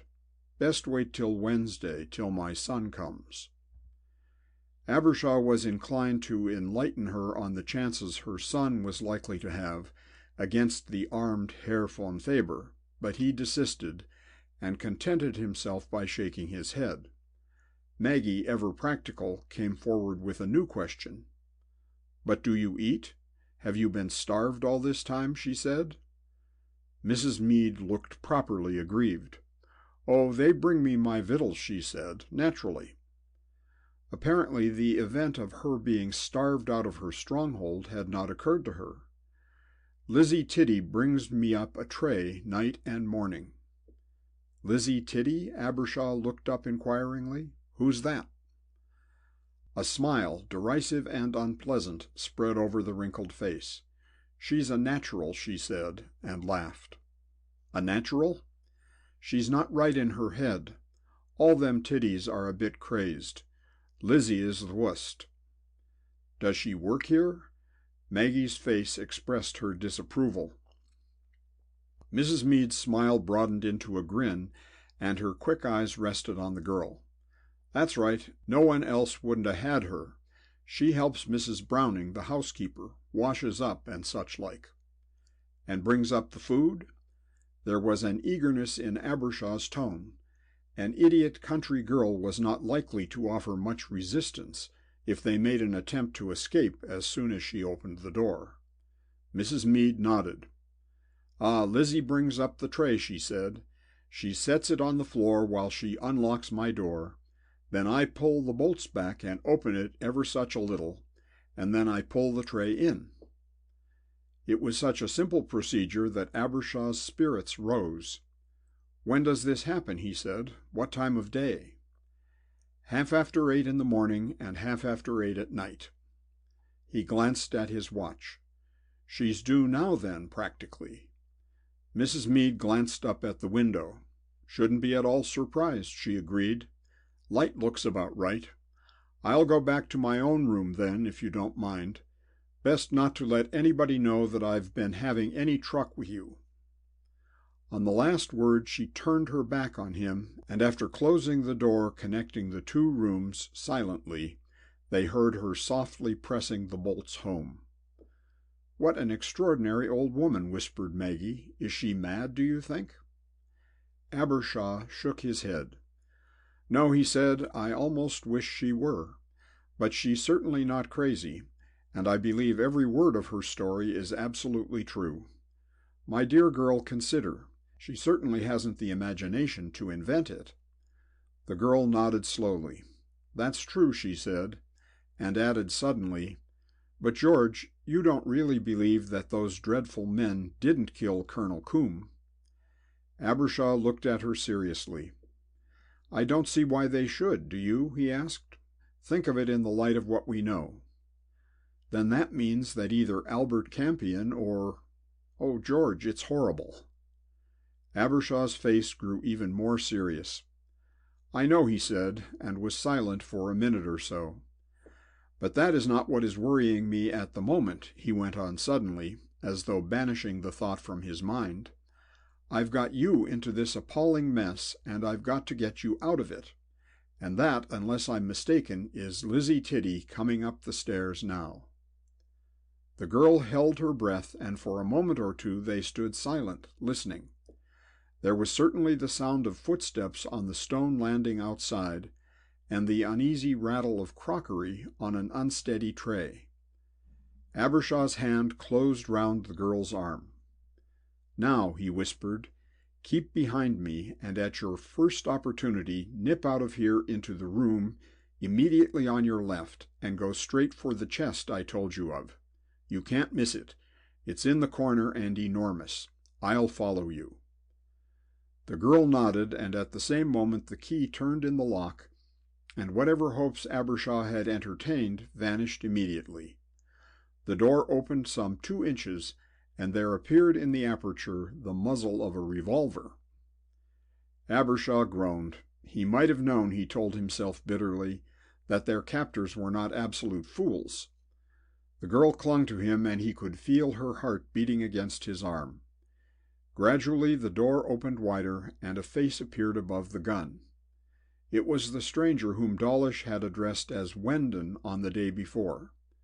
He stood grinning in at them, the gun leveled directly at Maggie. "Any monkey tricks, and the girl goes first," he said. "It's the governor's orders. He's reserving you, mate, for his own personal attention. That's one of the reasons why he's feeding you. Now then, my girl, push the tray under and hurry about it." The last remark was addressed to someone behind him, although he never for a moment took his eyes off Abbershaw and the girl. There was a scuffling in the passage outside, and then a narrow tray appeared upon the floor. It came sliding towards them through the crack in the door, and Abbershaw was suddenly conscious of a pair of idiot eyes, set in a pale, vacant face, watching him from behind it. His impulse was to leap forward and risk the revolver, but the man had him helpless, since it was Maggie whom he covered. Slowly the door closed, and on the moment that the gun disappeared, Abbershaw sprang forward fiercely, but it was a forlorn hope. The heavy door slammed to, and they heard the lock shoot home. There was food on the tray, a pile of sandwiches and a jug of water. Maggie stood listening for a moment, then she whispered sharply, "George, they don't take the same precautions with her. Perhaps if we got in there we could get past them." Abbershaw darted across the room to the other door. Then his face changed. "She's bolted us out, of course," he said, "and besides, we're too late now. We must wait till they come this evening. Oh, my dear, I'm so sorry I got you into all this." The girl smiled at him, but she did not reply, and presently, since in spite of their precarious position they were very hungry, they sat down and began to eat. And then the long, weary day dragged on. Mrs. Meade did not seem to be inclined for further conversation, and they knew that sooner or later Dr. Whitby and the man who had driven him must return, and the red leather wallet be identified.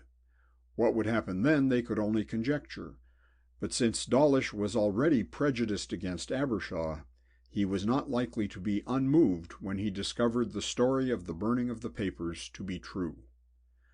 But it was Maggie's position that chiefly disturbed Abbershaw. Whatever they did to him, they were not likely to let her return to civilization, knowing what she did about them. The others, after all, so far as Dawlish knew, realized little or nothing of the true position. Campion had succeeded in convincing them that he was no more than the fool he looked, and they knew nothing of his disclosures to Abbershaw and Prenderby. The chances, therefore, were against them releasing the girl, and Abbershaw's brain sickened at the thought of her possible fate. Escape was impossible, however, and there was nothing in the room that could in any way be manufactured into a weapon. The window, even had it been large enough to permit a man's climbing through it, looked out onto a sheer drop of 70 feet onto the flags below. There seemed nothing for it but to settle down and wait for Dawlish to make the next move. As the morning passed and then afternoon without any change, save for a few martial and prophetic hymns from Mrs. Meade, their spirits sank deeper than ever, and it grew dark.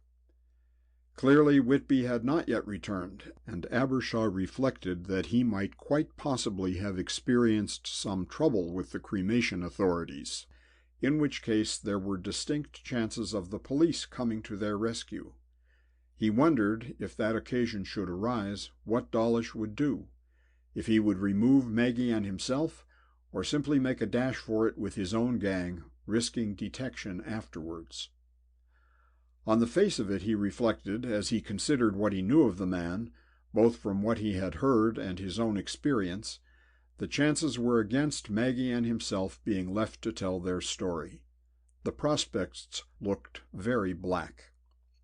And then quite suddenly something happened that set his heart beating wildly with new hope, and made him spring to his feet with Maggie at his side, their eyes fixed upon the door, their ears strained to catch every sound. From inside the room where Mrs. Meade had fortified herself, there came an extraordinary sound.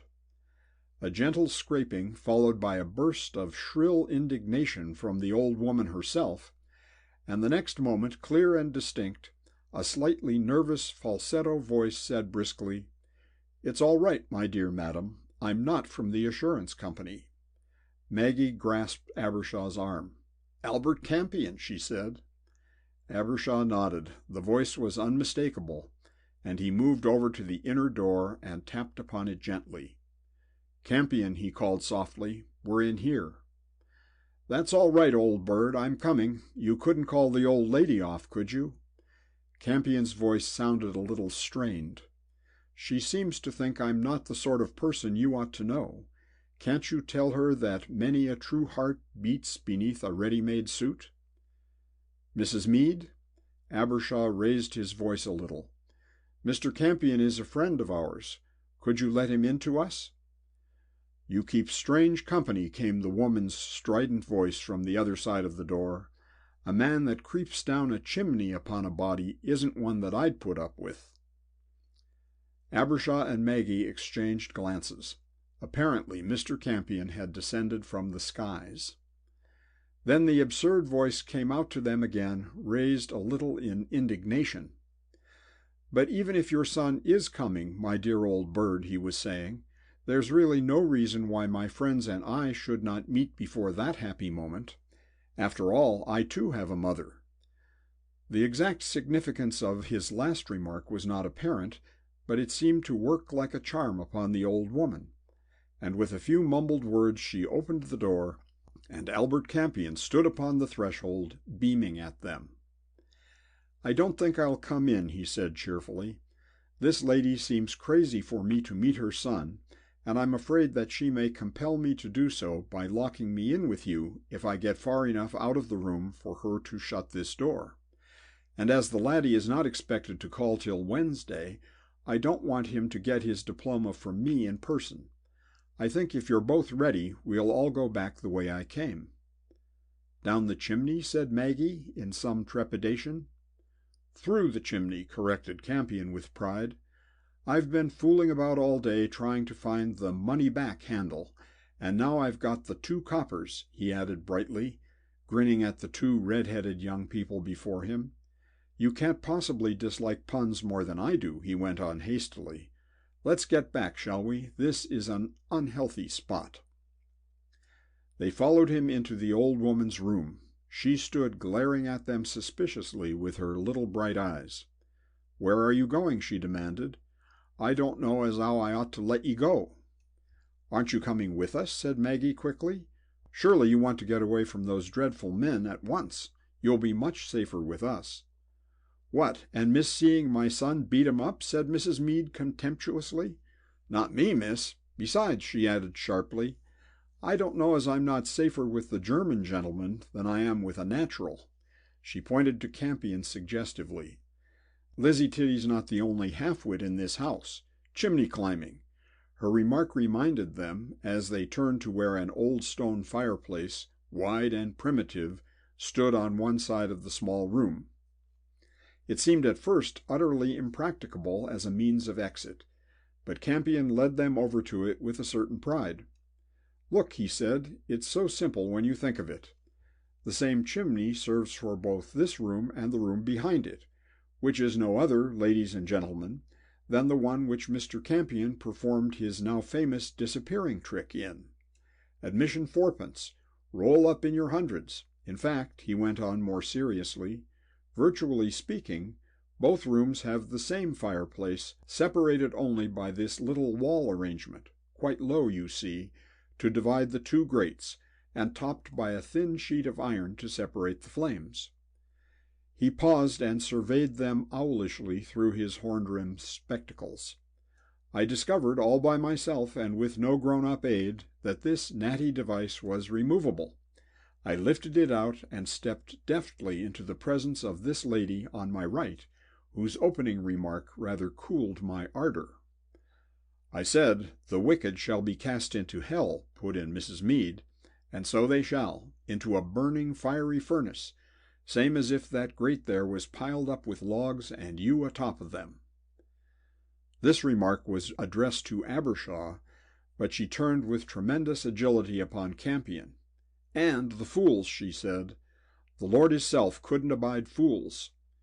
Campion looked a little hurt. "Something tells me," he said in a slightly aggrieved tone, "that I am not, as it were, a popular hero.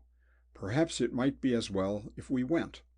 You'll bolt your door again, won't you?" he added, turning to the old woman.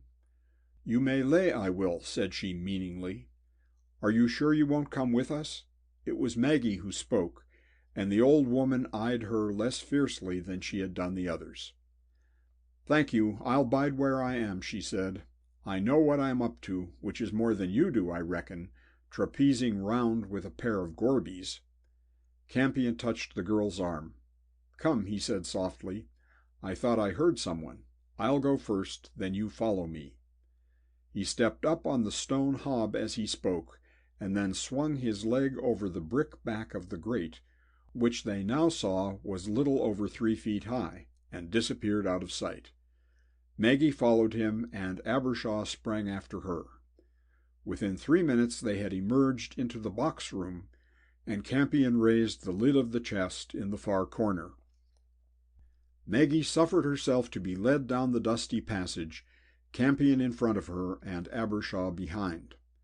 As they went, they heard the cracked voice of Mrs. Meade chanting vigorously to herself, "While the wicked are confounded, doomed to flames of woe unbounded, call me with thy saints surrounded. Amen." End of chapter 17.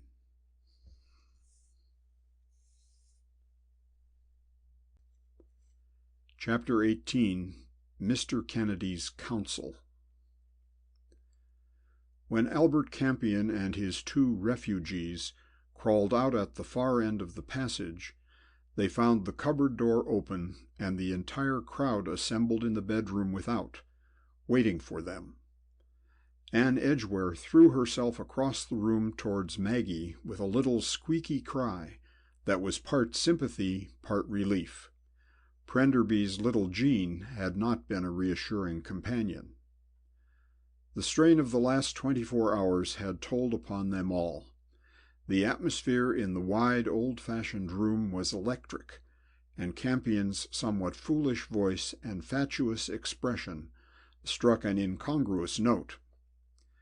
"Goods as per instructions," he said brightly, as he scrambled out of the cupboard.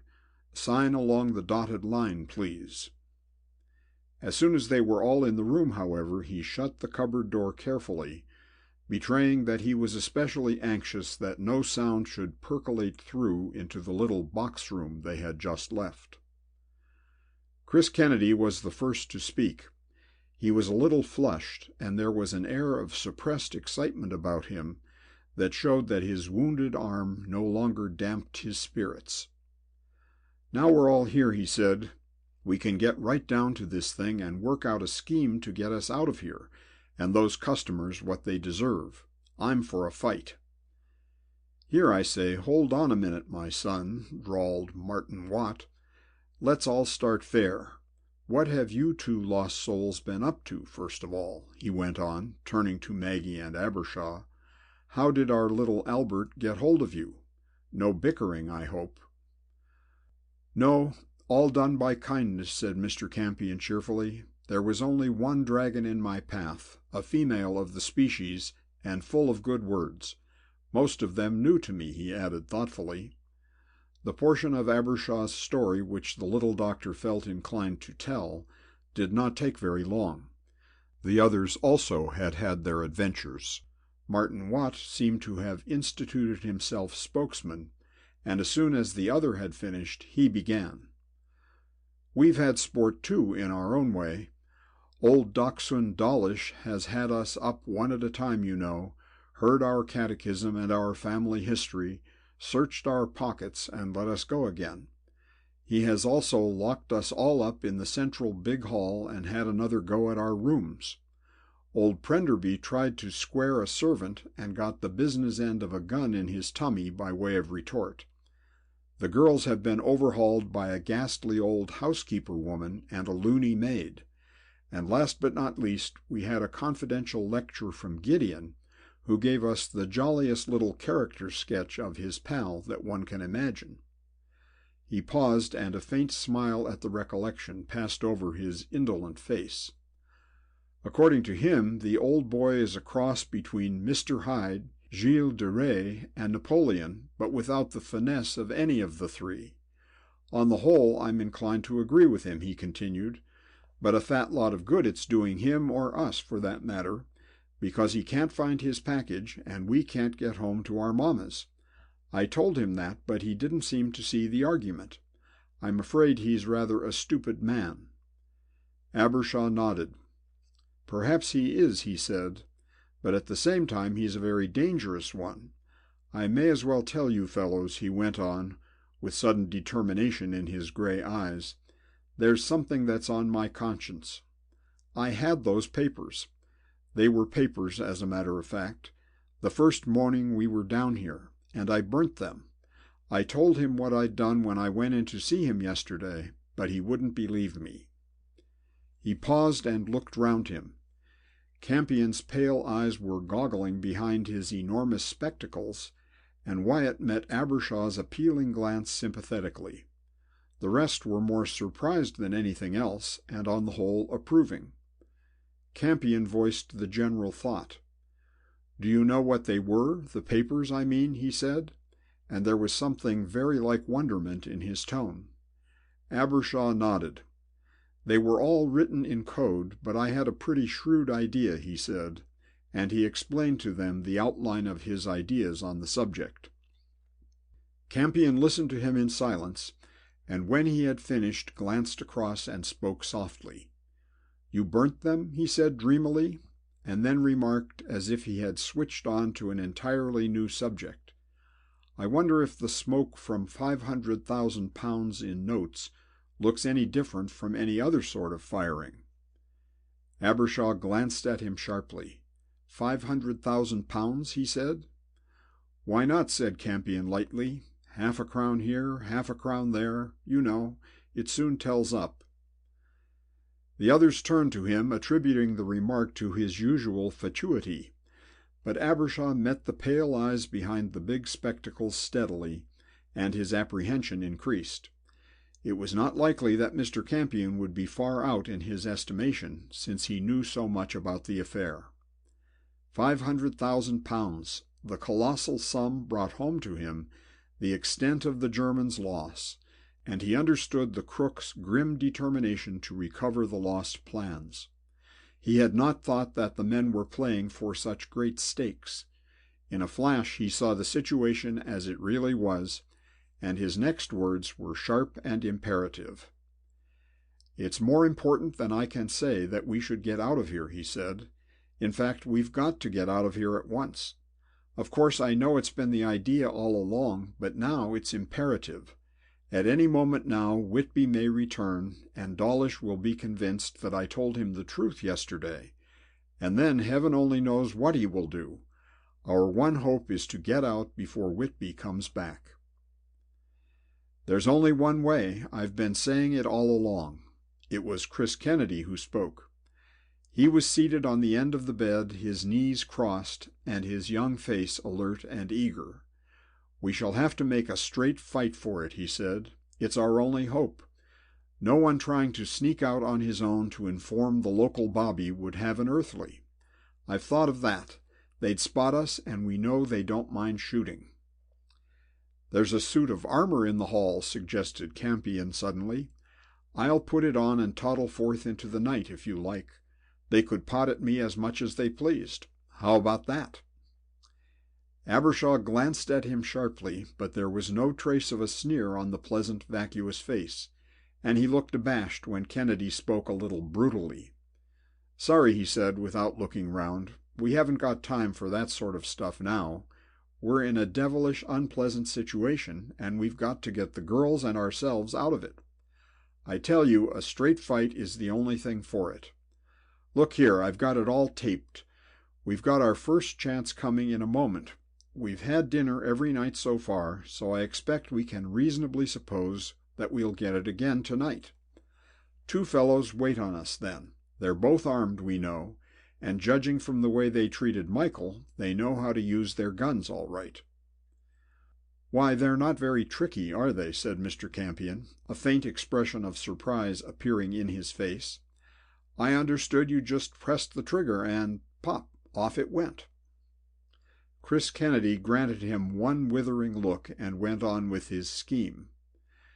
"There's only one way to handle these customers, therefore," he said. "The first thing is to overpower those 2 and get their guns. 6 of us ought to be able to do that. Then the 2 best shots had better take those revolvers and scout round for the others. The important thing is, of course, that the first bit of work is done in absolute silence. I believe that once we get those 2 guns, we can lay 'em all by the heels. We shall be prepared. We shall be organized. They won't. What do you say?" There was a moment or 2 of silence. Martin Watt was the first to speak. "Well, I'm for it," he said. "So am I," said Wyatt quietly. Abbershaw hesitated, and Prenderby too was silent, whilst Albert Campion remained mild and foolish-looking, as if he were looking in on the scene from outside. Abbershaw was thinking of Maggie. Prenderby too had his fiancée clinging to his arm. Mr. Campion appeared to be thinking of nothing at all. "After all, it does seem to be our only chance." It was Prenderby who spoke, and the words stirred Abbershaw. What the boy said was perfectly true. He turned to Kennedy. "All right," he said. "I'm with you." Kennedy looked pointedly at Albert. "And you?" he said. Albert shook his head. "Oh, I'm not standing out," he said. "I don't like these rough games, but I don't shirk them when they're thrust on me. What do we all do?" Mr. Kennedy appeared to have the whole plan clear in his mind. "It's quite simple," he said, leaning his chin in his unwounded hand and bending forward, an intent expression in his eyes. "Let me shape your career for you," quoted Mr. Campion brightly. Kennedy reddened angrily and dropped the pose, but he went on doggedly. "My idea," he said, "is that 3 go down to dinner with the girls. I'm afraid they'll have to come or the men will smell a rat. They start food, and the other 3 fellows wait outside the door until one of their laddies is at work on the side table and the other serving the dishes at the big table. At that moment someone knocks a glass onto the flags. That's the signal. Then the blokes outside the door charge in and seize the carver. One of 'em gets his arm, another stuffs a hanky in his mouth, and the third stands by to slog him over the head if necessary. Hang it, we can't go wrong like that. The only thing is they mustn't suspect us. We've got to take them by surprise. It's the simplest thing going, as long as we don't make a row." "Yes," said Mr. Campion, standing up with sudden solemnity.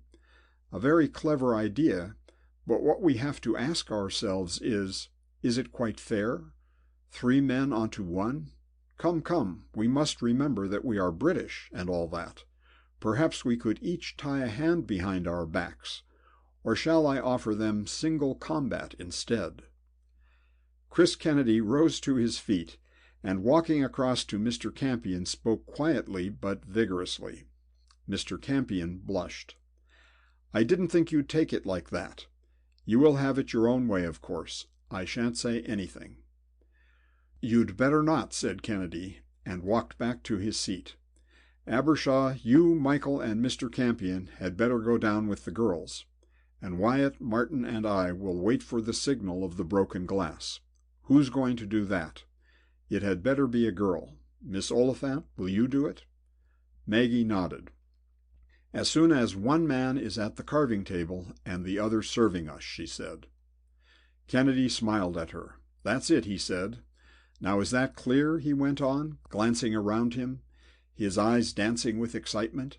"Abbershaw, you get the bloke's arms. Prenderby, you're responsible for gagging the sportsman." "Yes," said Campion, who was apparently gibbering with excitement. "And what can I do?" "You stand by," said Kennedy, with something suspiciously like a sneer on his handsome young face. "Oh, very well," said Mr. Campion, looking considerably disappointed. "I'll stand ready to dot the fellow with a bottle if necessary." "That's the idea," agreed Chris Kennedy somewhat grudgingly, and returned to the others. "Of course," he said, "it'll be a bit of a shock for the 2 lackey thugs to see you all turning up bright and happy after your adventures. Still, I think the idea is to walk in as if nothing had ever happened. You can indulge in a certain amount of bright conversation if you like, to put them off the scent. That's where you'll come in useful," he added, turning to Campion. "Talk as much as you like. That's the time to be funny." "Right-o," said Mr. Campion, brightening visibly. "I'll show them my 2-headed penny. I'll be awfully witty. They laughed when I sat down at the piano, but when I began to play they knew at once that I had taken Kennedy's patent course. How they cheered me on!" "Oh, shut up," said Martin Watt, grinning good-naturedly. "The fun starts at dinner, then. Oh, and by the way, when we've pinched these fellows' guns, what do we do with the laddies? Leave them lying about?" "I've thought of that," said the indefatigable Kennedy. "We tie 'em up. I've been collecting portmanteau straps. That'll do it, you'll find. We'll lash 'em both into chairs and leave 'em there." "Yes," said Martin. "And next? When we've fixed up all that, what happens next?" "Then somebody takes charge of the girls," said Kennedy. "They lock themselves in some safe room. Miss Oliphant's bedroom just at the head of the stairs, for instance. Then the rest of us form into 2 parties with a revolver each and storm the servants' quarters, where, with a certain amount of luck, we shall get another gun or 2. Then we can let out at some of these lads who amble round keeping an eye on us after dinner. We'll tie 'em up and raid old Dawlish's quarters." He paused and looked round him, smiling. "As soon as we've got everyone accounted for, we get the girls and sheer out of the house in a body. How's that?" "Sounds lovely," said Mr. Campion, adding after a pause, "So simple. It'll be rather awkward if someone makes a noise, though, won't it? I mean, you might have the entire gang down on you at the 1 gun per 3 men stage." Kennedy snapped at him. He was thoroughly tired of Mr. Campion's helpful suggestions. "There just hasn't got to be any noise," he said. "That's the point. And by the way, I think you're the man to stay with the girls." There was no mistaking his inference, but to Abbershaw's surprise, Mr. Campion seemed to jump at the idea. "Right-o," he said. "I shall be delighted." Chris Kennedy's answering remark was cut short, rather fortunately, Abbershaw felt, by a single and, in the circumstances, highly dramatic sound: the deep booming of the dinner gong. End of chapter 18.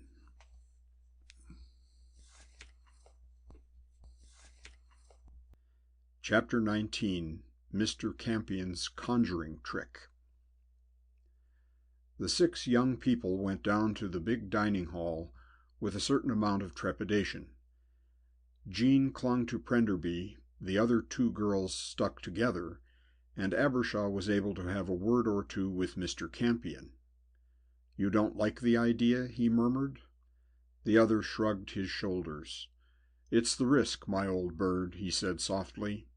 "Our pugilistic friend doesn't realize that we're not up against a gang of race-course thugs.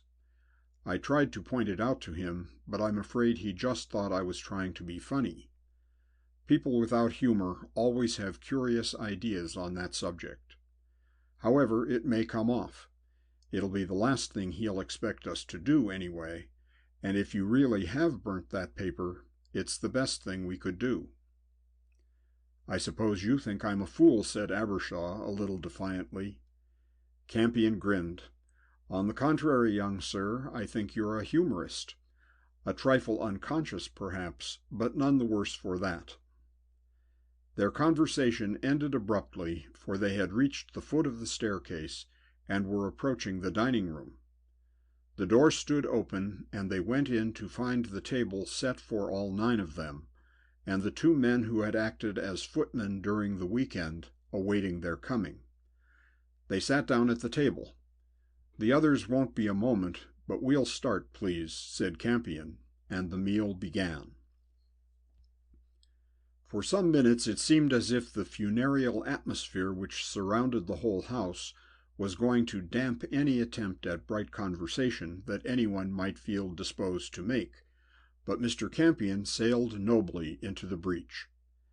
Abbershaw was inclined to wonder at him, until he realized with a little shock that, considering the man's profession, the art of talking rubbish in any circumstances might be one of his chief stock-in-trades. At the moment he was speaking of food. His high voice worked up to a pitch of enthusiasm, and his pale eyes widened behind his horn-rimmed spectacles. "It all depends what you mean by eating," he was saying. "I don't believe in stuffing myself, you know, but I'm not one of those people who are against food altogether. I knew a woman once who didn't believe in food, thought it was bad for the figure, so she gave it up altogether. Horrible results, of course. She got so thin that no one noticed her around. Husband got used to being alone, estrangement, divorce. Oh, I believe in food. I say, have you seen my new trick with a napkin and a salt cellar? Rather natty, don't you think?" He covered a salt cellar with his napkin as he spoke, made several passes over it, a solemn expression on his face, and then, whisking the napery away, disclosed nothing but shining oak beneath. His mind still on Mr. Campion's profession, Abbershaw was conscious of a certain feeling of apprehension. The salt cellar was antique, probably worth a considerable sum. Mr. Campion's trick was not yet over, however.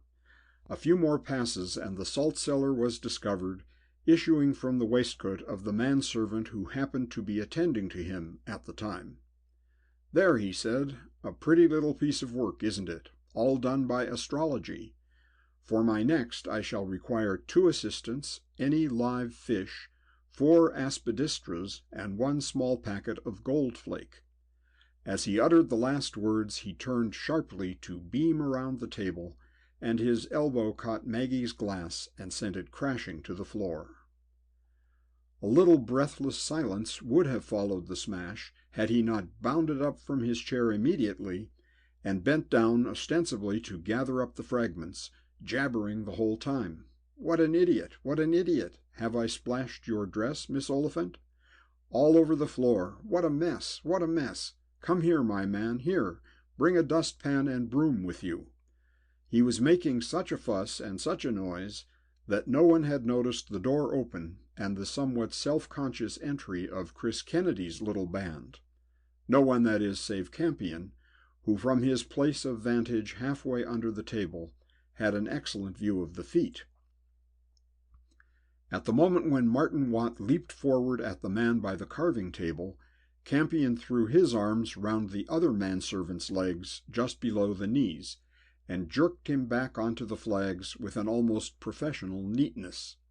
Within 2 seconds he was seated astride the man's chest, his knees driven into the fleshy part of his arms, whilst he stuffed a handkerchief into his mouth. Abbershaw and Prenderby hurried to his assistance, and between them they strapped the man into a chair, where he sat glaring at them, speechless and impotent. Kennedy's party, though less neat, had been quite as successful, and Chris himself, flushed with excitement, now stood with his man's loaded revolver in his hand. "Have you got his gun?" he said, in a voice which sounded hoarse even to himself, as he indicated Campion's captive. "No," said Abbershaw, and began his search. 2 minutes later he looked up, disappointed. "He hasn't one," he said at last, and even the man himself seemed surprised. Kennedy swore softly and handed the gun which he held to Martin. "You'd better have it," he said. "I'm hopeless with my right arm gone. Now then, Campion, will you go upstairs with the girls? Abbershaw, you'd better go with them. As soon as you've seen them safely locked in the room, come back to us. We're making for the servants' quarters."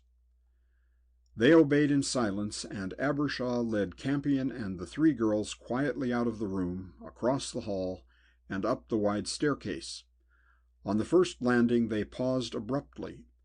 2 figures were looming towards them through the dimness ahead. It was Jessie Gideon and the heavy, red-faced man whom Abbershaw had encountered outside Dawlish's door in his search for Maggie. They would have passed in silence had not Gideon spoken suspiciously in his smooth, silken voice. "Dinner is over early?" he said, fixing his narrow, glittering eyes on Maggie. She replied coldly that it was, and made as if to pass on up the stairs, but Gideon evidently intended to prolong the conversation, for he glided in front of her so that he and the surly ruffian beside him barred her progress up the stairs from the step above the one on which she was standing. "You are all so eager," Gideon continued softly, "that it almost looks like an expedition to me. Or perhaps it is one of your charming games of hide and seek, which you play so adroitly," he added, and the sneer on his unpleasant face was very obvious. "You will forgive me saying so, I am sure," he went on, still in the same soothing, obsequious voice, "but don't you think you are trying Mr. Dawlish's patience a little too much by being so foolish in your escapades? If you are wise, you will take my advice and keep very quiet until it pleases him to release you." He spoke banteringly, but there was no mistaking the warning behind his words, and it was with some eagerness that Abbershaw took Maggie's arm and piloted her between the 2 men. His one aim at the moment was to get the girl safely to her room. "We understand you perfectly, Mr. Gideon," he murmured.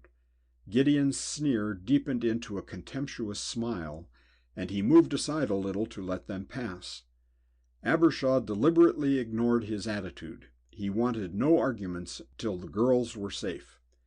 They were passing silently, therefore, when suddenly from somewhere beneath them there sounded, ugly and mistakable, a revolver shot. Instantly Gideon's smiling contempt turned to a snarl of anger as all his suspicions returned, verified. "So it is an expedition, is it?" he said softly. "A little explanation, if you please." Abbershaw realized that once again they were caught, and a feeling of utter dejection passed over him. Suddenly, from the darkness behind him, a high, rather foolish voice, that yet had a certain quality of sternness in it, said quickly, "Don't talk so much. Put 'em up." While Abbershaw stood looking at them, Gideon and his burly companion, with mingled expressions of rage and amazement on their faces, raised their hands slowly above their heads. "Quick, man, get their guns." The words were uttered in Abbershaw's ear by a voice that was still vaguely foolish. He obeyed it instantly, removing a small, wicked little weapon from Gideon's hip pocket and a heavy service revolver from the thug's. "Now then, turn round. Quick march. Keep 'em right up. I'm a dangerous man, and I shoot like hell." Abbershaw glanced round involuntarily and saw what Gideon and his companions must have done some minutes before. Albert Campion's pleasant, vacuous face, pale and curiously in earnest in the faint light as he peered at them from behind the gleaming barrel of a heavy Webley. "Shove the girls in their room, give Miss Oliphant the little pistol, and then come with me," he murmured to Abbershaw as the strange procession set off up the stairs. "Steady," he went on in a louder voice to the two men in front of him. "No fancy work. Any noise either of you makes will be voluntary suicide for the good of the cause. It'll mean one man less to tie up, anyway. I'm taking them up to my room," he murmured to Abbershaw. "Follow me there. They're slippery beggars, and 2 guns are better than 1. Abbershaw handed Gideon's little revolver to Maggie, which she took eagerly. "We'll be all right," she whispered. "Go on after him. They're terrible people." "For God's sake, wait here till we come then," he whispered back. She nodded, and for a moment her steady brown eyes met his. "We will, old dear. Don't worry about us. We're all right." She disappeared into the room with Jean and Anne Edgware, and Abbershaw hurried after Campion, considerably reassured. Maggie was a wonderful girl. He reached Campion just in time to get the bedroom door open and to assist him to get the two into the room. "Now," said Campion, "it's getting infernally dark, so we'll have to work fast. Abbershaw, will you keep watch over these 2 gentlemen? I'm afraid you may have to fire at the one on the right, he's swearing so horribly, while I attend to Mr. Gideon's immediate needs. That worthy enthusiast, Chris Kennedy, has pinched all my straps, and though I hate to behave as no guest should, I'm afraid there's no help for it. The Black Dudley linen will have to go." As he spoke, he stripped the clothes from the great 4-poster bed and began to tear the heavy linen sheets into wide strips. "If you could persuade Mr. Gideon to stand with his back against the post of this bed," he remarked at length, "I think something might be done for him. Hands still up, please." 10 minutes later, a silent, mummy-like figure, stretched against the bedpost, arms bandaged to the wood high above his head, an improvised gag in his mouth, was all that remained of the cynical little foreigner. Mr. Campion seemed to have a touch of the professional in all he did. He stood back to survey his handiwork with some pride. Then he glanced at their other captive. "Heavy, unpleasant-looking bird," he remarked. "I'm afraid he's too heavy for the bed. Isn't there something we can shove him into?" He glanced round the room as he spoke, and their captive fancied that Abbershaw's eyes followed his, for he suddenly lunged forward and caught the doctor, who was unused to such situations, round the ankles, sending him sprawling. The heavy gun was thrown out of Abbershaw's hand, and the thug reached out a great hairy fist for it. He was quick, but Campion was before him. With a sudden cat-like movement he snatched up the weapon, and as the other came for him, lunging forward, all his ponderous weight behind his fist, Campion stepped back lightly, and then, raising his arm above his head, brought down the butt of the pistol with all his strength upon the close-shaven skull. The man went down like a log as Abbershaw scrambled to his feet, breathless and apologetic. "My dear old bird, don't lose your organizing power, directive ability, self-confidence, driving force, salesmanship, and business acumen," chattered Mr. Campion cheerfully. "In other words, look on the bright side of things. This fruity affair down here, for instance, has solved his own problem. All we have to do now is to stuff him in a cupboard and lock the door. He won't wake up for a bit yet." Abbershaw, still apologetic, assisted him to lift the heavy figure into a hanging cupboard, where they deposited him, shutting the door and turning the key. "Well, now I suppose we'd better lend a hand with the devilry downstairs," said Mr. Campion, stretching himself. "I haven't heard any more shots, have you?" "I don't know," said Abbershaw. "I fancied I heard something while you were dealing with that last customer." And I say, Campion, I haven't liked to ask you before now, but where the devil did you get that gun from?" Mr. Campion grinned from behind his enormous spectacles. "Oh, that," he said, "that was rather fortunate as it happened. I had a notion things might be awkward, so I was naturally anxious that the guns, or at least one of them, should fall into the hands of someone who knew something about bluff, at any rate."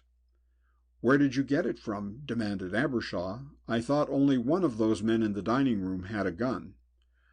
"Nor had they when we tackled 'em," agreed Mr. Campion. "I relieved our laddie of this one earlier on in the meal, while I was performing my incredible act with the salt cellar, in fact. It was the first opportunity I'd had, and I couldn't resist it." Abbershaw stared at him. "By Jove," he said, with some admiration, "while you were doing your conjuring trick, you picked his pocket."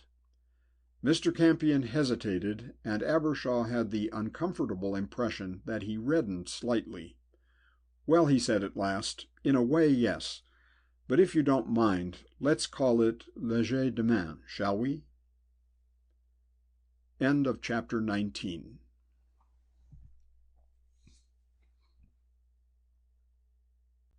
Chapter 20. The Roundup. As Abbershaw and Campion made their way slowly down the staircase to the first floor, the house seemed to be unnaturally silent. The candles in the iron sconces had not been lighted, and the corridors were quite dark, save for a faint grayness here and there when the open doors of a room permitted the faint light of the stars to penetrate into the gloom. Abbershaw touched his companion's arm. "How about going through the cupboard passage to the box room, and then down the staircase into Dawlish's room through the fireplace door?" he whispered. "We might take him by surprise." Mr. Campion appeared to hesitate. Then his voice, high and foolish as ever, came softly through the thick darkness. "Not a bad notion, Doctor," he said, "but we're too late for that, I'm afraid. Hang it all, our friend's target practice downstairs must have given the old boy a hint that something was up. It's only natural. I think we'd better toddle downstairs to see how the little ones progress. Walk softly, keep your gun ready, and for heaven's sake don't shoot unless it's a case of life or sleep, perfect sleep." On the last word he moved forward so that he was a pace or two ahead of Abbershaw, and they set off down the long corridor in single file. They reached the head of the staircase without hindrance, and paused for a moment to listen. All beneath them was silent, the husky, creaky quiet of an old house at night, and Abbershaw was conscious of an uneasy sensation in the soles of his feet and a tightening of his collar band. After what seemed an interminable time, Campion moved on again, hugging the extra shadow of the wall, and treading so softly that the ancient wood did not creak beneath him. Abbershaw followed him carefully, the gun clenched in his hand. This sort of thing was manifestly not in his line, but he was determined to see it through as creditably as he was able. He might lack experience, but not courage. A sudden stifled exclamation from Mr. Campion, a pace or so ahead of him, made him start violently, however. He had not realized how much the experience of the past 48 hours had told on his nerves. "Look out!" Campion's voice was barely audible. "Here's a casualty." He dropped silently as he spoke, and the next moment a little pinprick of light from a minute electric torch fell upon the upturned face of the body upon the stairs. Abbershaw felt the blood rise and surge in his ears as he looked down and recognized Chris Kennedy, very pale from a gash over his right temple. "Dotted over the beam with the familiar blunt instrument," murmured Campion sadly. "He was so impetuous. Boys will be boys, of course, but... well, well, well. Is he dead?" Abbershaw could not see the extent of the damage, and he hardly recognized his own voice, it was so strained and horror-stricken. "Dead?" Mr. Campion seemed to be surprised. "Oh, dear me, no. He's only out of action for a bit. Our friends here are artists in this sort of thing, and I rather fancy that so far Daddy Dawlish has decided against killing off his chicks. Of course," he went on softly, "what his attitude will be now that we've taken up the offensive deliberately, I don't like to suggest. On the whole, I think our present policy of complete caution is to be maintained. Hop over this. He's as safe here as anywhere. And come on." Abbershaw stepped carefully over the recumbent figure and advanced softly after the indefatigable Mr. Campion. They had hardly reached the foot of the staircase, and Abbershaw was speculating upon Campion's plan of campaign, when their direction was suddenly decided for them. From the vicinity of the servants' quarters far below them, on their left, there came a sudden crash which echoed dully over the entire house, followed by a volley of shots and a hoarse scream as of a man in pain or terror. Albert Campion paused abruptly. "That's done it," he said. "Now we've got to lick 'em. Come on, Doc." On the last word he darted forward, Abbershaw at his heels. The door in the recess under the stairs was shut but unlocked, and on opening it they found themselves in a narrow stone corridor with a second door at the far end. The noise was increasing. It sounded to Abbershaw as if a pitched battle were taking place somewhere near at hand. The second door disclosed a great stone kitchen lit by 2 swinging oil lamps. At first Abbershaw thought it was deserted, but a smothered sound from the far end of the room arrested him, and he turned to see a heavy, dark-eyed woman and an hysterical, weak-faced girl gagged and bound to wooden kitchen chairs in the darkest corner of the room. These must be Mrs. Browning and Lizzie Tiddy. The thought flitted through his mind and was forgotten, for Mr. Campion was already at the second door, a heavy iron-studded structure, behind which pandemonium seemed to have broken loose. Mr. Campion lifted the iron latch and then sprang aside as the door shot open to meet him, precipitating the man who had been cowering against it headlong into the room. It was Wendon, the man who had visited Maggie and Abbershaw in their prison room early that morning. He struggled to his feet and sprang at the first person he caught sight of, which, unfortunately for him, was Campion himself. His object was a gun, but Mr. Campion, who seemed to have a peculiar aversion to putting a revolver to its right use, extricated himself from the man's hold with an agility and strength altogether surprising in one of such a languid appearance, and, to use his own words, dotted the fellow. It was a scientific tap, well placed, and of just adequate force. Wendon's eyes rolled up, he swayed forward and crashed. Abbershaw and Campion darted over him into the doorway. The scene that confronted them was an extraordinary one. They were on the threshold of a great vaulted scullery or brewhouse, in which the only light came from a single wall lamp and a blazing fire in the sunken hearth. What furniture there had been in the room, a rickety table and some benches, was smashed to firewood and lay in splinters all over the stone floor. There were 7 men in the room. Abbershaw recognized the 2 he had last seen bound and gagged in the dining hall. 2 others were strangers to him, and the remaining 3 were of his own party. Even in the first moment of amazement, he wondered what had happened to their guns. The 2 prisoners of the dining room had been relieved of theirs, he knew, but then Martin Watt should be armed.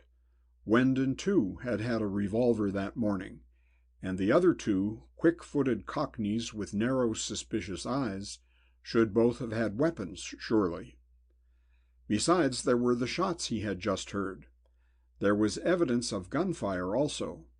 Michael Prenderby lay doubled up on a long flat stone sink which ran the whole length of the place some 3 feet from the floor. Martin Watt, every trace of his former languidness vanished, was fighting like a maniac with one of the erstwhile prisoners in the shadow at the extreme end of the room. But it was Wyatt who was the central figure in the drama. He stood balanced on the edge of the sink in front of Michael. The flickering firelight played on the lines of his lank figure, making him seem unnaturally tall. His longish hair was shaken back from his forehead, and his clothes were blood-stained and wildly disheveled. But it was his face that most commanded attention. The intellectual, clever, and slightly cynical scholar had vanished utterly, and in its place there had appeared a warrior of the Middle Ages, a man who had thrown his whole soul into a fight with fanatical fury. In his 2 hands he wielded a wooden pole tipped at the end with a heavy iron scoop, such as are still used in many places to draw water up out of wells. It was clearly the first thing that had come to his hand, but in his present mood it made him the most formidable of weapons. He was lashing out with it with an extraordinary fury, keeping the 3 men at bay as if they had been yelping dogs, and as an extra flicker from the fire lit up his face afresh, it seemed to Abbershaw that it was transformed. He looked more like the avenging angel than a scholar with a well scoop. Campion whipped out his gun, and his quiet high voice sounded clearly through the noise. Now then, put 'em up," he said distinctly. "There's been enough fun here for this evening. Put 'em up. I'm firing," he added quietly, and at the same moment a bullet flashed past the head of the man nearest Wyatt and struck the stone wall behind him. The effect was instantaneous. The noise ceased, and slowly the 4 members of Dawlish's gang raised their hands above their heads. Gradually Wyatt's uplifted weapon sank to the ground, and he dropped down off the sink and collapsed, his head between his knees, his arms hanging limply by his sides. Martin Watt came reeling into the circle of light by the fire, somewhat battered and disheveled, but otherwise unhurt. "Thank God you've come," he said breathlessly, and grinned. "I thought our number was up." Mr. Campion herded his captives into a straight line along one wall.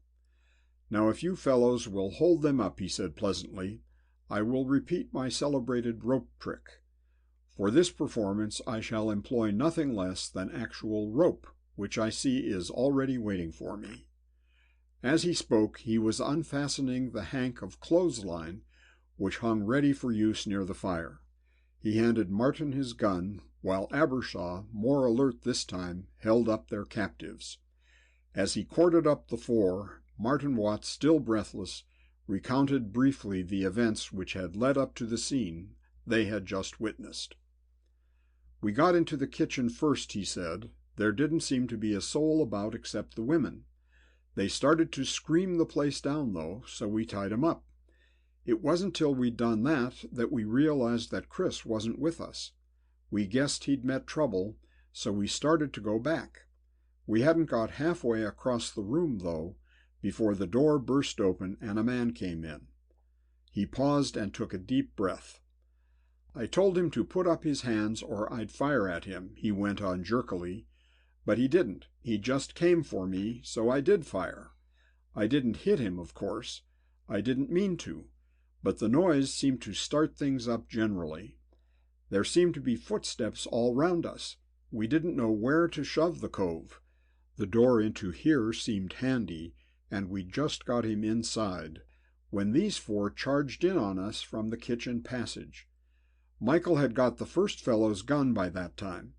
He lost his head a bit, I guess, and blazed at them, shooting wildly over their heads most of the time. Then one of the fellows got him, and he curled up on the sink over there with his gun underneath him. By this time, however, I'd got him fairly well under control, God knows how." The boys spoke modestly, but there were indications of how upon the faces of their captives. I got them to stick up their hands, he continued, and then I yelled to Wyatt to get their guns.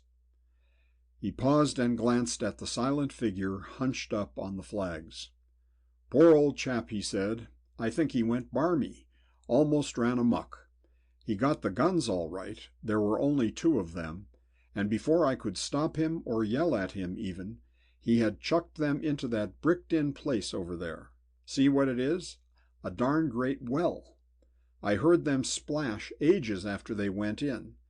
I bawled at him, but he yelled out what sounded like Sweet 17 or something equally potty, grabbed that scoop, and began to lay about with it like a loony. He shook his head and paused for breath. Then a foul thing happened, he went on suddenly. One of them came for me, and I warned him I'd shoot, and finally I tried to, but the thing only clicked in my hand. The shot I had already fired must have been the last. Then we closed. When you came in, the other 3 were trying to get at Prenderby for his gun. He was knocked out, you know, and old Wyatt was lashing round like the flail of the Lord. Then, of course, you just finished things off for us." "A very pretty tale of love and war," murmured Mr. Campion, some of his old inanity returning, "featuring our boys positively for one night only. I've finished with the lads now, Doc. You might have a look at the casualties." Abbershaw lowered his revolver and approached Prenderby with some trepidation. The boy lay on the stone sink, dangerously doubled up, his face hidden. A hasty examination, however, disclosed only a long, superficial scalp wound. Abbershaw heaved a sigh of relief. "He's stunned," he said briefly. "The bullet grazed along his temple and put him out. We ought to get him upstairs, though, I think." "Well, I don't see why we shouldn't," said Martin cheerfully. "Hang it, our way is fairly clear now. Gideon and a thug are upstairs, you say, safely out of the way. We have 4 sportsmen here and 1 outside. That's 7 altogether. Then the doctor lad and his shover are still away, presumably. So there's only old Dawlish himself left. The house is ours." "Not so eager, not so eager." Albert Campion strolled over to them as he spoke. "Old Daddy Dawlish is an energetic bit of work, believe me. Besides, he has only to get going with his Boy Scouts ever-ready, self-expanding, patent pocket-knife, and the fun will begin all over again. No, I think that the doc had better stay here with his gun, his patient, and the prisoners, while you come along with me. I'll take Prenderby's gun." "Right-o," said Martin. "What's the idea? A tour of the works?" "More or less," Campion conceded. "I want you to do a spot of ambulance work. The White Hope of our side is draped tastefully along the front stairs. While you're gathering up the wreckage, I'll toddle round to find Papa von Faber, and on my way back after the argument I'll call in for the girls, and we'll all make our final exit en masse. Dignity, gentlemen, and British boyhood's well-known bravery, coolness, and distinction are the passwords of the hour." Martin looked at him wonderingly. "Do you always talk bilge?" he said. "No," said Mr. Campion lightly, "but I learned the language reading advertisements. Come on." He led the way out of the brewhouse into the kitchen, Martin following. On the threshold he paused suddenly, and an exclamation escaped him. "What's happened?" Abbershaw darted after them, and the next moment he too caught his breath. Wendon, the man Campion had laid out not 10 minutes before, and left lying an inert mass on the fiber matting, had vanished utterly. Campion spoke softly, and his voice was unusually grave. "He didn't walk out of here on his own," he said. "There's not a skull on earth that would withstand that tap I gave him. No, my sons, he was fetched." And while they looked at him, he grinned. "To be continued, evidently," he said, and added lightly, "Coming, Martin?" Abbershaw returned to his post in the brewhouse, and after doing all he could for the still unconscious Prenderby, settled down to await further developments. He had given up reflecting upon the strangeness of the circumstances which had brought him, a sober, respectable London man, into such an extraordinary position, and now sat staring ahead, his eyes fixed on the gray stone wall in front of him. Wyatt remained where he had collapsed. The others had not addressed him, realizing in some vague subconscious way that he would rather that they left him alone.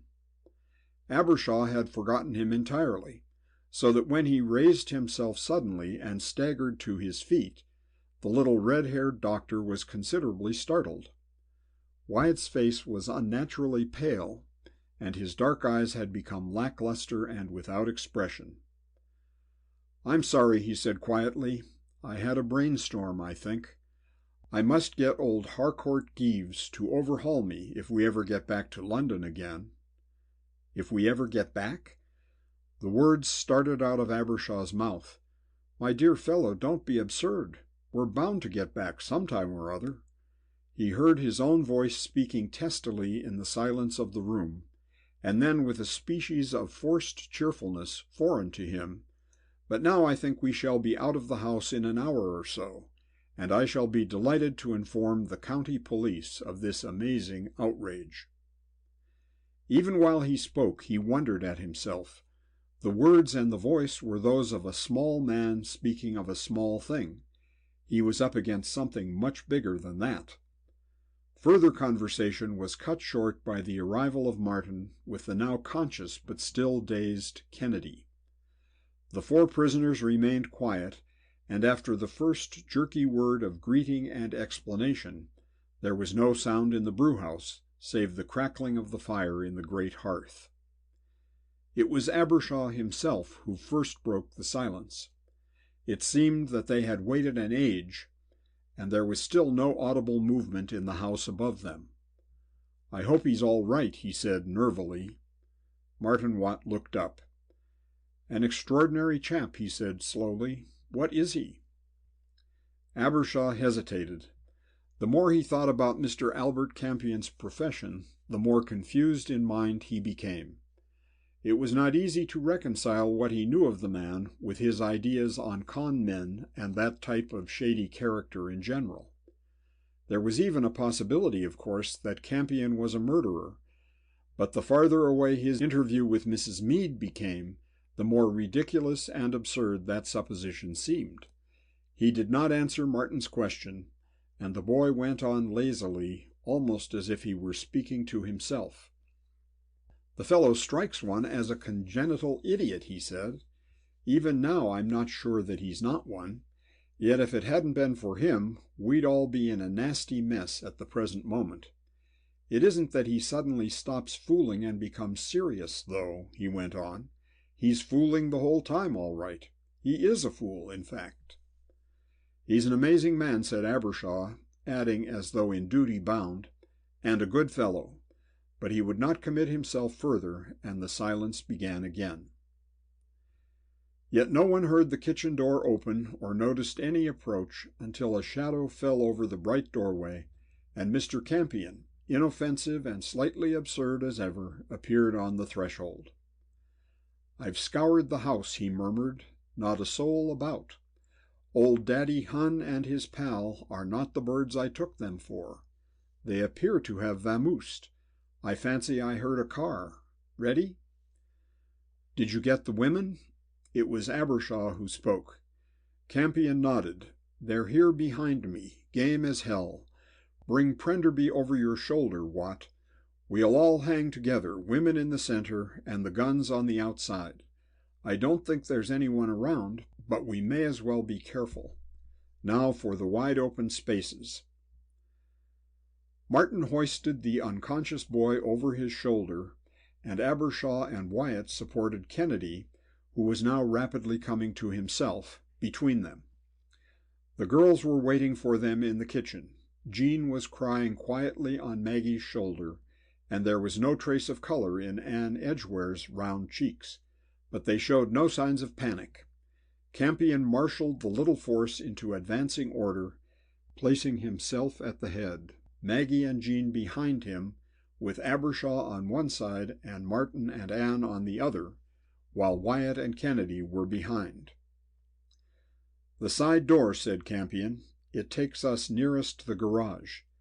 There may be some juice about now. If not, we must toddle, of course. The tour will now proceed, visiting the Albert Memorial, Ciro's, and the Royal Ophthalmic Hospital." As he spoke, he led them down the stone passageway, out of the door under the stairs, and down the corridor to the side door, through which Abbershaw had gone to visit the garage on the fateful night of the Dagger ritual. "Now," he said, as with extraordinarily silent fingers he maneuvered the ponderous bars and locks on the great door, "this is where the orchestra begins to play soft music, and the circle shuffles for its hats as we fall into one another's arms. That's done it." On the last word the hinges creaked faintly as the heavy door swung inwards.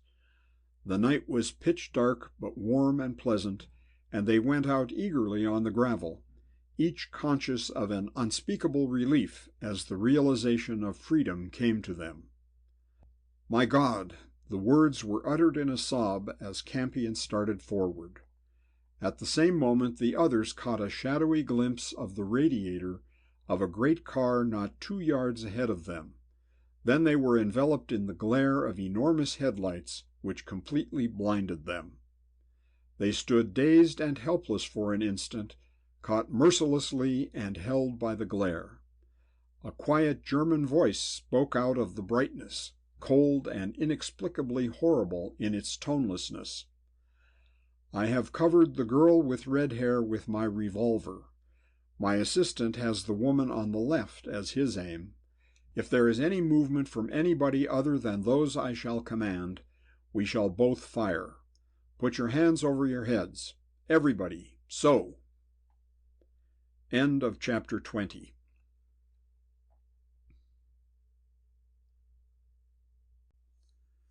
Chapter 21. The Point of View of Benjamin Dawlish.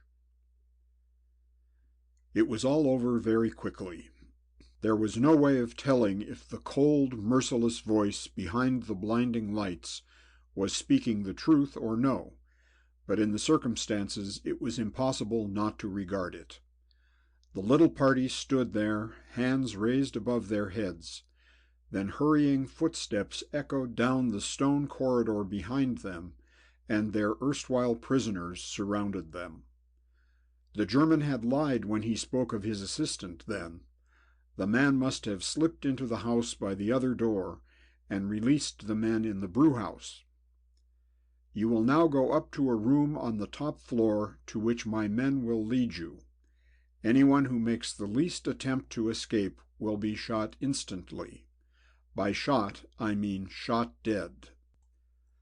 The voice of Benjamin Dawlish came clearly to them from behind the wall of light. The icy tonelessness which had made the voice so terrible on the first hearing was still there, and Abbershaw had a vision of the expressionless face behind it, heavy and without life, like a mask. The spirit of the little group was momentarily broken. They had made their attempt and failed in the very moment when their success seemed assured. Again unarmed, they were forced back into the house and placed in a room on the top floor at the far end of the long gallery, where Albert Campion had had his fight with the butler. It was a long, narrow room, oak-paneled, but without a fireplace, and lighted only from a single, narrow, iron-barred window. Even as Abbershaw entered it, a feeling of misgiving overcame him. Other rooms had possibilities of escape. This held none. It was completely empty, and the door was of treble oak, iron-studded. It had doubtless been used at one time as a private chapel, possibly in those times when it was wisest to hold certain religious ceremonies behind barred doors. The only light came from a hurricane lantern which one of the men had brought up with him. He set it on the floor now so that the room was striped with grotesque shadows.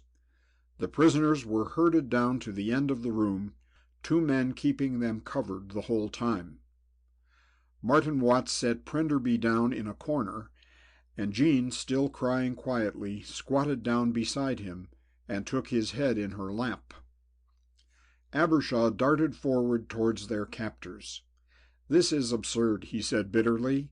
"Either let us interview Mr. Dawlish downstairs, or let him come up to us. It's most important that we should come to a proper understanding at last." One of the men laughed. "I'm afraid you don't know what you're talking about," he said in a curiously cultured voice. "As a matter of fact, I believe Mr. Dawlish is coming up to talk to you in a moment or so. But I'm afraid you've got a rather absurd view of the situation altogether. You don't seem to realize the peculiar powers of our chief." Wyatt leaned against the oak paneling, his arms folded and his chin upon his breast. Ever since the incident in the brewhouse, he had been peculiarly morose and silent. Mr. Campion also was unusually quiet, and there was an expression on his face that betrayed his anxiety. Maggie and Anne stood together. They were obviously very frightened, but they did not speak or move. Chris Kennedy fumed with impotent rage, and Martin Watt was inclined to be argumentative. "I don't know what the damn silly game is," he said, "but whatever it is, it's time we stopped playing. Your confounded chief may be the great Pooh-Bah himself for all I care, but if he thinks he can imprison 9 respectable citizens for an indefinite period on the coast of Suffolk without getting himself into serious trouble, he's barmy. That's all there is to it. What's going to happen when inquiries start being made?" The man who had spoken before did not answer, but he smiled, and there was something very unpleasant and terrifying about that smile. Further remarks from Martin were cut short by steps in the corridor outside and the sudden appearance of Mr. Benjamin Dawlish himself, followed by Gideon, pale and stiff from his adventure, but smiling sardonically, his round eyes veiled, and his wicked mouth drawn all over to one side in the O which so irritated Abbershaw. "Now look here, sir," it was Martin Watt who spoke. "It's time you had a straight talk with us. You may be a criminal, but you're behaving like a lunatic, and—" "Stop that, young man." Dawlish's deep, unemotional voice sounded heavily in the big room, and instantly the boy found that he had the muzzle of a revolver pressed against his ribs. "Shut up," a voice murmured in his ear, "or you'll be plugged as sure as hell." Martin relapsed into helpless silence, and the German continued. He was still unblinking and expressionless, his heavy red face deeply shadowed in the fantastic light. He looked at them steadily from one to the other, as if he had been considering them individually, but there was no indication from his face or his manner to betray anything of his conclusions. "So," he said, "when I look at you I see how young you all are, and it does not surprise me any longer that you should be so foolish. You are ignorant. That is why you are so absurd." "If you've come here to be funny," Martin burst out, but the gun against his ribs silenced him, and the German went on speaking in his inflexible voice as if there had been no interruption. "Before I explain to you what exactly I have ordained shall happen," he said, "I have decided to make everything quite clear to you.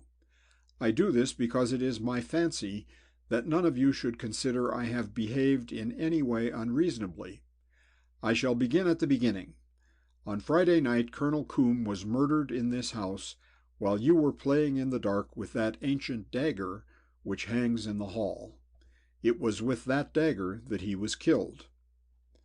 This announcement was news to some of his hearers, and his quick eyes took in the expressions of the little group before him. "I concealed that murder," he continued deliberately, "because at that time there were several very excellent reasons why I should do so. It would have been a very great inconvenience to me if there had been an inquest upon Coombe, as he was in my employ, and I do not tolerate any interference, private or official, in my affairs. Apart from that, however, the affair had very little interest for me, but I should like to make it clear now that although I do not know his identity, the person who killed Gordon Combe is in this room facing me. I say this advisedly because I know that no one entered the house from outside that night, nor has any stranger left it since, and even had they not perfect alibis, there is no reason why I should credit it to one of my own people." His inference was clear, and there was a moment of resentment among the young people, although no one spoke. The German went on with inexorable calm.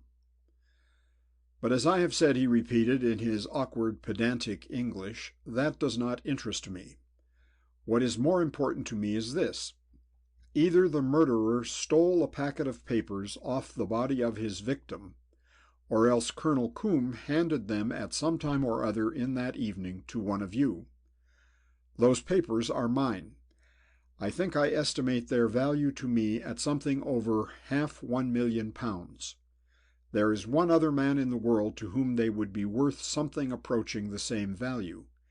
I assume that one of you here is a servant of that man." Again he paused, and again his small round eyes scrutinized the faces before him. Then, apparently satisfied, he continued, "You will admit that I have done everything in my power to obtain possession of these papers without harming anyone. From the first you have behaved abominably. May I suggest that you have played hide-and-seek about the house like school children? And at last you have annoyed me. There are also one or two among you," he glanced at Abbershaw, "with whom I have old scores to settle. You have been searched and you have been watched, yet no trace of my property has come to light. Therefore I give you one last chance. At 11 o'clock tomorrow morning I leave this house with my staff. We shall take the side roads that will lead us on to the main Yarmouth motorway without passing through any villages. If I have my property in my possession when I go, I will see that you can contrive your release for yourselves. If not—" He paused, and they realized the terrible thing that was coming a full second before the quiet words left his lips. "I shall first set fire to the house. To shoot you direct would be dangerous. Even charred skeletons may show traces of bullet fractures. No, I am afraid I must just leave you to the fire." In the breathless silence that followed this announcement, Jean's sobs became suddenly very audible, and Abbershaw, his face pale and horror-stricken, leaped forward. "But I told you," he said passionately, "I told you. I burnt those papers. I described them to you. I burnt them. The ashes are probably in my bedroom grate now."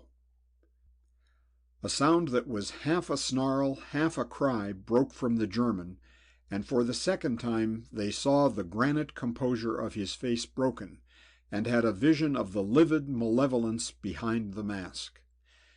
"If I could believe, Dr. Abbershaw," he said, "that you could ever be so foolish, so incredibly foolish, as to destroy a packet of papers, a portion of whose value must have been evident to you, then I could believe also that you could deserve no better fate than the singularly unpleasant death which most certainly awaits you and your friends, unless I am in possession of my property by 11 o'clock tomorrow morning. Good night, ladies and gentlemen. I leave you to think it over." He passed out of the room on the last words, the smirking Gideon on his heels. His men backed out after him, their guns leveled. Abbershaw dashed after them just as the great door swung to. He beat upon it savagely with his clenched fists, but the oak was like a rock. "Burn?" Martin's voice broke the silence, and it was almost wondering. "But the place is stone. It can't burn." Wyatt raised his eyes slowly. "The outer walls are stone," he said, and there was a curious note in his voice which sent a thrill of horror through everyone who heard it. "The outer walls are stone, but the rest of it is oak, old, well-seasoned oak. It will burn like kindling wood in a grate. End of chapter 21.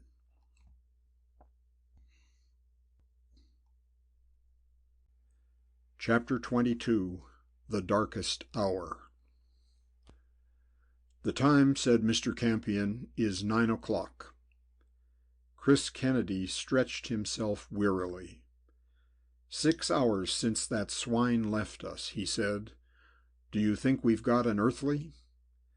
There was a stir in the room after he had spoken, and almost everybody looked at the pale-haired, bespectacled young man who sat squatting on his haunches in a corner.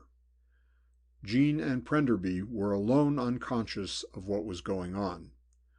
The little girl still supported the boy's head in her lap, with her timid little figure crouched over him, her face hidden. Albert Campion shook his head.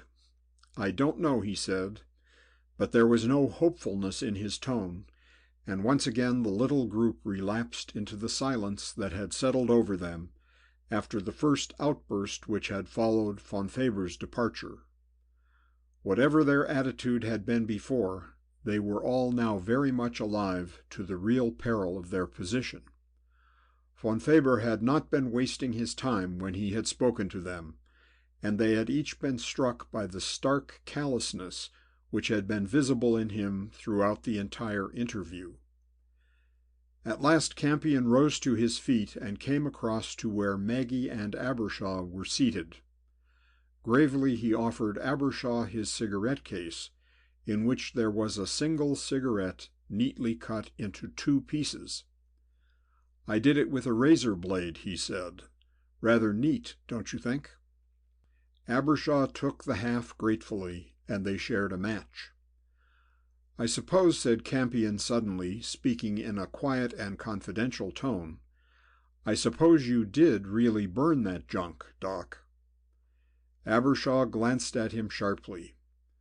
"I did," he said. "God forgive me. When I think what I'm responsible for, I feel I shall go mad." Mr. Campion shrugged his shoulders. "My dear old bird," he said, "I shouldn't put too much stress on what our friend Von Faber says. He doesn't seem to me to be a person to be relied upon."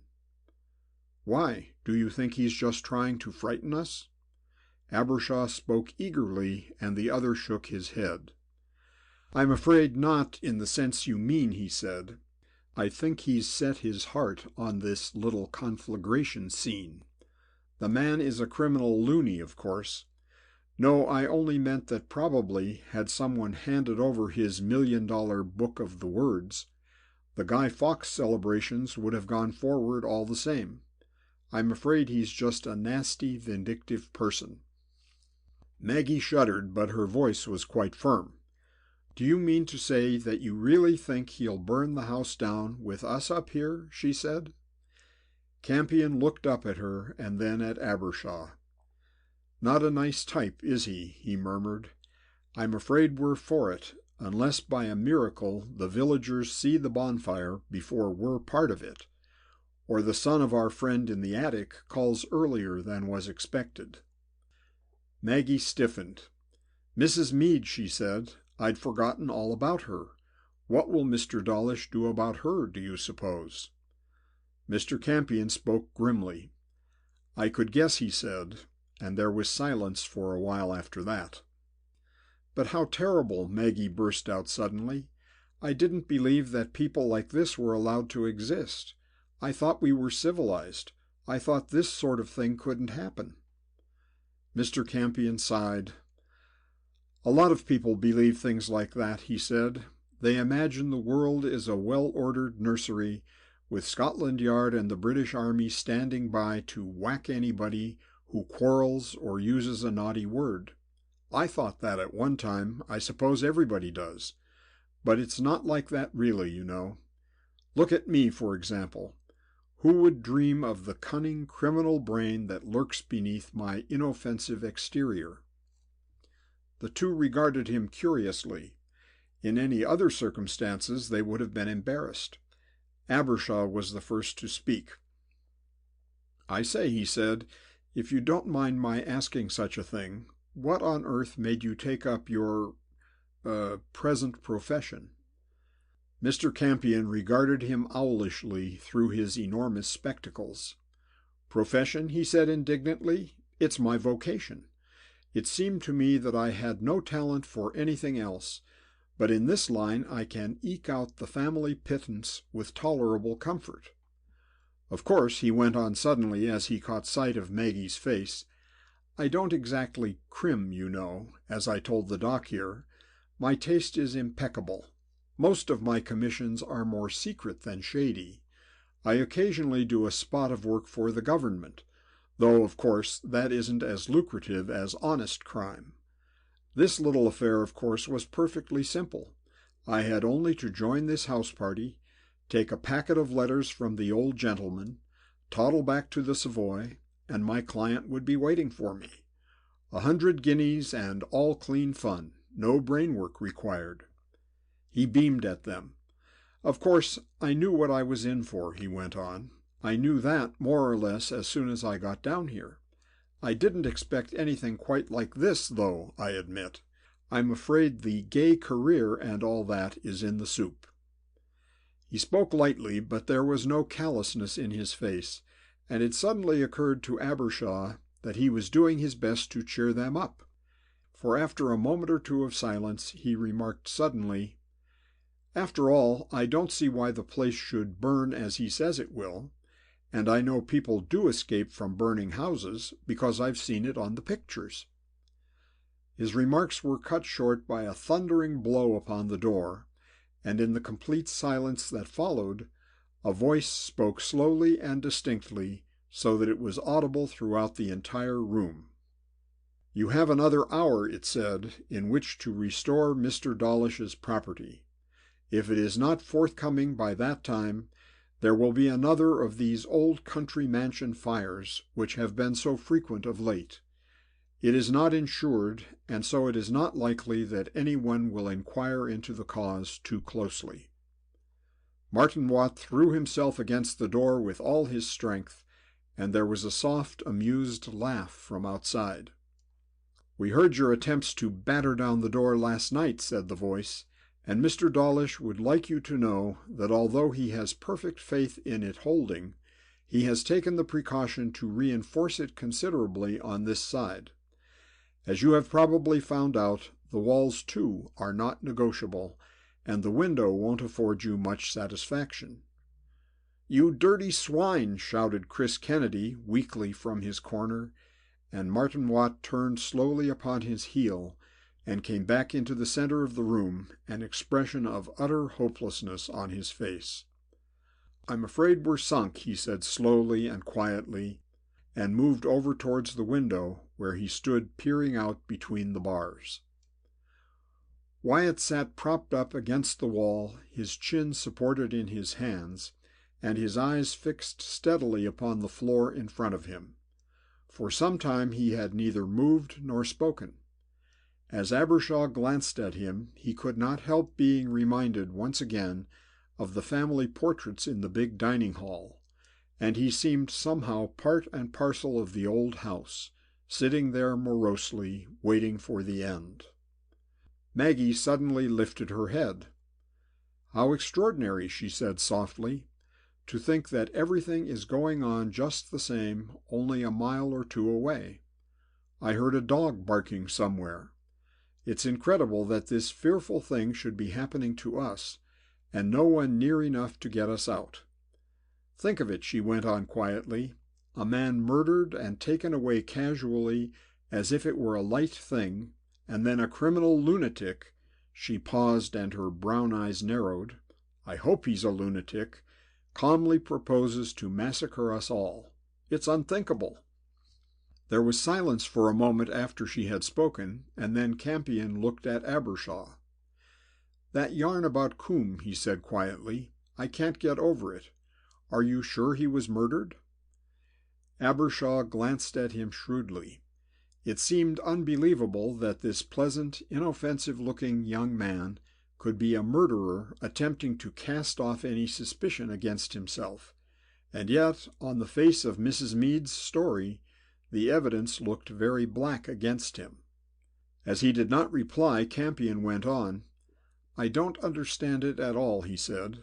"The man was so valuable to them. He must have been." Abbershaw hesitated, and then he said quietly, "Are you sure he was? I mean, do you know he was?" Campion's pale eyes opened to their fullest extent behind his enormous glasses. "I know he was to be paid a fabulous sum by Sinister for his services," he said, "and I know that on a certain day next month there was to be a man waiting at a big London hotel to meet him. That man is the greatest genius at disguise in Europe, and his instructions were to give the old boy a facelift and one or two other natty gadgets, and hand him a ticket for the first transatlantic liner, complete with passport, family history, and pretty niece. Von Faber didn't know that, of course, but even if he did, I don't see why he should stick the old gentleman in the gizzard, do you? The whole thing beats me. Besides, why does he want to saddle us with the nasty piece of work?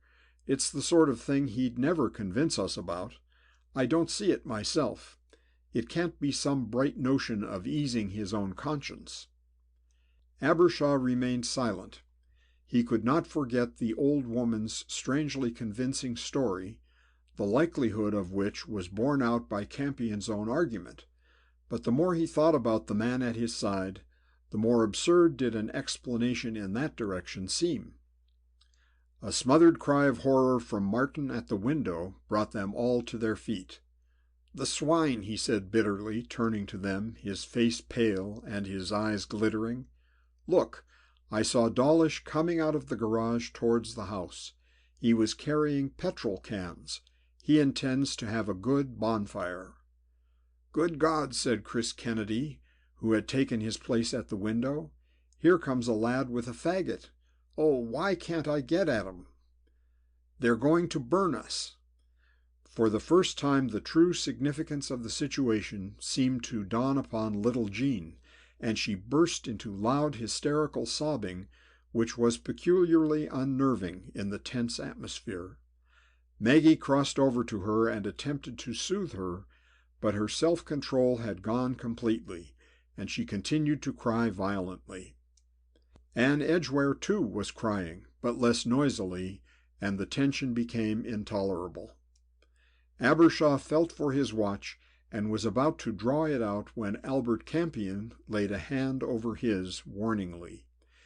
As he did so, his coat sleeve slipped up, and Abbershaw saw the dial of the other's wrist watch. It was 5 minutes to 11. At the same moment, however, there were footsteps outside the door again, and this time the voice of Jessie Gideon spoke from without. "It is your last chance," he said. "In 3 minutes we leave the house. You know the rest. What shall I say to Mr. Dawlish?" "Tell him to burn and to be damned to him," shouted Martin. "Very appropriate," murmured Mr. Campion, but his voice had lost its gaiety, and the hysterical sobs of the girl drowned the words.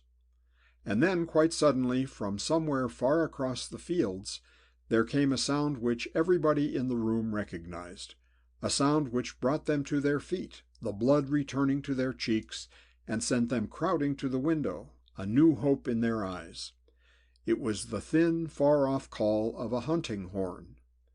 Martin, his head jammed between the bars of the narrow window, let out a whoop of joy. "The hunt, by God," he said. "Yes, Lord, there's the pack, not a quarter of a mile away. Glory be to God! Was that a splodge of red behind that hedge? It was. Here he comes." His voice was resonant with excitement, and he struggled violently as if he would force himself through the iron bars. "There he is," he said again, "and yes, look at him, look at him. Half the county behind him. They're in the park now. Gosh, they're coming right for us. Quick, yell to 'em. God, they mustn't go past. How can we attract them? Yell at 'em. Shout something. They'll be on us in a minute." "I think," murmured a quiet, rather foolish voice that yet had a note of tension in its tone, "that in circumstances like this A view halloo would be permissible. Quickly, now are you ready, my children? Let her go." There was utter silence after the shout died away upon the wind, and then Campion's voice behind them murmured again, "Once more, put your backs into it." The cry rang out wildly, agonizingly, a shout for help, and then again there was stillness. Martin suddenly caught his breath. "They've heard," he said, in a voice strangled with excitement. "A chap is coming over here now." End of chapter 22.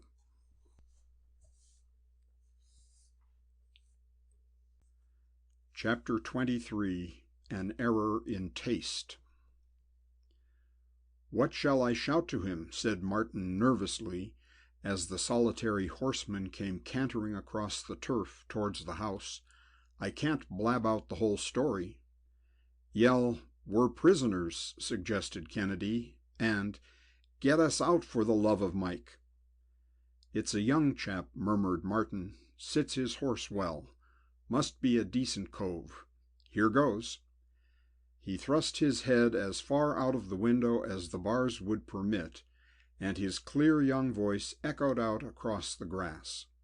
"Hello, hello, hello! Up here, top window, up here! I say, we're prisoners. A loony in charge is going to burn the house down. For God's sake, give the alarm and get us out." There was a period of silence, and then Martin spoke over his shoulder to the others.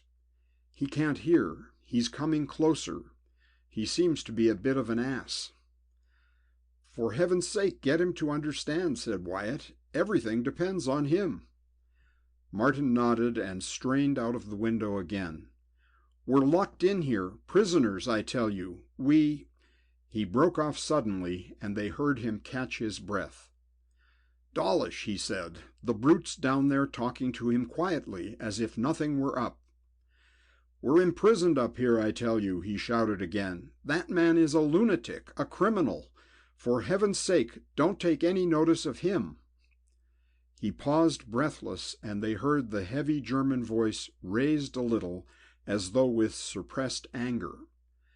"I tell you I am a doctor. These unfortunate people are under my care. They are poor imbeciles. You are exciting them. You will oblige me by going away immediately. I cannot have you over my grounds." And then a young voice with an almost unbelievable county accent spoke stiffly.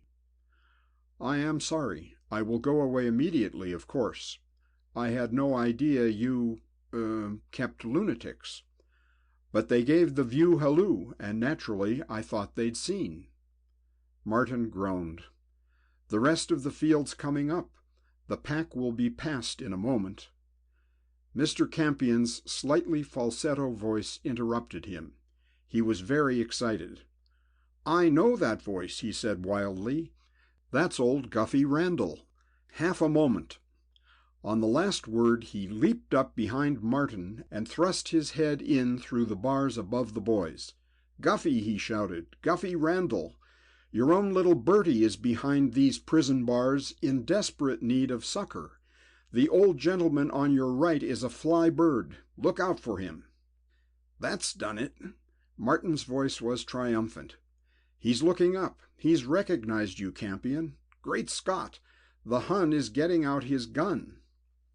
At the same moment the German's voice, bellowing now in his fury, rose up to them.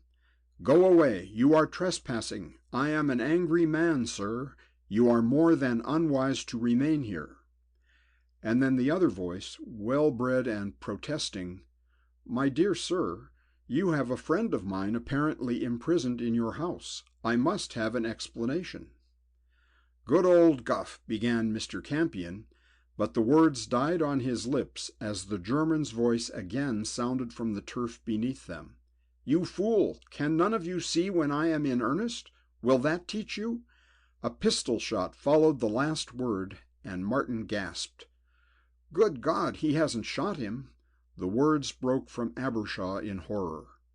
Martin remained silent, and then a whisper of horror escaped the flippant Mr. Campion. Shot him, he said.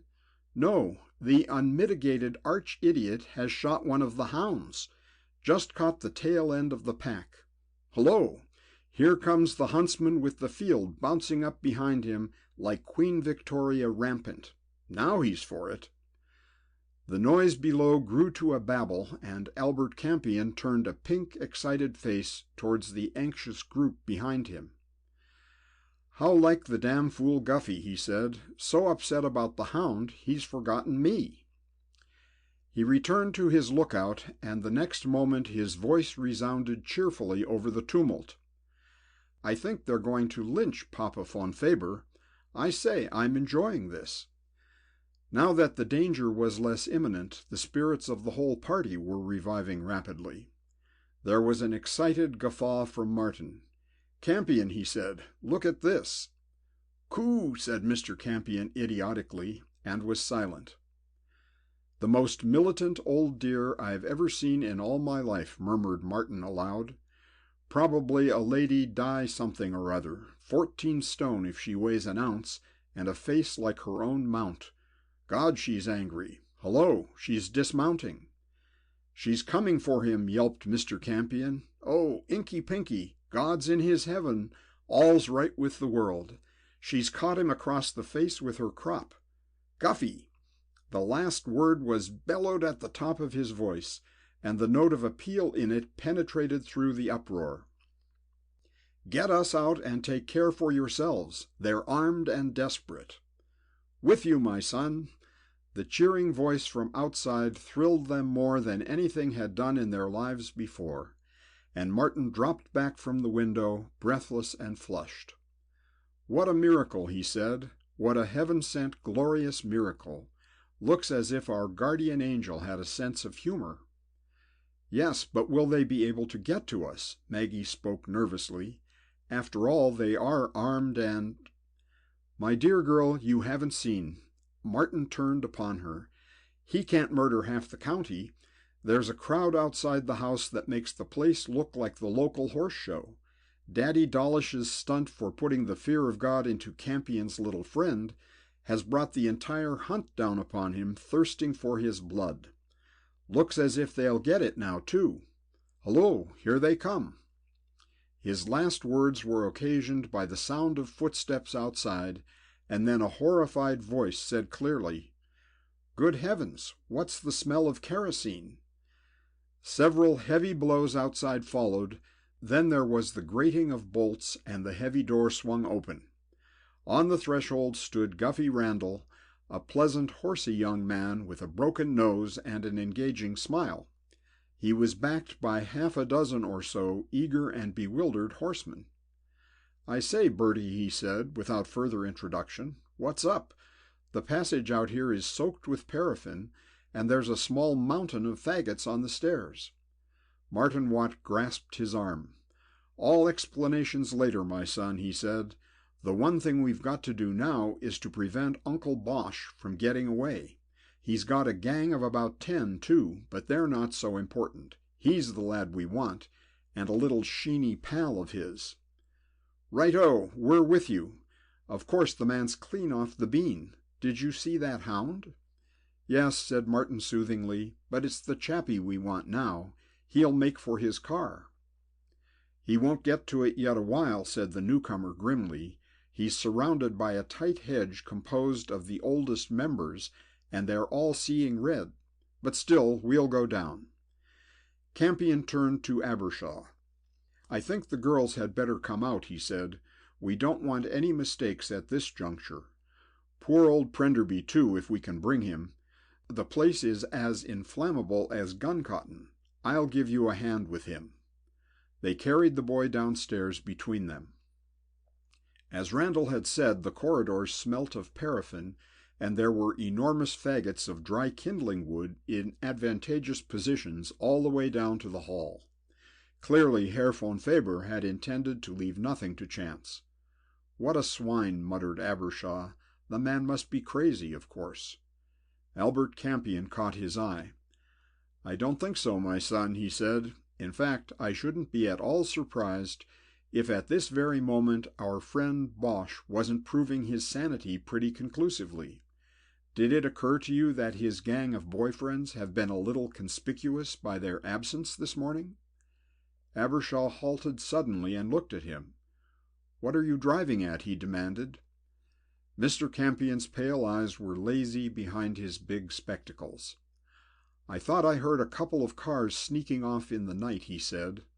"We don't know if old Whitby and his Dowager Daimler have returned. See what I mean?"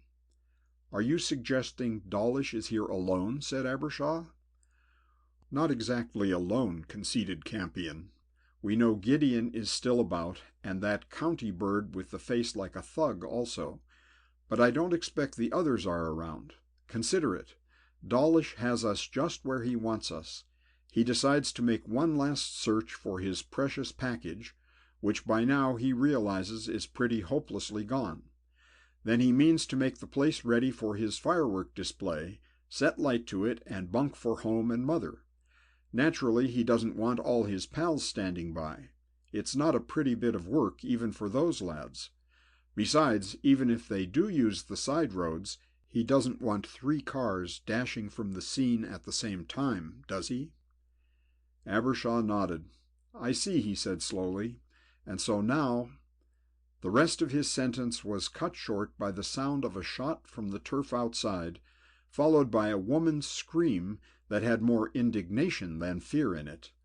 Abbershaw and Campion set down their burden in the shadow of the porch, and left him to the tender ministrations of Jean while they dashed out into the open. The scene was an extraordinary one. Spread out in front of the gloomy, forbidding old house was all the color and pageantry of the Monuden hunt. Until a moment or two before, the greater part of the field had kept back, leaving the actual interviewing of the offender to the master and several of the older members. But now the scene was one of utter confusion. Apparently Herr von Faber had terminated what had proved to be a lengthy and heated argument with a revolver shot which, whether by accident or by design, had pinked a hole through the master's sleeve, and sent half the horses in the field rearing and plunging, and then, under cover of the excitement, had fled for the garage, his ponderous form and long gray hair making him a strange, grotesque figure in the cold morning sun. When Abbershaw and Campion burst upon the scene, the first moment of stupefied horror was barely over. Martin Watt's voice rang out clearly above the growing murmur of anger. "The garage! Quickly!" he shouted, and almost before the last word had left his lips, there was the sound of an engine revving violently. Then the great doors were shattered open, and the big Lanchester dived out like a torpedo. There were 3 men in it, the driver, Dawlish, and Gideon. Guffey Randall sprang into his saddle, and followed by 5 or 6 of the younger spirits, set off at a gallop across the turf. Their intention was obvious. With reasonable luck they could expect to cut off the car at a point some way up the drive. Campion shouted to them warningly, but his voice was lost in the wind of their speed, and he turned to Abbershaw, his face pale and twisted with horror. "They don't realize," he said, and the doctor was struck with the depth of feeling in his tone. "Von Faber won't stop for anything. Those horses! God! Look at them now!" Guffey Randall and his band had drawn their horses up across the road in the way of the oncoming car. Campion shouted to them wildly, but they did not seem to hear. Every eye in the field was upon them as the great gray car shot on, seeming to gather speed at every second. Campion stood rigidly, his arm raised above his head. "He'll charge him," he murmured, and suddenly ducked as though unable to look any longer. Abbershaw, too, in that moment when it seemed inevitable that men and horseflesh must be reduced to one horrible bloody melee, blinked involuntarily. They had reckoned without horsemanship, however. Just when it seemed that no escape were possible, the horses reared and scattered, but as the car swept between them, Guffey's lean young form shot down, and his crop caught the driver full across the face. The car leaped forward, swerved over the narrow turf border into a small draining ditch, and with a horrible, sickening grind of smashing machinery, overturned. End of chapter 23.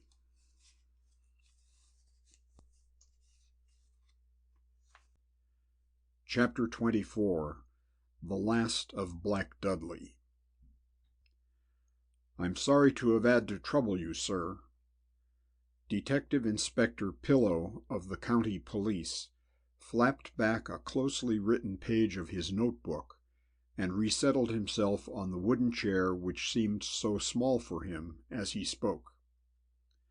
Abbershaw, who was bending over the bed in which Prenderby lay, now conscious and able to take an interest in the proceedings, did not speak. The three of them were alone in one of the first-floor rooms of Black Dudley, and the inspector was coming to the end of his inquiry. He was a sturdy, red-faced man with close-cropped yellow hair and a slow-smiling blue eye. At the moment he was slightly embarrassed, but he went on with his duty doggedly. "We're getting everybody's statements in their own words," he said, adding importantly, and with one eye on Abbershaw, "The chief is not at all sure that Scotland Yard won't be interested in this affair. He is going to acquaint them with the facts right away, I believe. I know there's no harm in me telling you that, sir." He paused and cast a wary glance at the little red-haired doctor. "Oh, quite," said Abbershaw hastily, adding immediately, "Have you got everything you want now? I don't want my patient here disturbed more than I can help, you understand, Inspector." "Oh, certainly not, sir, certainly not. I quite understand." The inspector spoke vehemently, but he still fingered his notebook doubtfully. "There's just one point more, sir, I'd like to go into with you, if you don't mind," he said at last. "Just a little discrepancy here. Naturally, we want to get everything coherent if we can, you understand. This is just as a matter of form, of course. Only, you see, I've got to hand my report in, and—" "That's all right, Inspector. What is it?" said Abbershaw encouragingly. The inspector removed his pencil from behind his ear, and after biting the end of it reflectively for a moment, said briskly, "Well, it's about this 'ere tale of a murder, sir. Some of the accounts 'ave it that the accused, Benjamin Dawlish, believed to be an alias, made some rather startling accusations of murder when you was all locked up together on the evening of the 27th, that is, yesterday." He paused and looked at Abbershaw questioningly. The doctor hesitated. There were certain details of the affair which he had decided to reserve for higher authorities, since he did not want to risk the delay which a full exposure now would inevitably cause. Whitby and the driver of the disguised Rolls had not returned. Doubtless they had been warned in time. Meanwhile the inspector was still waiting. "As I take it, sir," he said at length, "the story was a bit of color, as you might say, put in by the accused to scare the ladies. Perhaps you had some sort of the same idea?" "Something very much like that," agreed Abbershaw, glad to have evaded the awkward question so easily. "I signed the cremation certificate for Colonel Coombs' body, you know." "Oh, you did you, sir? Well, that clears that up." Inspector Pillow seemed relieved.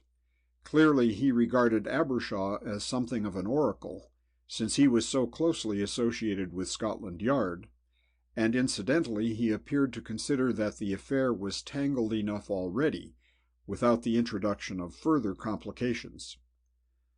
"By the way," said Abbershaw suddenly, as the thought occurred to him, "there's an old woman from the village in one of the attics, Inspector. Has she been rescued yet?"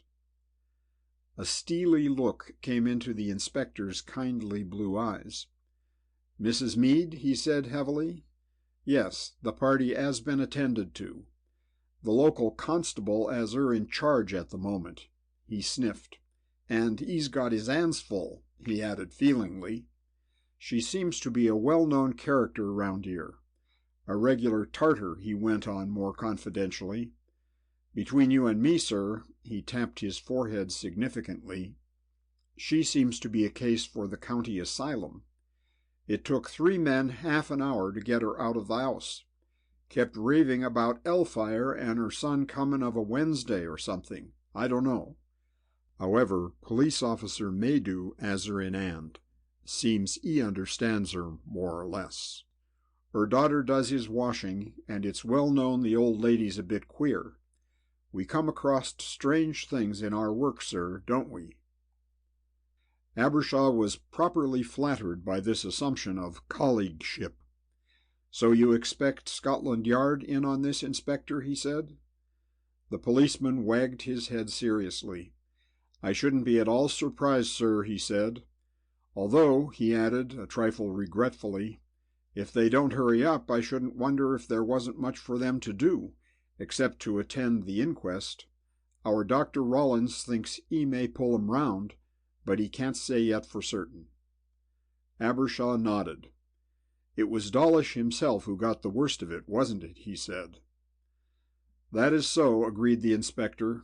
"The driver, curiously enough, seemed to get off very lightly, I thought. Deep cut across his face, but otherwise nothing much wrong with him. The chief's been interviewing him all the morning. Jesse Gideon, the second prisoner, is still unconscious. He has several nasty fractures, I understand, but Dawlish got all one side of the car on top of him, and the doctor seems to think that if he keeps him alive, his brain may go. There's not much sense in that, I told him. Simply giving everybody trouble, I said. Still, we have to be humane, you know. How about Mr. Prenderby, sir? Shall I take his statement later?" Prenderby spoke weakly from the bed. "I should like to corroborate all Dr. Abbershaw has told you," he said. "Do you think you could make that do, Inspector?" "It's not strictly in accordance with the regulations," murmured Pillow, "but I think under the circumstances we might stretch a point. I'll have your name and address, and I won't bother you two gentlemen no more." After Prenderby's name, age, address, and telephone number had been duly noted down in the inspector's notebook, Abbershaw spoke. "I suppose we may set off for town when we like, then?" he said. "Just whenever you like, sir." The inspector shut his notebook with a click, and picking up his hat from beneath his chair, moved to the door. "I'll wish you good day, then, gentlemen," he said, and stalked out.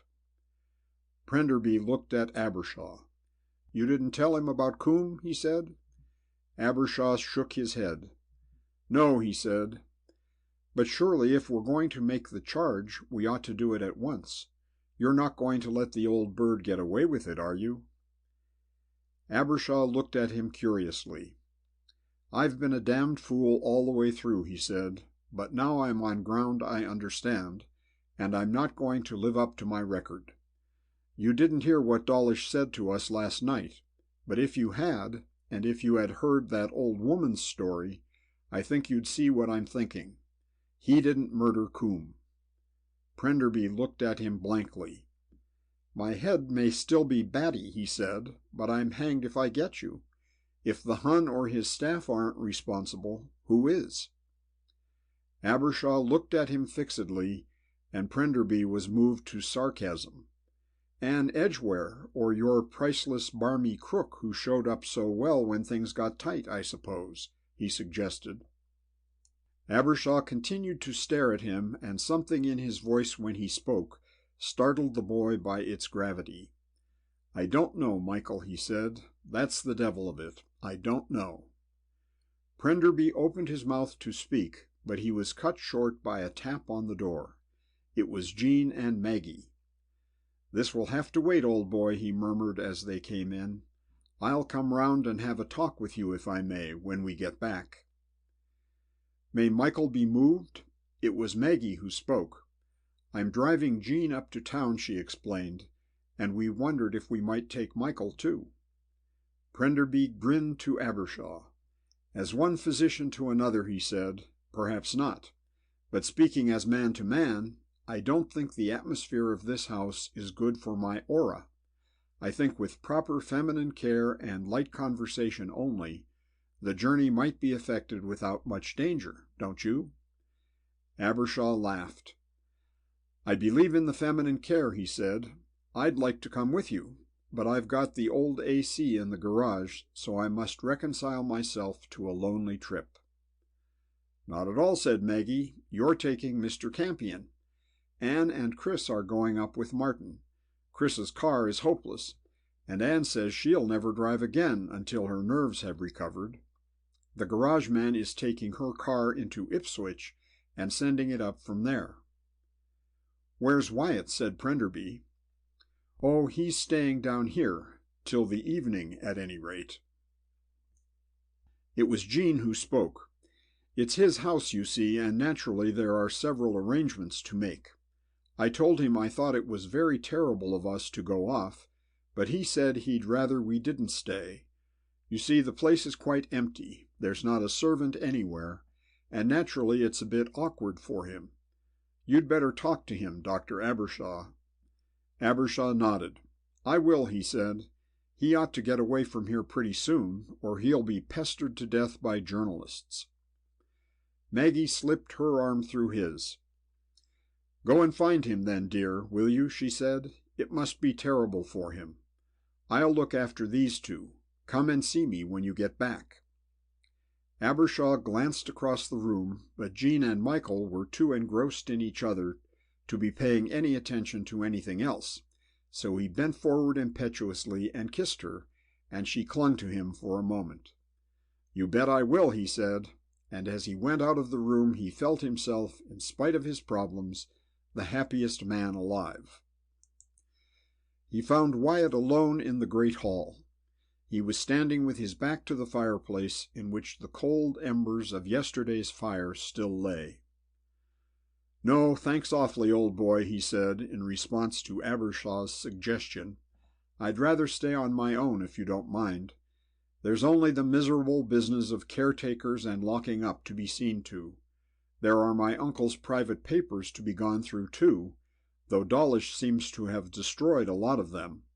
I'd rather be alone. You understand, don't you?"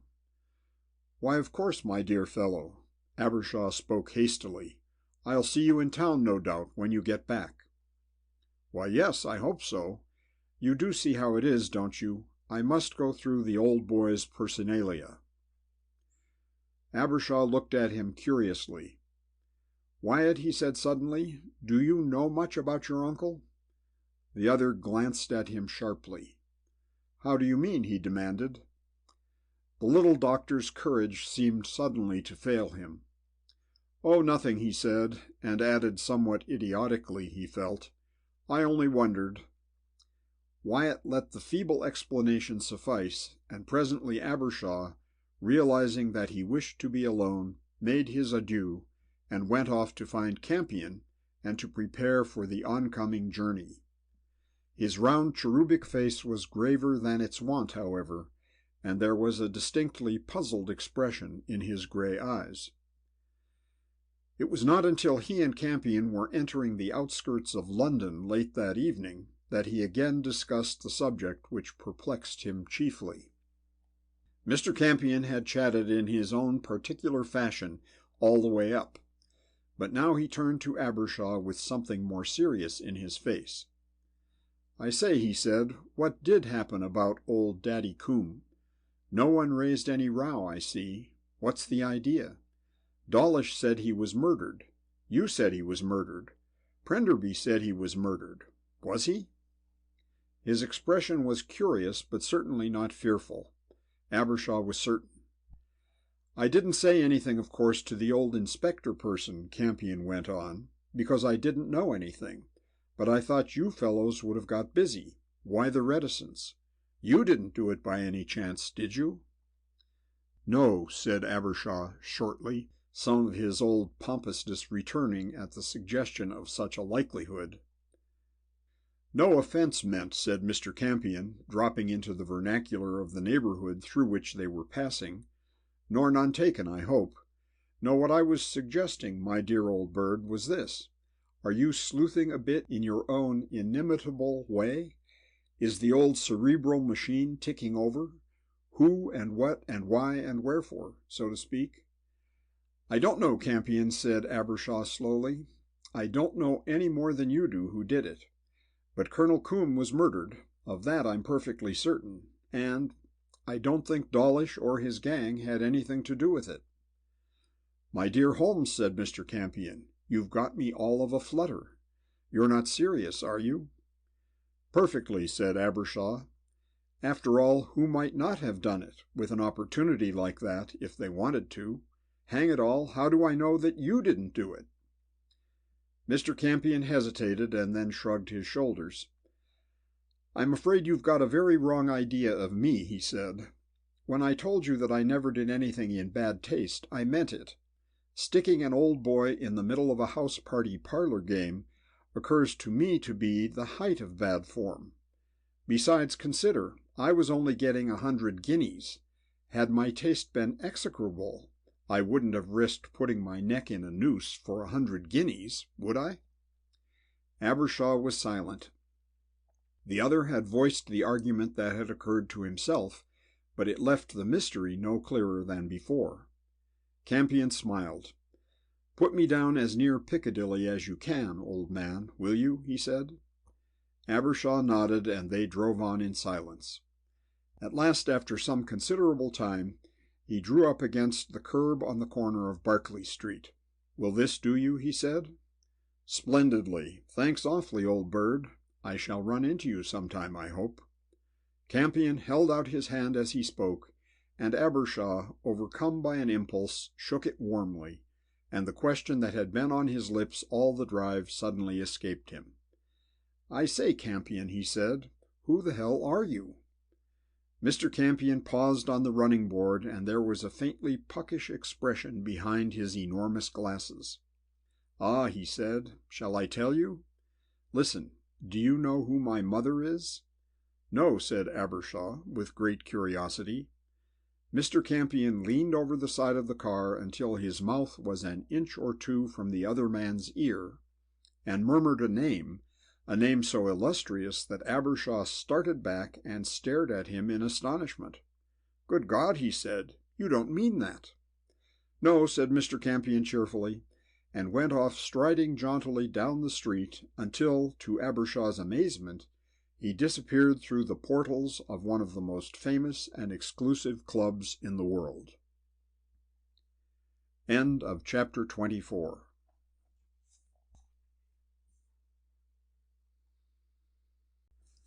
Chapter 25. Mr. Watt Explains. After dinner one evening in the following week, Abbershaw held a private consultation on the affair in his rooms in the Adelphi. He had not put the case before his friend Inspector Deadwood, for a reason which he dared not think out, yet his conscience forbade him to ignore the mystery surrounding the death of Colonel Coombe altogether. Since Von Faber and his confederates were wanted men, the county police had handed over their prisoners to Scotland Yard, and in the light of preliminary legal proceedings, sufficient evidence had been forthcoming to render the affair at Black Dudley merely the culminating point in a long series of charges. Every day it became increasingly clear that they would not be heard of again for some time. Von Faber was still suffering from concussion, and there seemed every likelihood of his remaining under medical supervision for the term of his imprisonment at least. Whitby and his companion had not been traced, and no one save himself, so far as Abbershaw could tell, was likely to raise any inquiries about Colonel Coombe. All the same, although he had several excellent reasons for wishing the whole question to remain in oblivion, Abbershaw had forced himself to institute at least a private inquiry into the mystery. He and Maggie had dined together when Martin Watt was admitted. The girl sat in one of the high-backed Stuart chairs by the fire, her brocade-shod feet crossed, and her hands folded quietly in her lap. Glancing at her, Abbershaw could not help reflecting that their forthcoming marriage was more interesting to him than any criminal hunt in the world. Martin was more enthusiastic on the subject of the murder. He came in excited. All trace of indolence had vanished from his face, and he looked about him with some surprise. "No one else here?" he said. "I thought we were going to have a pukka consultation with all the crowd present, decorations, banners, and salute of guns." Abbershaw shook his head. "Sorry, I'm afraid there's only Prenderby to come," he said. "Campion has disappeared, and Edgware is in the south of France recuperating. Jean doesn't want to hear or think anything about Black Dudley ever again, so Michael tells me, and I didn't think we'd mention the thing to Wyatt, until it's a certainty at any rate. He's had his share of unpleasantness already. So you see there are only the four of us to talk it over. Have a drink?" "Thanks." Martin took up the glass and sipped it meditatively. It was evident from his manner that he was bubbling with suppressed excitement. "I say," he said suddenly, unable to control his eagerness any longer, "have you folk twigged the murderer?" Abbershaw glanced at him sharply. "No," he said hesitatingly. "Why, have you?" Martin nodded. "Fancy so," he said, and there was a distinctly satisfied expression in his gray eyes. "It seems pretty obvious to me. Why—" "Hold hard, Martin." Abbershaw was surprised at the apprehension in his own voice, and he reddened slightly as the other two stared at him. Martin frowned. "I don't get you," he said at last. "There's no special reason against suspecting Whitby, is there?" "Whitby?" Abbershaw's astonishment was obvious, and Maggie looked at him curiously, but Martin was too interested in his theory to raise any question. "Why, yes," he said, "Whitby. Why not? Think of it in cold blood. Who was the first man to find Colonel Coombe dead? Who had a better motive for murdering him than anyone else? It seems quite obvious to me." He paused, and as neither of them spoke, went on again, raising his voice a little in his enthusiasm. "My dear people, just think of it," he insisted.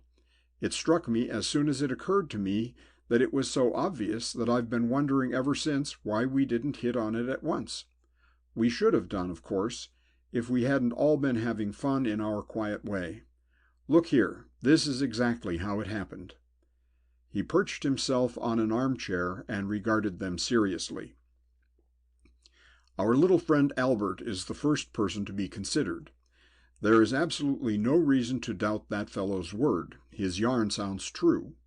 He showed up jolly well when we were in a tight place. I think we'll take him as cleared. His story is true, then.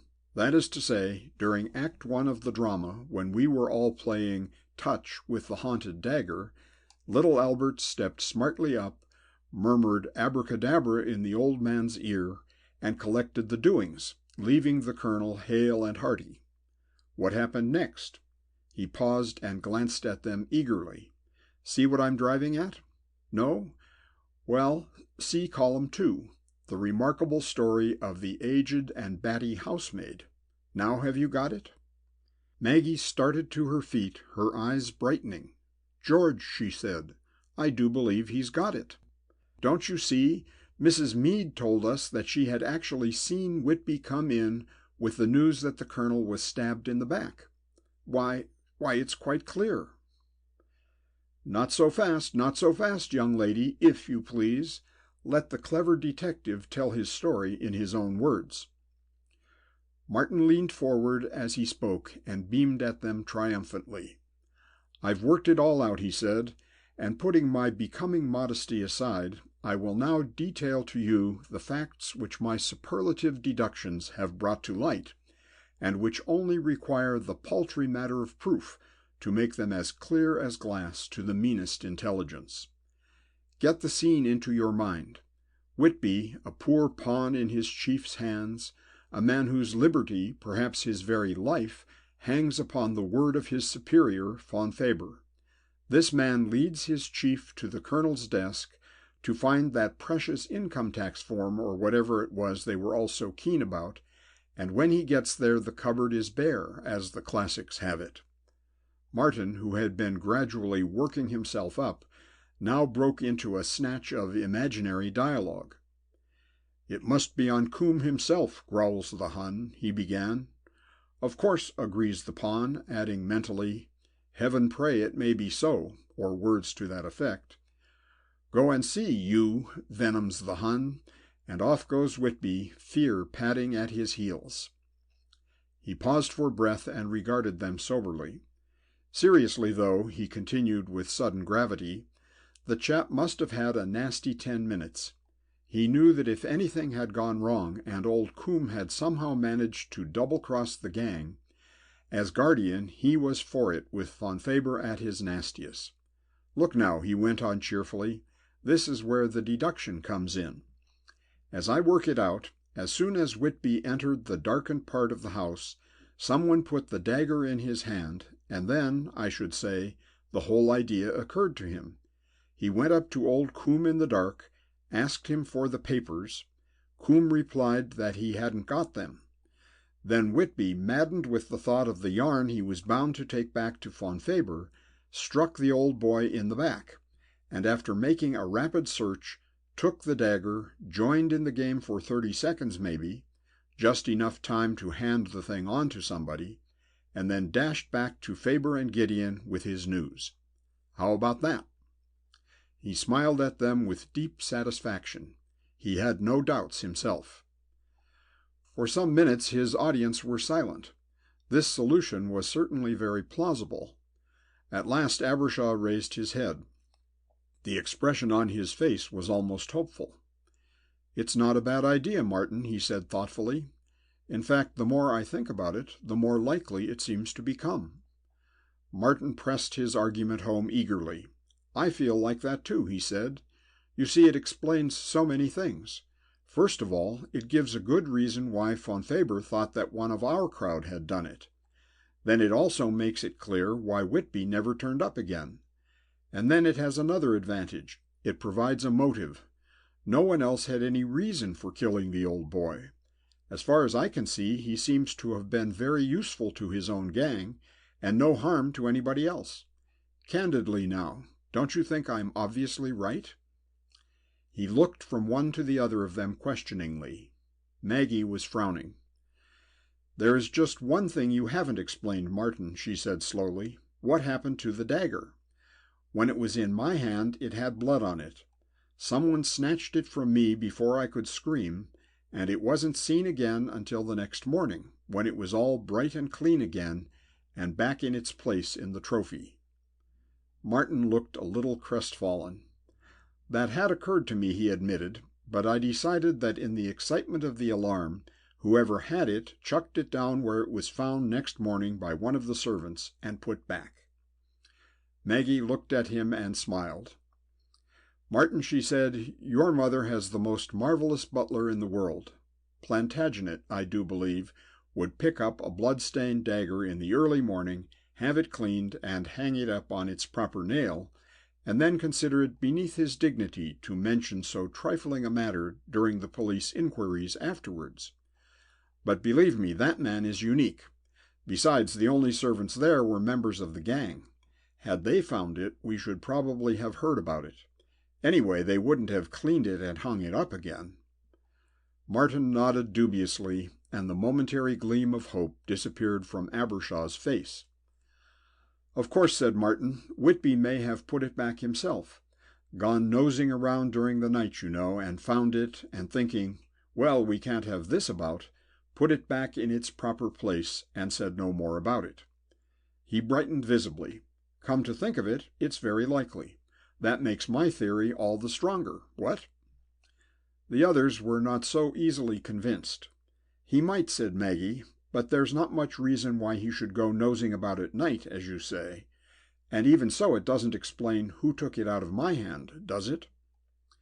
Martin was shaken, but by no means overwhelmed. "Oh, well," he said airily, "all that point is a bit immaterial, don't you think? After all, it's the main motive and opportunity and questions that are important. Anyone might have snatched the dagger from you. It is one of those damn fool gallant gestures that old Chris Kennedy might have perpetrated. It might have been anyone playing in the game. However, in the main, I think we've spotted our man. Don't you, Abbershaw?" "I hope so." The fervency of the little doctor's reply surprised them. Martin was gratified. "I know I'm right," he said. "Now all we've got to do is prove it." Abbershaw agreed. "That's so," he said, "but I don't think that will be so easy, Martin. You see, we've got to find the chap first, and without police aid, that's going to be a well-nigh impossible job. We can't bring the Yard into it until we've got past theories." "No, of course not," said Martin. "But I say," he added, as a new thought occurred to him, "there is one thing, though. Whitby was the cove who had the wind up, wasn't he? No one else turned a hair, and if there was a guilty conscience amongst the gang, surely it was his." This suggestion impressed his listeners more than any of his other arguments. Abbershaw looked up excitedly. "I do believe you're right," he said. "What do you think, Maggie?" The girl hesitated. As she recollected Mrs. Meade's story of the discovery of the murder, Martin's theory became rapidly more and more plausible. "Yes," she said again, "I believe he's hit it." Martin grinned delightedly. "That's fine," he said. "Now all we've got to do is to find the chap and get the truth out of him. This is going to be great. Now what's the best way to get onto the trail of those two Johnnies? Toddle round to all the crematoriums in the country and make inquiries?" The others were silent. Here was a problem which, without the assistance of Scotland Yard, they were almost powerless to tackle. They were still discussing it when, 15 minutes later, Michael Prenderby walked in. His pale face was flushed as if from violent exertion, and he began to talk eagerly as soon as he got into the room. "Sorry I'm late," he said, "but I've had an adventure. Walked right into it in the Lee Bridge Road. I stopped to have a plug put in, and there it was staring at me. I stared at it. I thought I was seeing things at first, until the garage man got quite embarrassed." Martin Watt regarded the newcomer coldly. "Look here, Michael," he said with reproach, "we're here to discuss a murder, you know." "Well?" Prenderby looked pained and surprised. "Aren't I helping you? Isn't this a most helpful point?" Abbershaw glanced at him sharply. "What are you talking about?" he said. Prenderby stared at him. "Why, the car, of course," he said. "What else could it be? The car," he went on, as they regarded him uncomprehendingly for a moment or so. "The car. The incredible museum specimen in which that precious medico carted off the poor old bird's body. There it was, sitting up looking at me like a dowager duchess." End of chapter 25.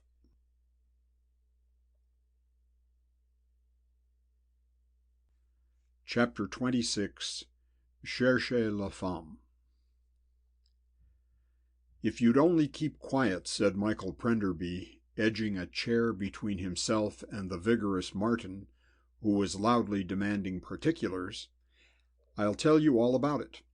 The garage is halfway down the Lee Bridge Road, on the left-hand side, not far past the river or canal or whatever it is. It's called the Ritz, because there's a coffee stall incorporated with it. It's not a very big place. The usual type, a big whitewashed shed with a tin roof, no tiles or anything.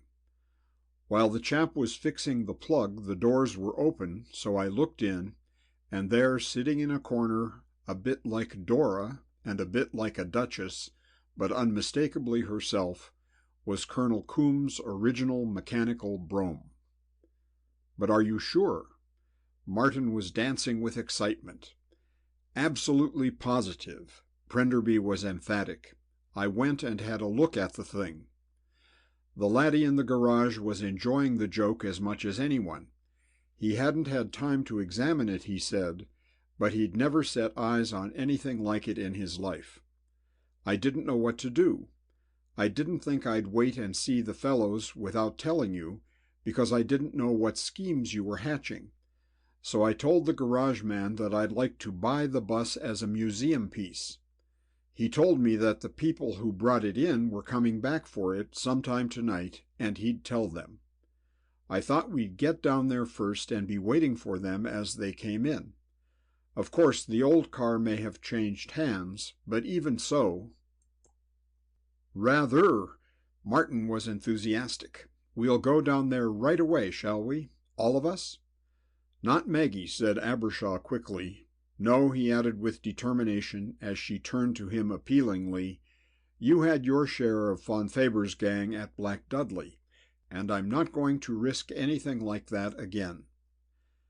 Maggie looked at him, a faintly amused expression playing round the corners of her mouth, but she did not attempt to argue with him. George was to be master in his own home, she had decided. The three men set off in Prenderby's small Riley, Abbershaw tucked uncomfortably between the other two. Martin Watt grinned. "I've got a gun this time," he said. "Our quiet country weekend taught me that much." Abbershaw was silent. He too had invested in an automatic since his return to London, but he was not proud of the fact, since he secretly considered that its purchase had been a definite sign of weakness. They wormed their way through the traffic, which was mercifully thin at that time of night, although progress was by no means easy. A clock in Shoreditch struck 11 as they went through the borough, and Martin spoke fervently. "Good Lord, I hope we don't miss them," he said, and added with a chuckle, "I bet old Kennedy would give his ears to be on this trip. How far down is the place, Prenderby?" "Not far now," said Michael, as he swung into the unprepossessing, tram-lined thoroughfare which leads to the Baker's Arms and Wanstead. "And you say the garage man was friendly?" said Abbershaw. "Oh, perfectly," said Prenderby with conviction.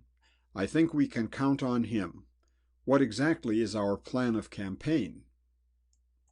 Martin spoke airily. "We just settle down and wait for the fellows, and when they come we get hold of them and make them talk." Abbershaw looked dubious. Now that he was back in the civilization of London, he was inclined to feel that the lawless methods of Black Dudley were no longer permissible, no matter what circumstances should arise. Martin had more of the adventurous spirit left in him, however. It was evident that he had made up his mind about their plan of campaign. "The only thing these fellows understand is force," he said vigorously. "We're going to talk to 'em in their mother tongue." Abbershaw would have demurred, but at this moment all conversation was suspended by their sudden arrival at the garage. They found the Ritz still open, though business even at the coffee stall was noticeably slack. As soon as the car came to a standstill, a loose-limbed, raw-boned gentleman in overalls and a trilby hat came out to meet them. He regarded them with a cold suspicion in his eyes, which even Prenderby's friendly grin did not thaw. "I've come back to see about the old car I wanted to buy," Prenderby began with his most engaging grin. "You did you?" The words were delivered with a burst of Homeric geniality that would have deceived nobody. "But it's not for sale, see? You'd better back your car out. There's no room to turn here." Prenderby was frankly puzzled. Clearly this was the last reception he had expected. "He's been told to hold his tongue," whispered Martin, and then turning to the garage man he smiled disarmingly. "You've no idea what a disappointment this is to me," he said. "I collect relics of this sort, and by my friend's description, the specimen you have here seems to be very nearly perfect. Let me have a look at it at any rate." He slipped hastily out of the car as he spoke, and made a move in the direction of the darkened garage door. "Oh, no, you don't." The words were attended by the suspicious and unfriendly gentleman in the overalls, and at the same moment Martin found himself confronted with the whole 6'3" of indignant aggressiveness, while the voice, dropping a few tones, continued softly. "There's a lot of people round here what are friends of mine. Very particular friends. I'd 'op it if I was you." Martin stared at him with apparent bewilderment. "My dear man, what's the matter?" he said. "Surely you're not the type of fellow to be unreasonable when someone asks you to show him a car. There's no reason why I should be wasting your time even." He chinked some money in his pocket suggestively. The face beneath the trilby remained cold and unfriendly. "Now look here," he said, thrusting his hands into his trousers pockets through the slits in his overalls. "I'm telling you, and you can take it from me or not as you please.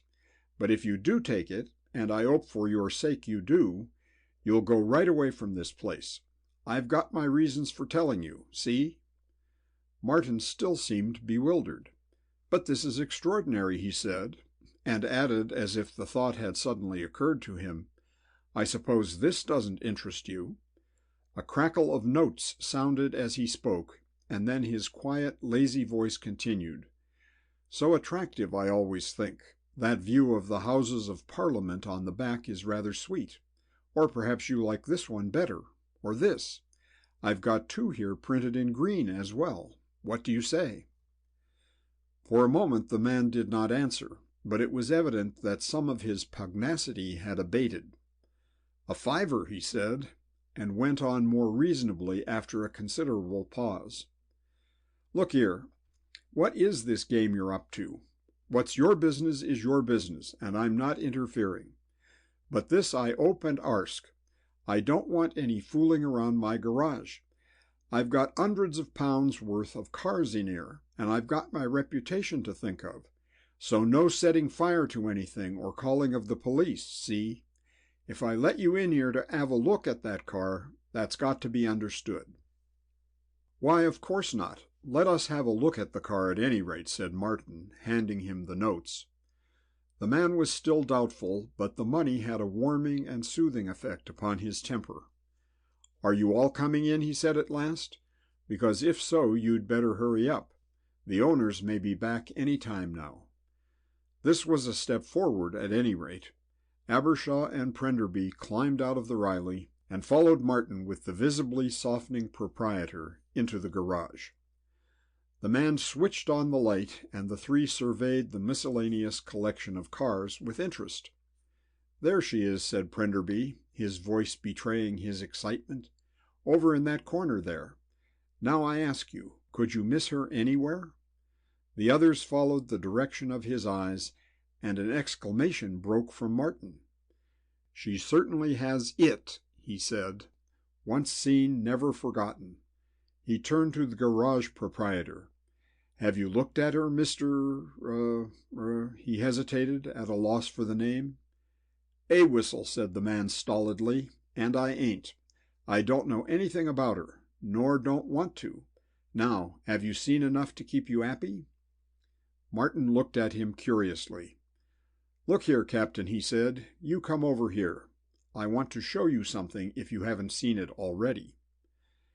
He moved over to the old car as he spoke, Mr. Haywhistle following him unwillingly. Martin pulled up the bonnet and pointed to the engine. "Ever seen anything like that before?" he said. Mr. Haywhistle looked at the machinery casually and without interest at first, but gradually his expression changed, and he dropped upon his knees and peered underneath the car to get a glimpse of the chassis. A moment or two later he lifted a red face towards them, which wore an expression almost comic in its surprise. "God lumme," he said, "a bloomin' Rolls." Martin nodded, and an explanation of these young knobs' interest in the affair presented itself to the garage owner. "Pinched it, did he said. "Oh, I see now. But I pray and arsk you, sir, don't have any rowin' in here. I've had a bit of trouble that way already, see?" He looked at them appealingly. Martin turned to the others. "I don't think we need to do anything in here, do you?" he said. "If Mr. Haywhistle will let us wait in his yard at the side, with the gates open, as soon as Whitby comes out we can follow him. How's that?" "That suits me fine," said Mr. Haywhistle, looking at them anxiously. "Now I'll tell you what," he went on, clearly eager to do all that he could to assist them, now that he was not so sure of himself. "This is what he says to me. Early this morning, about 8 o'clock, he comes in 'ere with the car. My boy put her in for him, so I didn't 'ear the engine running. I came in just as he was leaving instructions. As far as I could gather, he intended to meet a friend 'ere late tonight, and they was going off together in the car as soon as this friend turned up. Well, about 8 o'clock tonight, this gentleman 'ere," he indicated Prenderby, "he calls in and spots the car and mentioned buying it.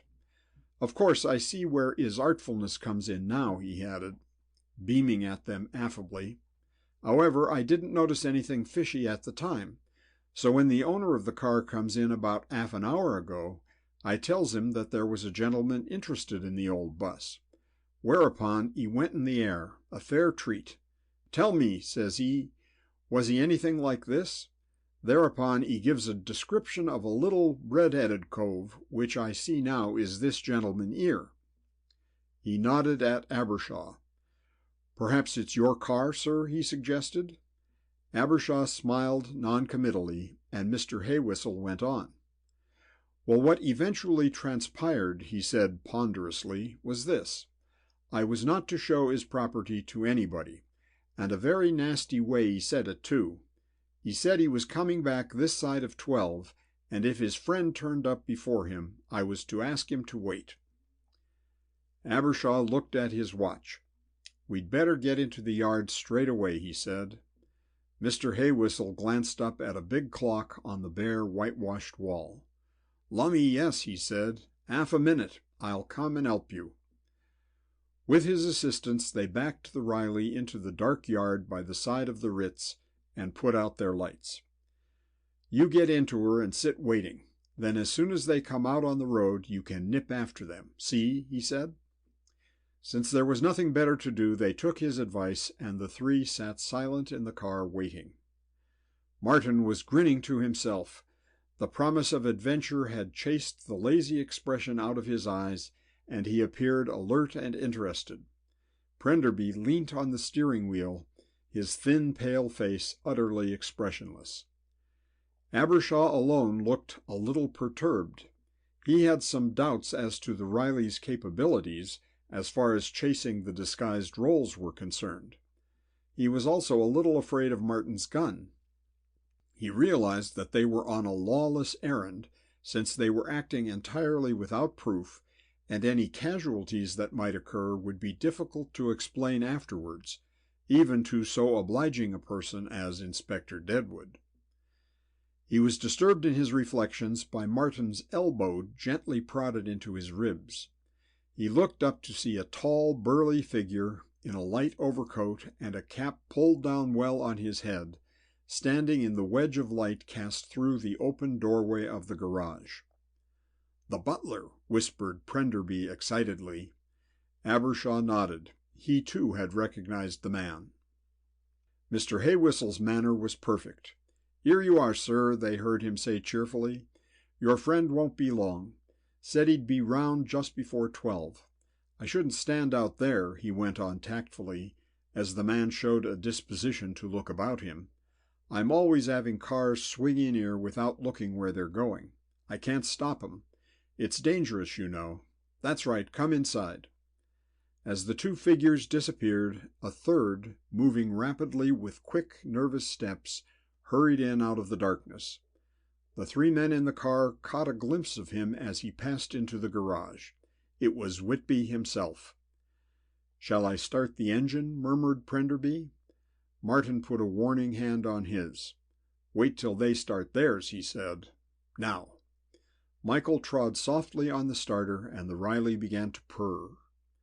"Keep back, see which way they turn, and then after them," Martin whispered sharply. "Hullo, here they come."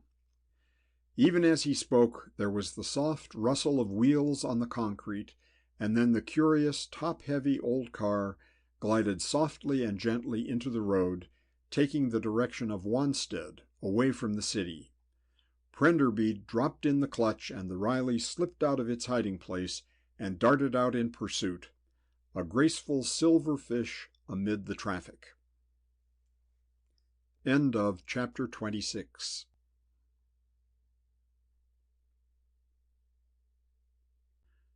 Chapter 27. A Journey by Night.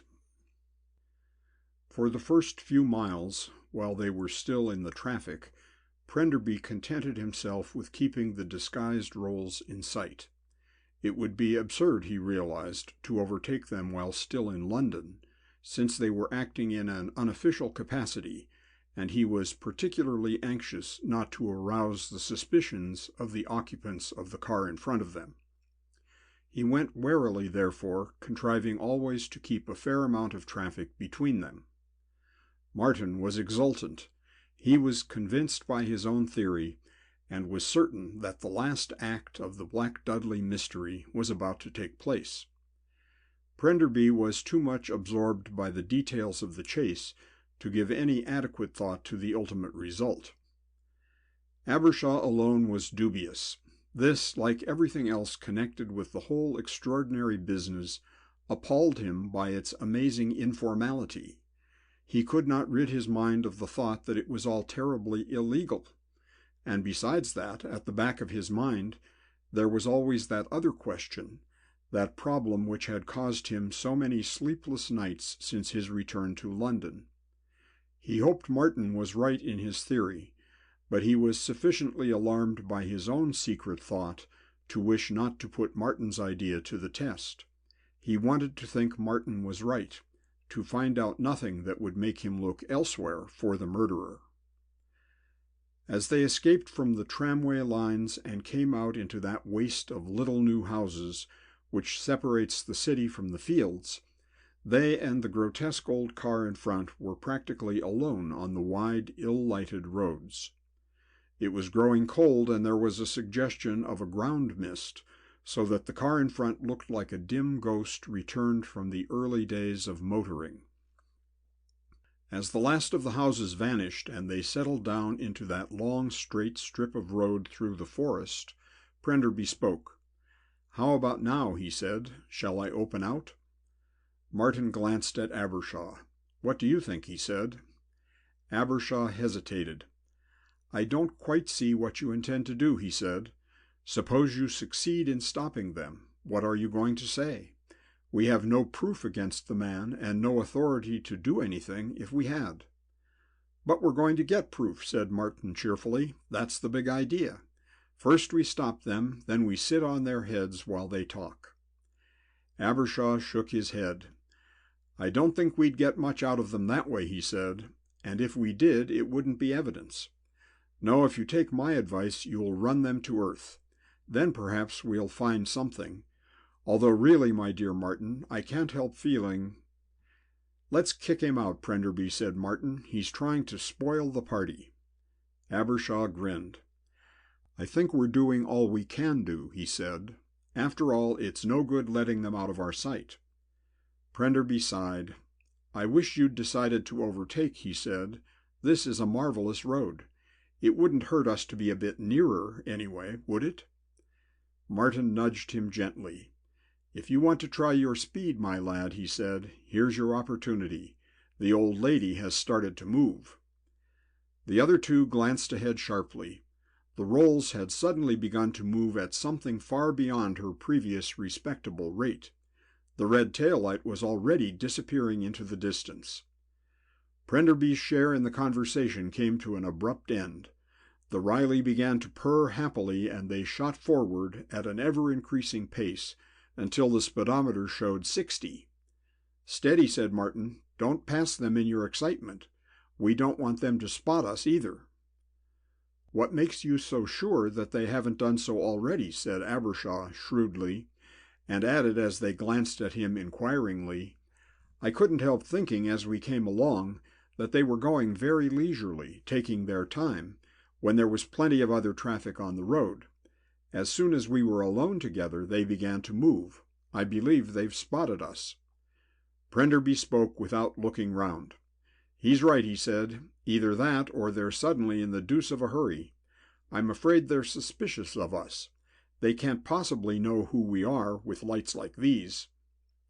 "Then I say," cut in Martin excitedly, "they'll try to dodge us. I'd get as near as you can and then sit on their tail if I were you." Abbershaw said nothing, and the Riley slowly crept up on the other car until she was directly in her headlights. The rolls swayed to the side to enable them to pass, but Prenderby did not avail himself of the invitation. Eventually the big car slackened speed, but still Prenderby did not attempt to pass. The next overture from the rolls was as startling as it was abrupt. The little rear window opened suddenly, and a bullet hit the road directly in front of them. Prenderby swerved and brought the Riley almost to a full stop. "A pot shot at our front tire," he said. "If he'd got us, we'd have turned over. Martin, I believe you're on the right tack. The cove is desperate." "Of course I'm right," said Martin excitedly, "but don't let them get away, man. They'll be out of sight in a minute." "Sorry," said Prenderby obstinately. "I'm keeping my distance. You don't seem to realize the result of a tire burst at that pace."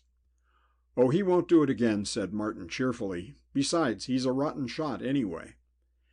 Prenderby said no more, but he was careful to keep at a respectable distance from the rolls. "They'll start moving now," said Martin. "We shall have our work cut out if we're going to be in at the death. Look out for the side turnings. Do you know this road at all?" "Pretty well," said Prenderby. "He's heading for Chelmsford, I should say, or somewhere round there. I think he'll have some difficulty in shaking us off." The big car ahead was now speeding away from them rapidly, and Prenderby had his hands full to keep them anywhere in sight. In Chelmsford they lost sight of it altogether, and were forced to inquire of a policeman in the deserted High Street. The placid country bobby took the opportunity of inspecting their license, and then conceded the information that a vehicle of a type now obsolete, and bearing powerful lamps, had passed through the town, taking the Springfield road for Kelvedon and Colchester some 3 minutes before their own arrival. The Riley sped on down the winding road through the town, Martin cursing vigorously. "Now we're sunk," he said. "Missed them sure as pancake tide. They've only got to nip into a side road and shut off their lamps, and we're done. In fact," he went on disconsolately, "I don't know if there's any point in going on at all now." "There's only one point," cut in Abbershaw quietly. "If by chance they are going somewhere definite, I mean if they want to get to a certain spot in set time, they'll probably go straight on and trust to luck that they've shaken us off." "That's right," said Martin. "Let's go on full tilt to Colchester and ask there. No one could miss a bus like that. It looks as if it ought not to be about alone. Full steam ahead, Michael." "Aye, aye, sir," said Prenderby cheerfully, and trod on the accelerator. They went through Witham at a speed that would have infuriated the local authorities, but still the road was ghostly and deserted. At length, just outside Kelvedon, far away in the distance, there appeared the faint haze of giant headlights against the trees. Martin whooped. A sail, Captain," he said. "It must be her. Put some speed into it, Michael." "All right. If we seize up or leave the road, on your head be it," said Prenderby through his teeth. "She's all out now." The hedges on either side of them became blurred and indistinct. Finally, in the long straight strip between Marks Tey and Lexden, they slowly crept up behind the big car again. "That's her all right," said Martin. "She's crawling, isn't she? Comparatively, I mean. I believe Abbershaw's hit it. She's keeping an appointment. Look here, let's drop down and shut off our headlights. The sides will carry us." "Hullo, where's he off to now?" It was Michael who spoke. The car ahead had taken a sudden turn to the right, forsaking the main road. "After her," said Martin with suppressed excitement. "Now we're coming to it, I do believe. Any idea where that leads to?" "No," said Michael, "I haven't the least.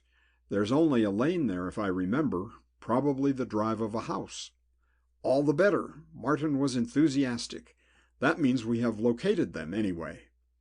"Wait a bit," said Michael, as, dimming his lights, he swung round after the other car. "It's not a drive. I remember it now. There's a signpost over there somewhere which says, 'To Birch,' wherever Birch may be. Gosh, no speeding on this road, my children," he added suddenly, as he steered the Riley round a concealed right-angle bend in the road. The headlights of the car they were following were still just visible several turns ahead. For the next few miles the journey developed into a nightmare. The turns were innumerable. "God knows how we're going to get back," grumbled Michael. "I don't know which I prefer, your friend with the gun or an attempt to find our way back through these roads before morning." "Cheer up," said Martin consolingly. "You may get both. Any idea where we are? Was that a church we passed just now?" "I thought I heard a cow," suggested Abbershaw helpfully. "Let's catch 'em up," said Martin. "It's time something definite happened." Abbershaw shook his head. "That's no good, my dear fellow," he said. "Don't you see our position? We can't stop a man in the middle of the night and accuse him of murder without more proof or more authority. We must find out where he is, and that's all." Martin was silent. He had no intention of allowing the adventure to end so tamely. They struggled on without speaking. At length, after what had seemed to be an interminable drive, through narrow, miry lanes with surfaces like plowed fields, through forgotten villages, past ghostly churches dimly outlined against the sky, guided only by the glare ahead, the darkness began to gray, and in the uncertain light of the dawn they found themselves on a track of short, springy grass amid the most desolate surroundings any one of them had ever seen. On all sides spread vast stretches of salting, covered with clumps of rough, coarse grass, with here and there a ragged river or dikehead. Far ahead of them the old black car lumbered on. Martin sniffed. "The sea," he said. "I wonder if that old miracle ahead swims. A bus like that might do anything.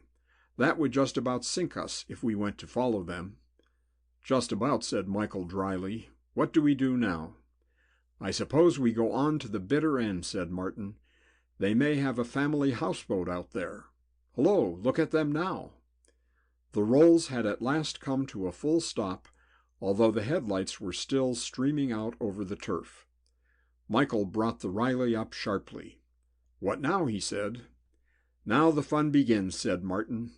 "Get out your gun, Abbershaw." Hardly had he spoken when an exclamation came down the morning to them, followed immediately by a revolver shot which again fell short of them. Without hesitation Martin fired back. The snap of his automatic was instantly followed by a much larger explosion. "That's their back tire," he said. "Let's get behind the car and play soldiers. They're sure to retaliate. This is going to be fun." But in this he was mistaken. Neither Whitby nor his companion seemed inclined for further shooting. The two figures were plainly discernible through the fast lightening gloom. Whitby in a long dust coat and a soft hat, and the other man taller and thinner, his cap still well down over his face. And then, while they were still looking at him, Whitby thrust his hand into his coat pocket and pulled out a large white handkerchief, which he shook at them solemnly, waving it up and down. Its significance was unmistakable. Abbershaw began to laugh. Even Martin grinned. "That's matey, anyway," he said. "What happens next?" End of chapter 27.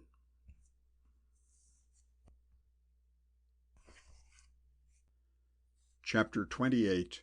Should a Doctor Tell? Still holding the handkerchief well in front of him, Whitby came a pace or two nearer, and presently his weak, half-apologetic voice came to them down the wind. "Since we've both got guns, perhaps we'd better talk," he shouted thinly. "What do you want?" Martin glanced at Abbershaw. "Keep him covered," he murmured. "Prenderby, old boy, you'd better walk behind us. We don't know what their little game is yet."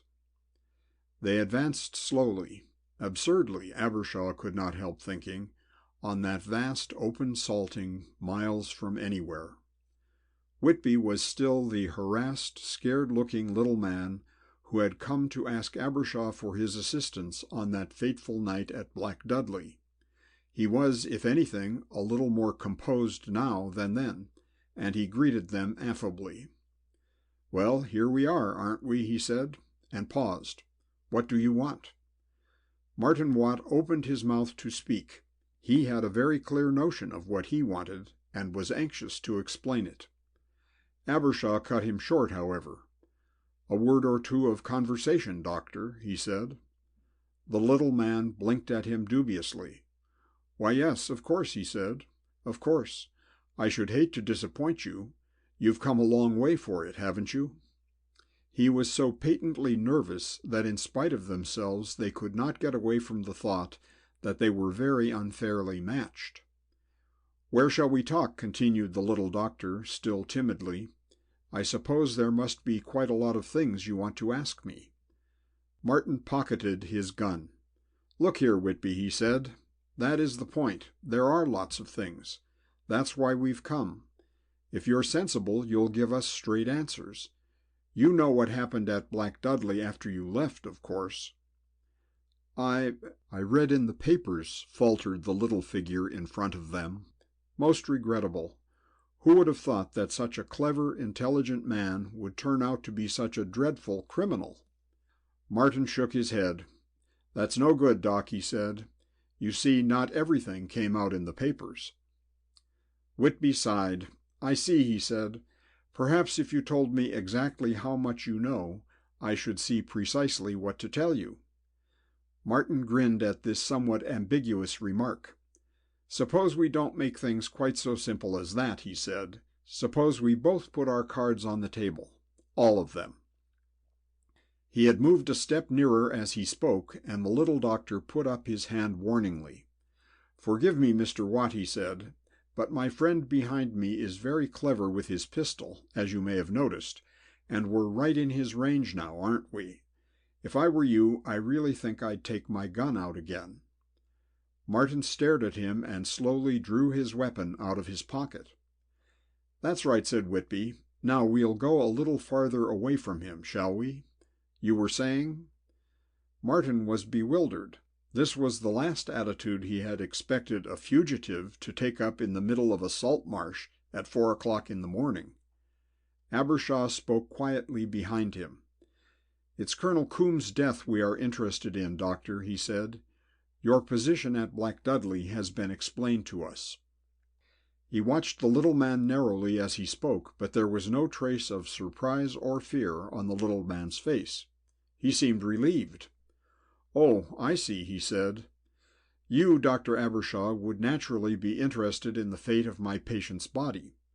As a matter of fact, he was cremated at Eastchester 36 hours after I left Black Dudley. But of course," he went on cheerfully, "you will want to know the entire history. After we left the house, we went straight over to the registrar's. He was very sympathetic. Like everybody else in the vicinity, he knew of the colonel's weak health and was not surprised at my news. In fact, he was most obliging. Your signature and mine were quite enough for him. He signed immediately, and we continued our journey. I was on my way back to the house when I received, by the merest chance, the news of the unfortunate incidents which had taken place in my absence. And so," he added with charming frankness, "we altered our number plates and changed our destination. Are you satisfied?" "Not quite," said Martin grimly. The nervous little doctor hurried on before they could stop him. "Why, of course," he said, "I was forgetting. There must be a great many things that still confuse you. The exact import of the papers that you, Dr. Abbershaw, were so foolhardy as to destroy? Never revealed, was it?" "We know it was the detailed plan of a big robbery," said Abbershaw stiffly. "Indeed it was," said Whitby warmly. "Quite the largest thing our people had ever thought of undertaking. Have you any idea what place it was? Everything was all taped out so that nothing remained to chance, no detail left unconsidered. It was a complete plan of campaign, ready to be put into immediate action. The work of a master, I assure you. Do you know the place?" He saw by their faces that they were ignorant, and a satisfied smile spread over the little man's face. "It wasn't my secret," he said, "but naturally I couldn't help hearing a thing or two. As far as I could gather, Von Faber's objective was the repository of the bullion for the repayment of the American debt." The three were silent. The stupendousness of the scheme suddenly brought home to them. Then, continued Whitby rapidly, there was Colonel Coomb's own part in Fonfaber's affairs.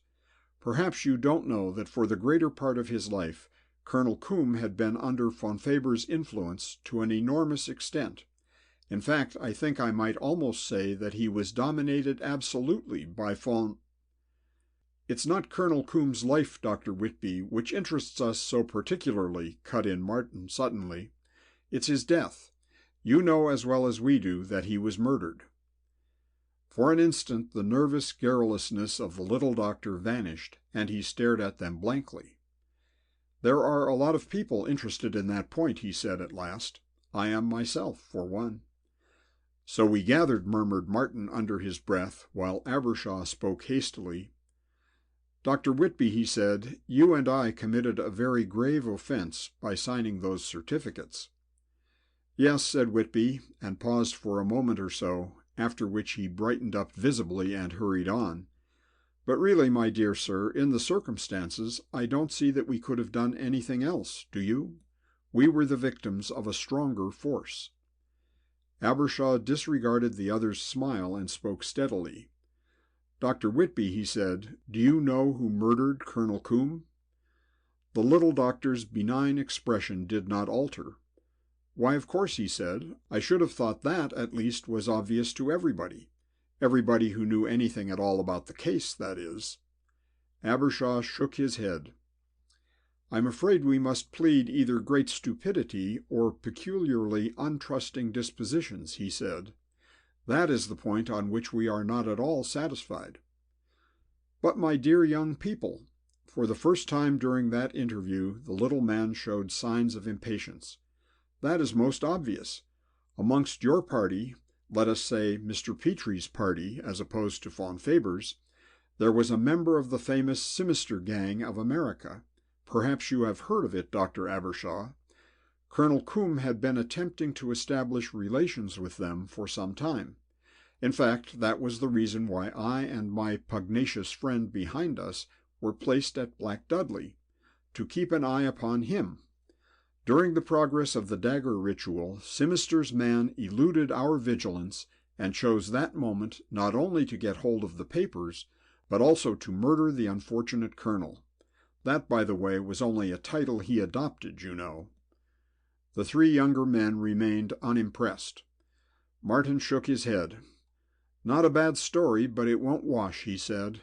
"If one of our party stabbed the old boy, why do you all go to such lengths to keep it so quiet for us?" "Because, my boy," said Whitby testily, "we didn't want a fuss. In fact, the police on the scene was the last thing we desired. Besides, you seem to forget the extraordinary importance of the papers." Again Martin shook his head. "We've heard all this before," he said, "and it didn't sound any better then. To be perfectly frank, we are convinced that one of your people was responsible. We want to know who, and we want to know why." The little doctor's face grew slowly crimson, but it was the flush of a man annoyed rather than a guilty person accused of his crime. "You tire me with your stupidity," he said suddenly. "Good God, sir, consider it. Have you any idea how valuable the man was to us? Do you know what he was paid for his services?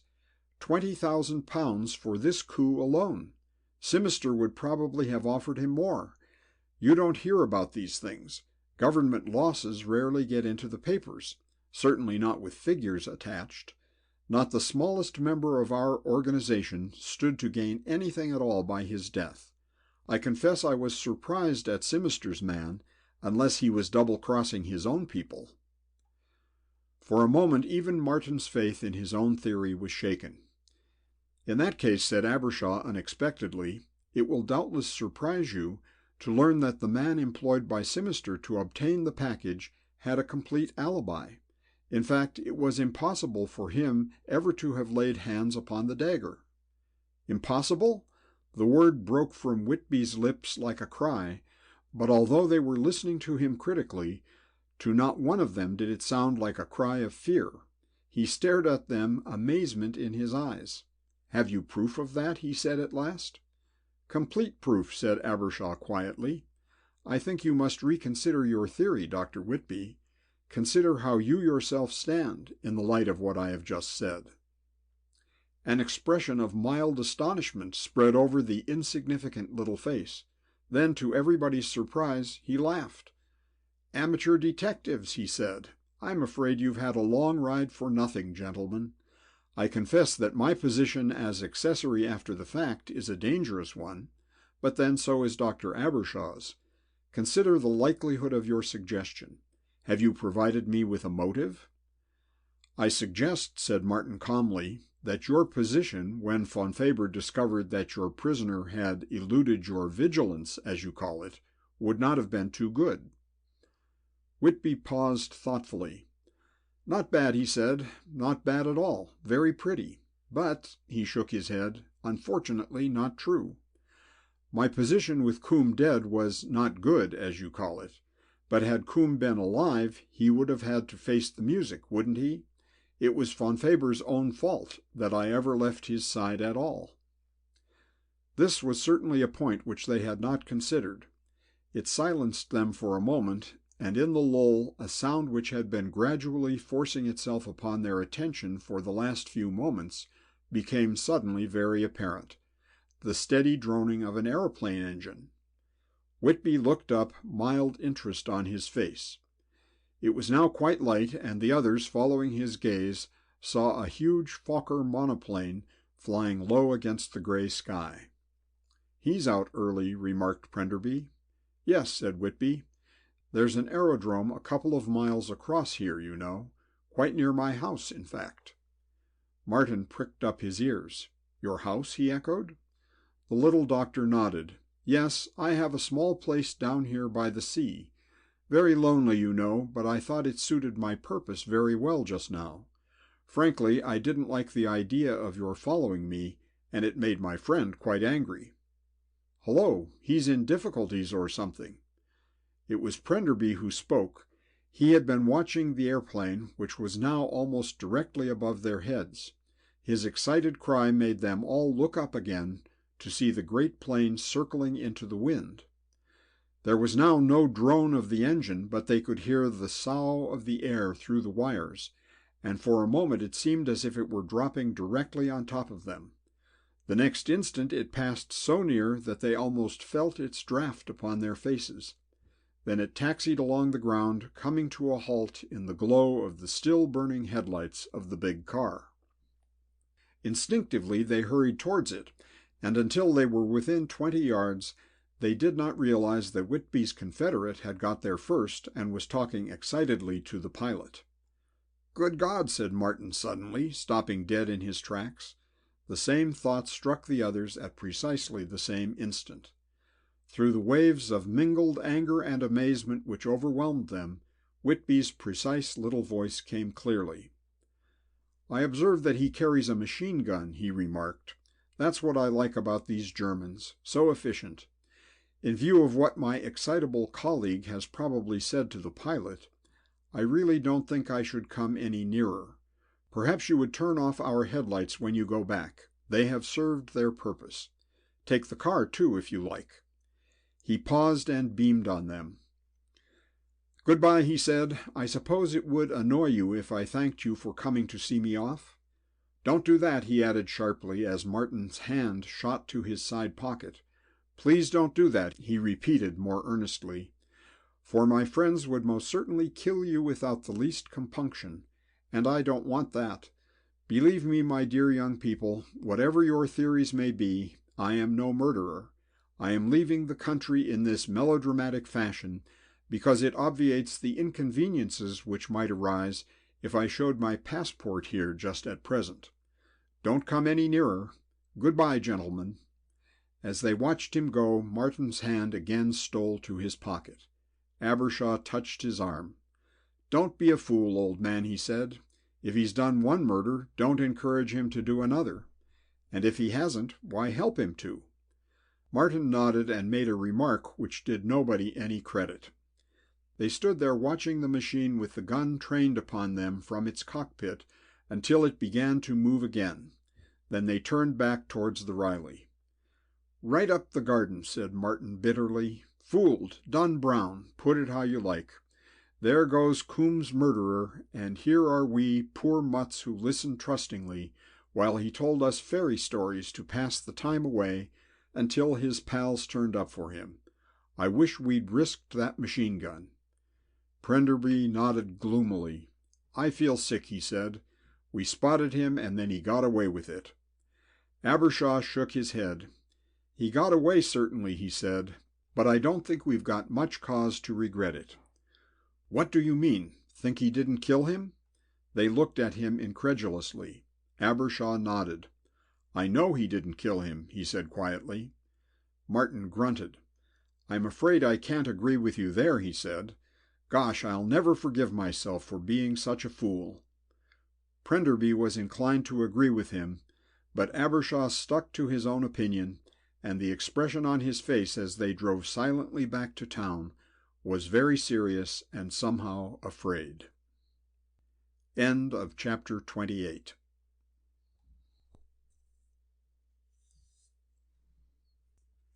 Chapter 29, the last chapter. In the 6 weeks which followed the unsatisfactory trip to the Essex marshes, Abbershaw and Maggie were fully occupied preparing for their wedding, which they had decided should take place as soon as was possible. Prenderby seemed inclined to forget the Black Dudley affair altogether.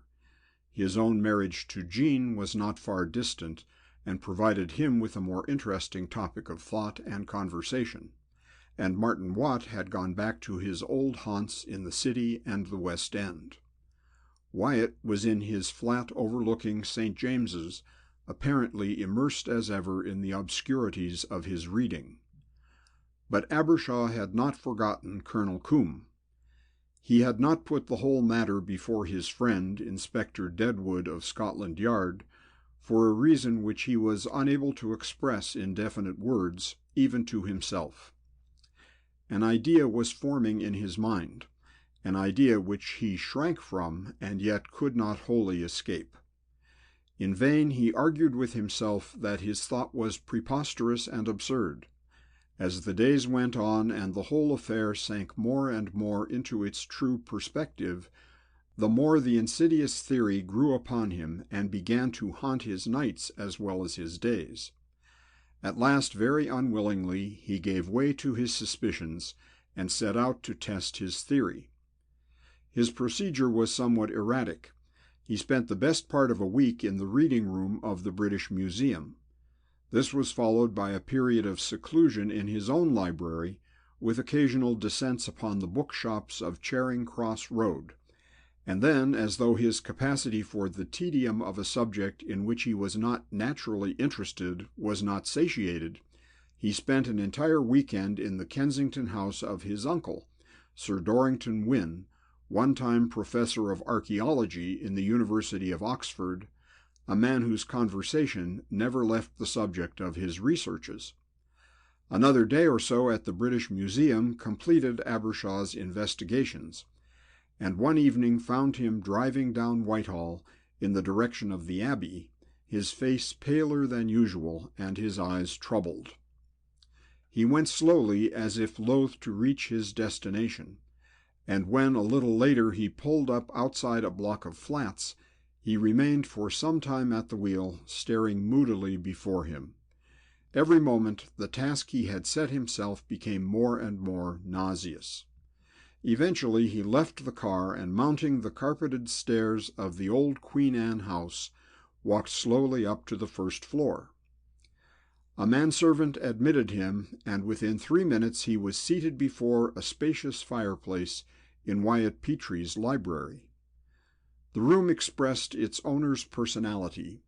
Its taste was perfect, but a little academic, a little strict. It was an ascetic room. The walls were pale-colored and hung sparsely with etchings and engravings, a Goya, 2 or 3 moderns, and a tiny Rembrandt. There were books everywhere, but tidily, neatly kept, and a single hanging in one corner, a dully burning splash of old Venetian embroidery. Wyatt seemed quietly pleased to see him. He sat down on the other side of the hearth and produced cigars and Benedictine.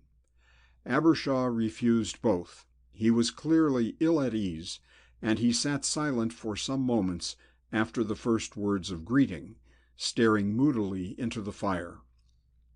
"Wyatt," he said suddenly, "I've known you for a good many years. Believe me, I've not forgotten that when I ask you this question." Wyatt leaned back in his chair and closed his eyes, his liqueur glass lightly held in his long, graceful fingers. Abbershaw turned in his chair until he faced the silent figure.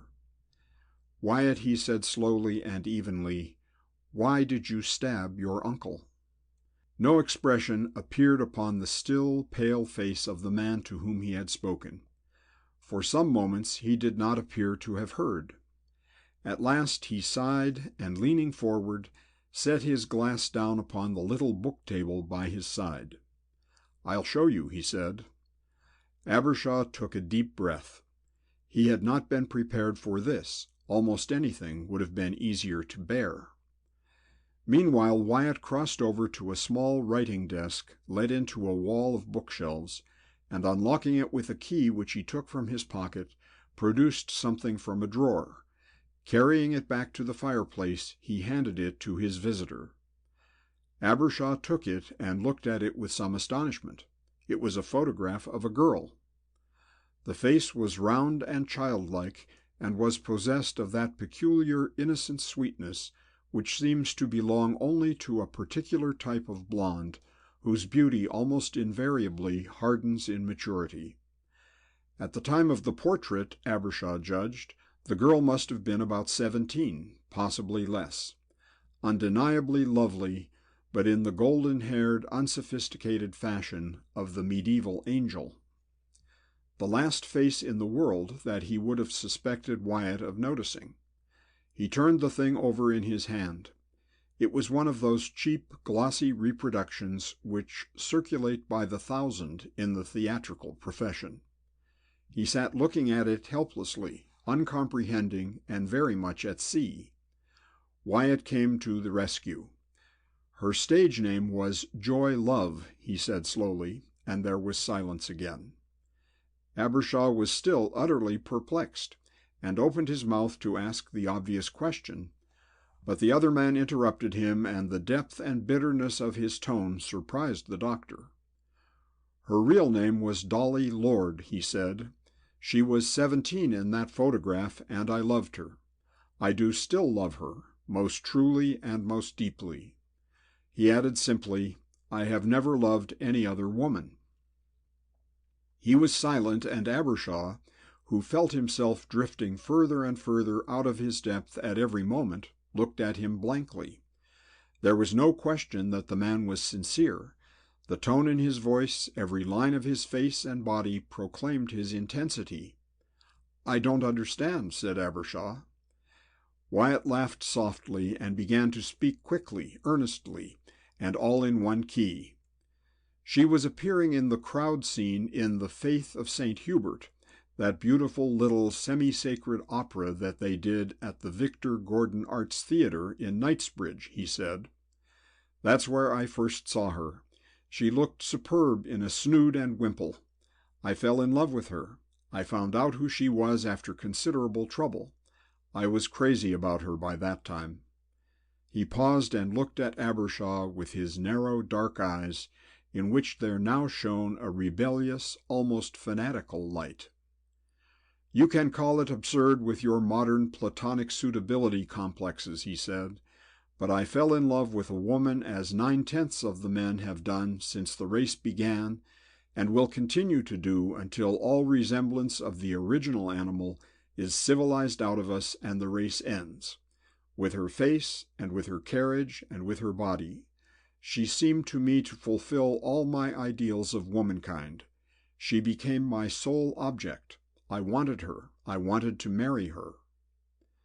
He hesitated for a moment and looked at Abbershaw defiantly, but as the other did not speak, he went on again.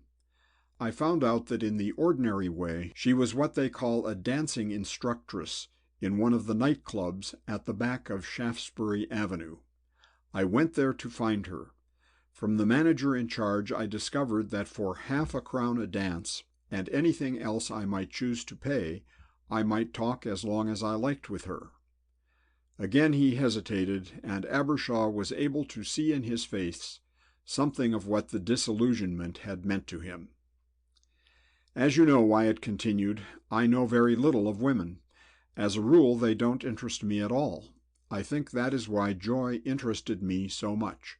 I want you to understand," he burst out suddenly, with something akin to savagery in his tone, "that the fact that she was not of my world, that her accent was horrible, and her fingernails hideously over-manicured, would not have made the slightest difference. I was in love with her. I wanted to marry her. The fact that she was stupid did not greatly deter me either. She was incredibly stupid, the awful stupidity of crass ignorance and innocence. Yes," he went on bitterly as he caught Abbershaw's involuntary expression, "innocence. I think it was that broke me up. The girl was innocent with the innocence of a savage. She knew nothing. The elementary civilized code of right and wrong was an abstruse doctrine to her. She was horrible." He shuddered, and Abbershaw fancied that he began to understand. An incident that would have been ordinary enough to a boy in his teens had proved too much for a studious recluse of 27. It had unhinged his mind. Wyatt's next remark, therefore, surprised him. "She interested me," he said. "I wanted to study her. I thought her extraordinary mental state was due to chance at first, some unfortunate accident of birth and upbringing, but I found I was wrong. That was the thing that turned me into a particularly militant type of social reformer. Do you understand what I mean, Abbershaw?" He leaned forward as he spoke, his eyes fixed on the other man's face. "Do you understand what I'm saying? The state of that girl's mentality was not due to chance. It was deliberate." Abbershaw started. "Impossible," he said involuntarily, and Wyatt seized upon the word. "Impossible?" he echoed passionately. "That's what everybody would say, I suppose, but I tell you you're wrong. I went right into it. I found out. That girl had been trained from a child. She was a perfect product of a diabolical scheme, and she wasn't the only victim. It was a society, Abbershaw, a highly organized criminal concern. This girl, my girl, and several others of her kind were little wheels in the machinery. They were the cat's paws, specially prepared implements with which to attract certain men or acquire certain information. The thing is horrible when the girl is cognizant of what she is doing, when the choice is her own, but think of it, trained from childhood, minds deliberately warped, deliberately developed along certain lines. It's driven me insane, Abbershaw." He was silent for a moment or so, his head in his hands. Abbershaw rose to his feet, but the other turned to him eagerly. "Don't go," he said. "You must hear it all." The little red-haired doctor sat down immediately. "I found it all out," Wyatt repeated. "I shook out the whole terrible story and discovered that the brains of this organization were bought like everything else.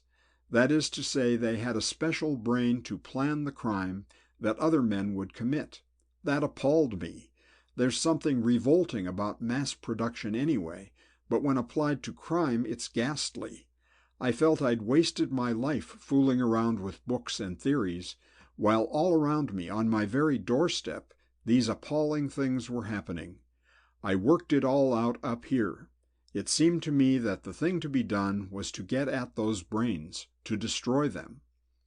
Lodging information with the police wouldn't be enough.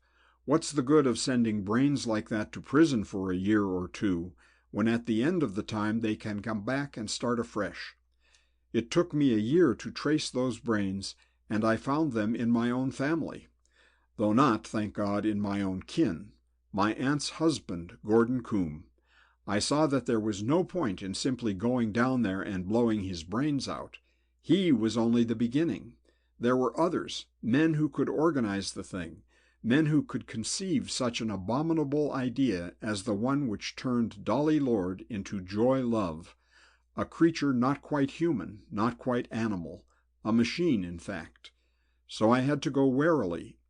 My uncle was in the habit of asking me to take house parties down to Black Dudley, as you probably know, to cover his interviews with his confederates. I planned what I thought was a perfect killing, and the next time I was asked, I chose my house party carefully and went down there with every intention of putting my scheme into action." "You chose your house party?" Abbershaw looked at him curiously as he spoke. "Certainly," said Wyatt calmly. "I chose each one of you deliberately. You were all people of blameless reputation. There was not one of you who could not clear himself with perfect certainty. The suspicion would therefore necessarily fall on one of my uncle's own guests, each of whom had done, if not murder, something more than as bad. I thought Campion was of their party until we were all prisoners. Until Prenderby told me, I thought Anne Edgware had brought him, even then." "You ran an extraordinary risk," said Abbershaw. Wyatt shook his head. "Why," he said, "I was my uncle's benefactor, not he mine. I had nothing to gain by his death, and I should have been as free from suspicion as any of you. Of course," he went on, "I had no idea that things would turn out as they did. No one could have been more surprised than I when they concealed the murder in that extraordinary way. When I realized that they had lost something, I understood, and I was desperately anxious that they should not recover what I took to be my uncle's notes for the gang's next coup. That is why I asked you to stay." "Of course," said Abbershaw slowly, "you were wrong." "In not pitching on Von Faber as my first victim?" said Wyatt. Abbershaw shook his head. "No," he said, "in setting out to fight a social evil single-handed. That is always a mad thing to do." Wyatt raised his eyes to meet the others. "I know," he said simply. "I think I am a little mad. It seemed to me so wicked. I loved her." There was silence after he had spoken, and the two men sat for some time, Abbershaw staring into the fire, Wyatt leaning back, his eyes half closed. The thought that possessed Abershaw's mind was the pity of it. Such a good brain, such a valuable, idealistic soul. And it struck him in a sudden impersonal way that it was odd that evil should beget evil. It was as if it went on spreading in ever-widening circles, like ripples round the first splash of a stone thrown into a pond. Wyatt recalled him from his reverie. "It was a perfect murder," he said, almost wonderingly. "How did you find me out?" Abbershaw hesitated. Then he sighed. "I couldn't help it," he said. "It was too perfect. It left nothing to chance. Do you know where I have spent the last week or so? In the British Museum." He looked at the others steadily. "I now know more about your family history than, I should think, any other man alive. That ritual story would have been wonderful for your purpose, Wyatt, if it just hadn't been for one thing. It was not true." Wyatt rose from his chair abruptly and walked up and down the room. This flaw in his scheme seemed to upset him more than anything else had done. "But it might have been true," he argued. "Who could prove it? A family legend." "But it wasn't true," Abbershaw persisted. "It wasn't true because from the year 1100 until the year 1603, long past the latest date to which such a story as yours could have been feasible, Black Dudley was a monastery and not in the possession of your family at all.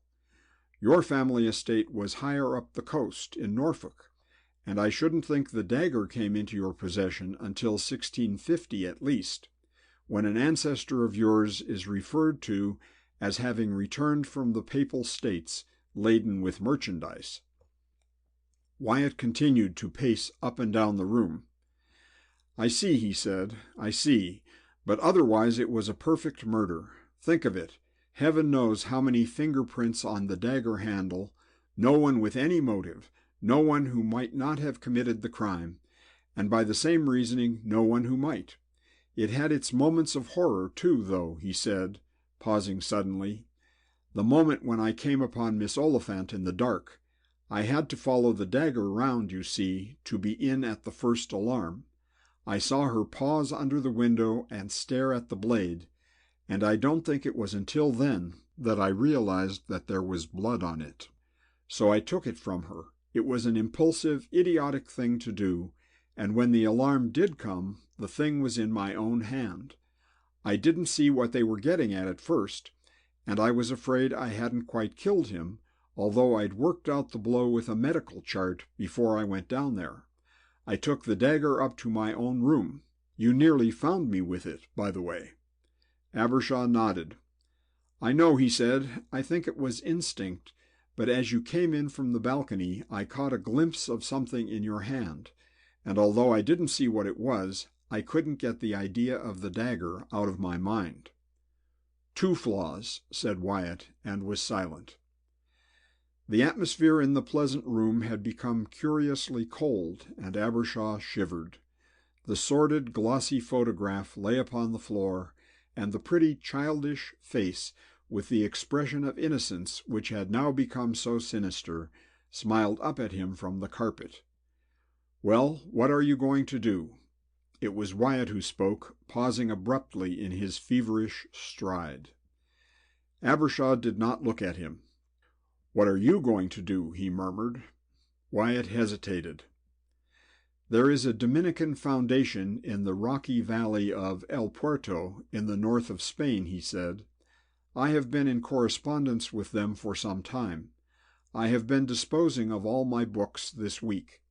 I realized when Von Faber passed into the hands of the police that my campaign was ended, but—" He stopped and looked at Abbershaw, then he shrugged his shoulders. "What now?" he said. Abbershaw rose to his feet and held out his hand. "I don't suppose I shall see you again before you go," he said. "Good-bye." Wyatt shook the outstretched hand, but after the first flicker of interest which the last words had occasioned, his expression had become preoccupied. He crossed the room and picked up the photograph, and the last glimpse Abbershaw had of him was as he sat in the deep armchair, crouching over it, his eyes fixed on the sweet, foolish little face. As the little doctor walked slowly down the staircase to the street, his mind was in confusion. He was conscious of a strong feeling of relief, even though his worst fears had been realized. At the back of his head, the old problem of law and order, as opposed to right and wrong, worried itself into the inextricable tangle which knows no unraveling. Wyatt was both a murderer and a martyr. There was no one who could decide between the two, in his opinion. And in his thoughts, too, were his own affairs, Maggie and his love for her, and their marriage. As he stepped out into the street, a round moon face, red and hot with righteous indignation, loomed down upon him out of the darkness. "Come at last, Avyr?" inquired a thick, sarcastic voice. "Your name and address, if you please." Gradually it dawned upon the still meditative doctor that he was confronted by an excessively large and unfriendly London bobby. "This is your car, I suppose?" the questioner continued more mildly, as he observed Abbershaw's blank expression.